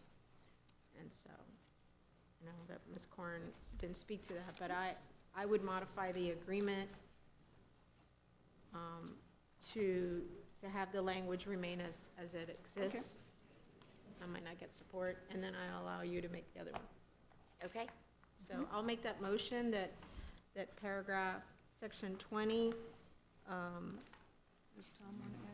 be changed and to remain the same. I guess that's, is that, I don't think you need to make that motion. Paragraph 20 is not in the Second Amendment. well, it is here, it says, oh, I'm sorry, it says section 20, I'm sorry. It is section 20. Yeah, section 20. That's what we're- They're modifying section 20 and deleting it in its entirety and Correct. replacing it with That's what I'm saying. some new language. This page number 6. Section sorry. 20. No, but Oh, it's paragraph. Yeah, I see it as On section page 6. 205, Yes. but in the agreement, it was Yes, 20, I'm I see sorry. that. Yeah. No, I got it now, thank you. I don't know what it was, if it was a subparagraph or a section, or, and I would just ask that it remain the same as it is under agreement administration. That's my motion. I got it. got it? It has been moved by Ms. Good, seconded by Ms. Korn. And Ms. Meyer, Can I make a friendly amendment to add mine, or do you want to do it as a Absolutely. second? No, I just wanted to leave it for Okay. you. if I can make a friendly amendment, in terms of the extension amounts, I'd like, I don't know if you want us to determine what that amount is right here on the dais, or you understand the concept, but I think we probably have to come up with the amount right here. Or delete it altogether, that 50,000. Yeah, so my preference would be for the first 30 days, it'd be the 20,000 as stated. But then for a 60-day extension, it would be 50, and then for a 90-day extension, it would be 90. Basically, you're paying an extra $10,000 for every 30-day extension. Oh, it's mine. Yeah, it's yours. It's a- You just it's have a to friendly- accept the friendly amendment. Mr. I think Akabuso? Mr. Akabuso Yeah, wants to I speak. just, no, I just want to clarify, I think your amendment is right. Section 18, the 50, they already have a 90-day extension, which is given in the original agreement at 50,000, so that's okay. We're just saying if they get an additional for section 20, Right. exactly what you stated, so it's Correct. consistent. I just want to. Okay, That's all, perfect. okay? Thank you. It has been moved by Ms. Good and seconded by Ms. Korn with a friendly amendment that Ms. Good accepted. Audience input. Ms. Springworth, can you repeat that amendment, please? I will ask Ms. Myrick to repeat it. Well, I understood what Ms. Korn said, but I didn't understand what Chris said, so. No, what I said is, in section 18 of the agreement, the original agreement, which is it's in the backup, Yep, on page 11. 11 of 28, they already have 3 90-day extensions at 50,000. So we're not amending section 18. We're amending 20 because beyond, or if it remains like Mrs. Good said, Correct. you're saying premium, which I agree. I'm just stating the fact that they're already entitled to the 50,000 for 3, Yes. okay? Have they already done 3 90-day? No, because they just moved into with this amendment, they're already in the governmental approval period, There's so they different haven't periods. requested any extensions In this period. in this period. Right. They So did in the previous period. they did in the inspection, so we're now in the governmental approval, so they can use the 390 days. If they want an additional, is what Mrs. Khan is saying. Okay, so the 3 90 days that they're entitled to will be at $50,000 Yes, each correct. for the 90 days. And then if they want beyond that, Correct. it will be what Mrs. Korn Correct, stated. correct. Okay. So 30 at 20,000, 50 at 50,000, 90 at 90 days. 90,000. Thank you. So, Yes, Ms. Good. so I guess what Mr. Akabusa was just saying, that in that paragraph on page 11, right now, they're entitled Correct. to a 90-day extension for 50? Yes. And your motion is if they wanted an additional 90 days? Because that's what he's asking for. That's what the amendment had, was asking for an additional. Okay, in addition to the 90 Correct. that's already in here? Okay, got it. Thank you. All right, I'll support that amendment. Thank you, Mr. Barish. Any additional comment from my colleagues on the amendment? All those in favor of the amendment indicate by saying aye. Aye. All those opposed say no. Dr. Osgood? And now back to LL9 as amended. Audience input? Colleague input? All those in favor of LL9 as amended indicate by saying aye. Aye. All those opposed say no.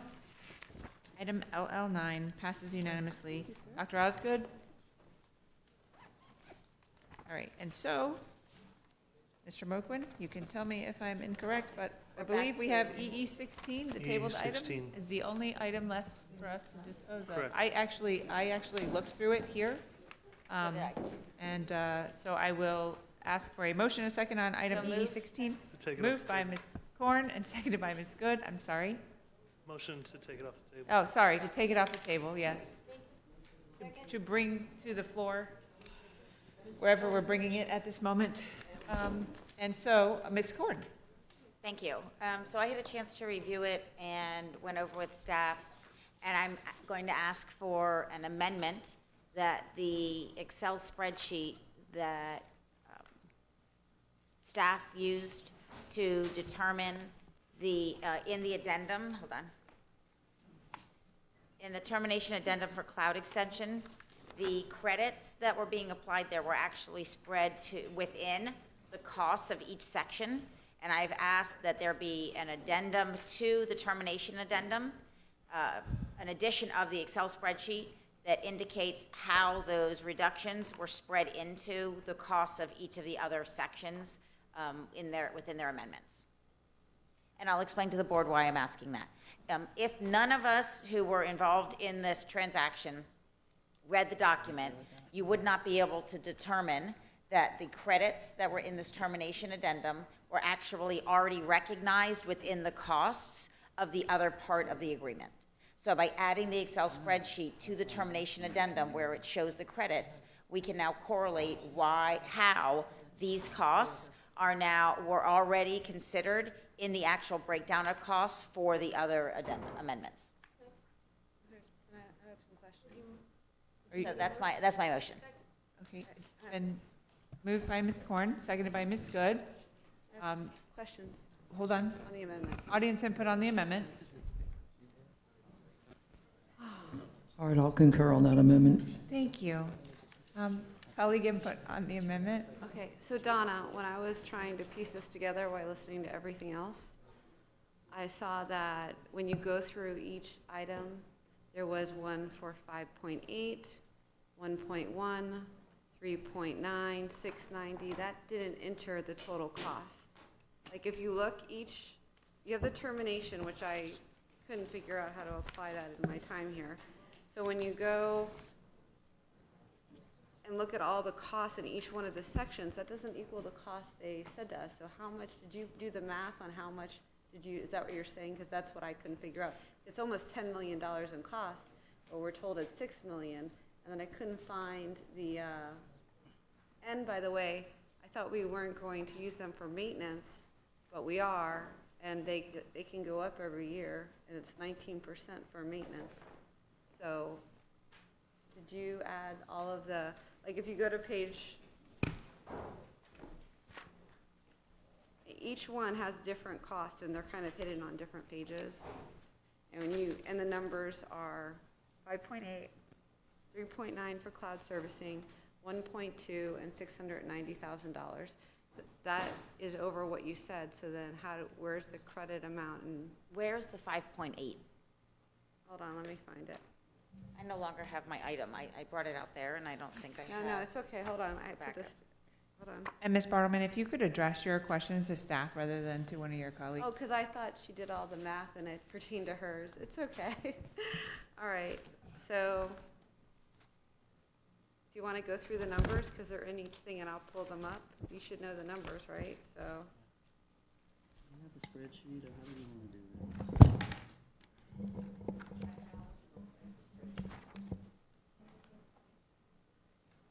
that? So I'll just find the numbers. I gotta find the 5.8. You have one which is with staff public services agreement. That's 1.1. You have one with staff public services agreement, another one, which is on page 204 with 690, and now I need to find the 5.8, which, knowing me, I put the sticky on the wrong page. Okay, and then you have on the agreement with Success Factors, Inc., which is a totally different one. That's 3.905.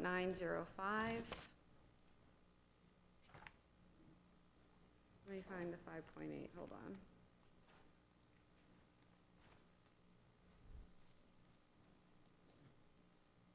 Yeah, again, if you want to go through one, we can go by one, but I just want you to know that included in the items there, you have the master services agreement.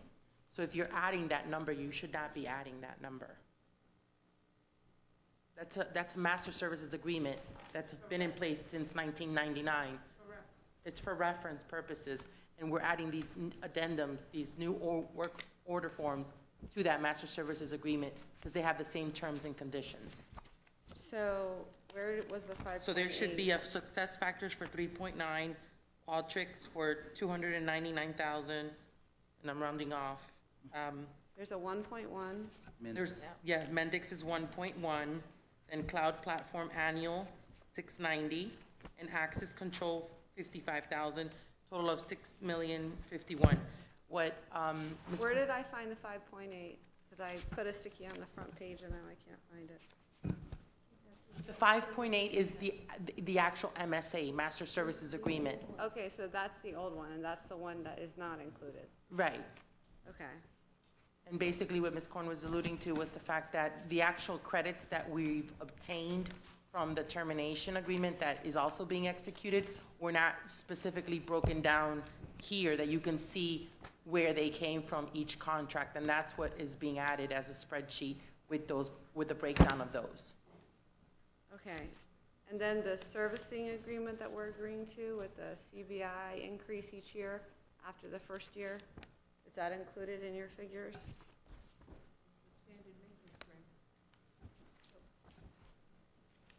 So through the chair, the maintenance of the SAP products can only be done by SAP.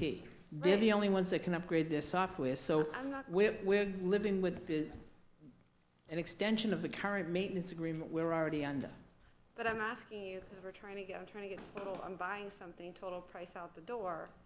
You have multiple systems here, and I wanted to know how much then each year, because you're budgeting for this year, but then subsequent years.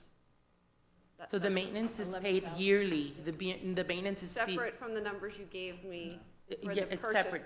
Okay, so you gave me the purchase cost, which is the numbers reflected in the budget, and then the maintenance is separate, and you didn't give me the maintenance for this year, and it isn't included because the first year it's included, correct? Is that what I read?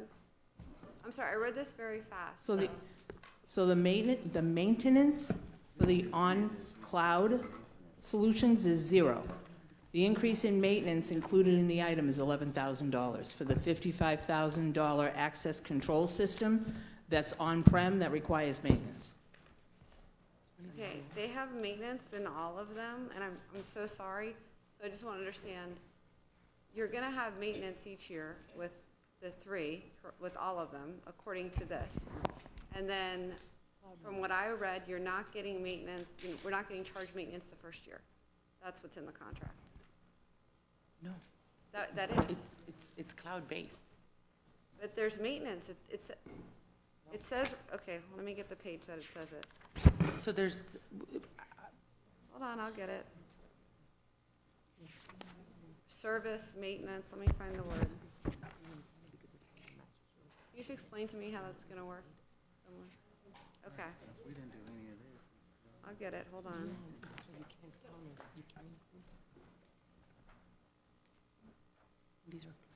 Ms. Bartleman, the products we're buying from SAP now are cloud-based. Correct. So there's not a maintenance agreement associated with those in the typical way we're used to maintenance that you've seen in the budget every single year. Okay. The only product we're buying of this new configuration is access control, which is on premises, which has maintenance, which is $11,000. I don't have the entirety of the document in front of me, and I apologize, but I think we are seeing maintenance. It's for existing subscriptions that might not be included in the new stuff, but we gave you the entirety of the contract and might have confused you. Oh, there was so much here, and yes, because there the was no way district to read pays it. I could maintenance just already skim it. yearly. We for pay SAP. maintenance on what we already own. So the solutions around finance and all our general ledger and all of that, none of that's changing. We still have all those maintenance agreements in place. Okay, go ahead, I'm sorry, you can take over, I'm looking for my stuff. Well, I found on page 2 of 16, in the second section, there is a reference to number 4, maintenance windows for SAP cloud services. I think that because you saw the word maintenance. And I saw So I that think it it's was- trying to understand what that means. And I did understand, because it also said that it's 19%. Yeah, but that's, Just explain it to me, I looked at this and like. Right, it's system maintenance. There's an annual that- fee to host anything in the cloud, and that's what that fee is. That's true of all. but that maintenance, the one you just referred to, is just a part of the contract, which has provisions for when SAP has to take the system down to do their own maintenance. It's a schedule of maintenance. So there's not a fee. The part I found, it's not a fee, it's a scheduled downtime, because we as the user has to know that it's at times going to be taken offline so that they can do their updates. Well, there was a whole provision, and I'm looking for it now on all these pages, where it explained the maintenance, that it was 19% CBI. CBI is defined. It was very extensive. If you're saying that's for the old contract, then. The old contract. Okay.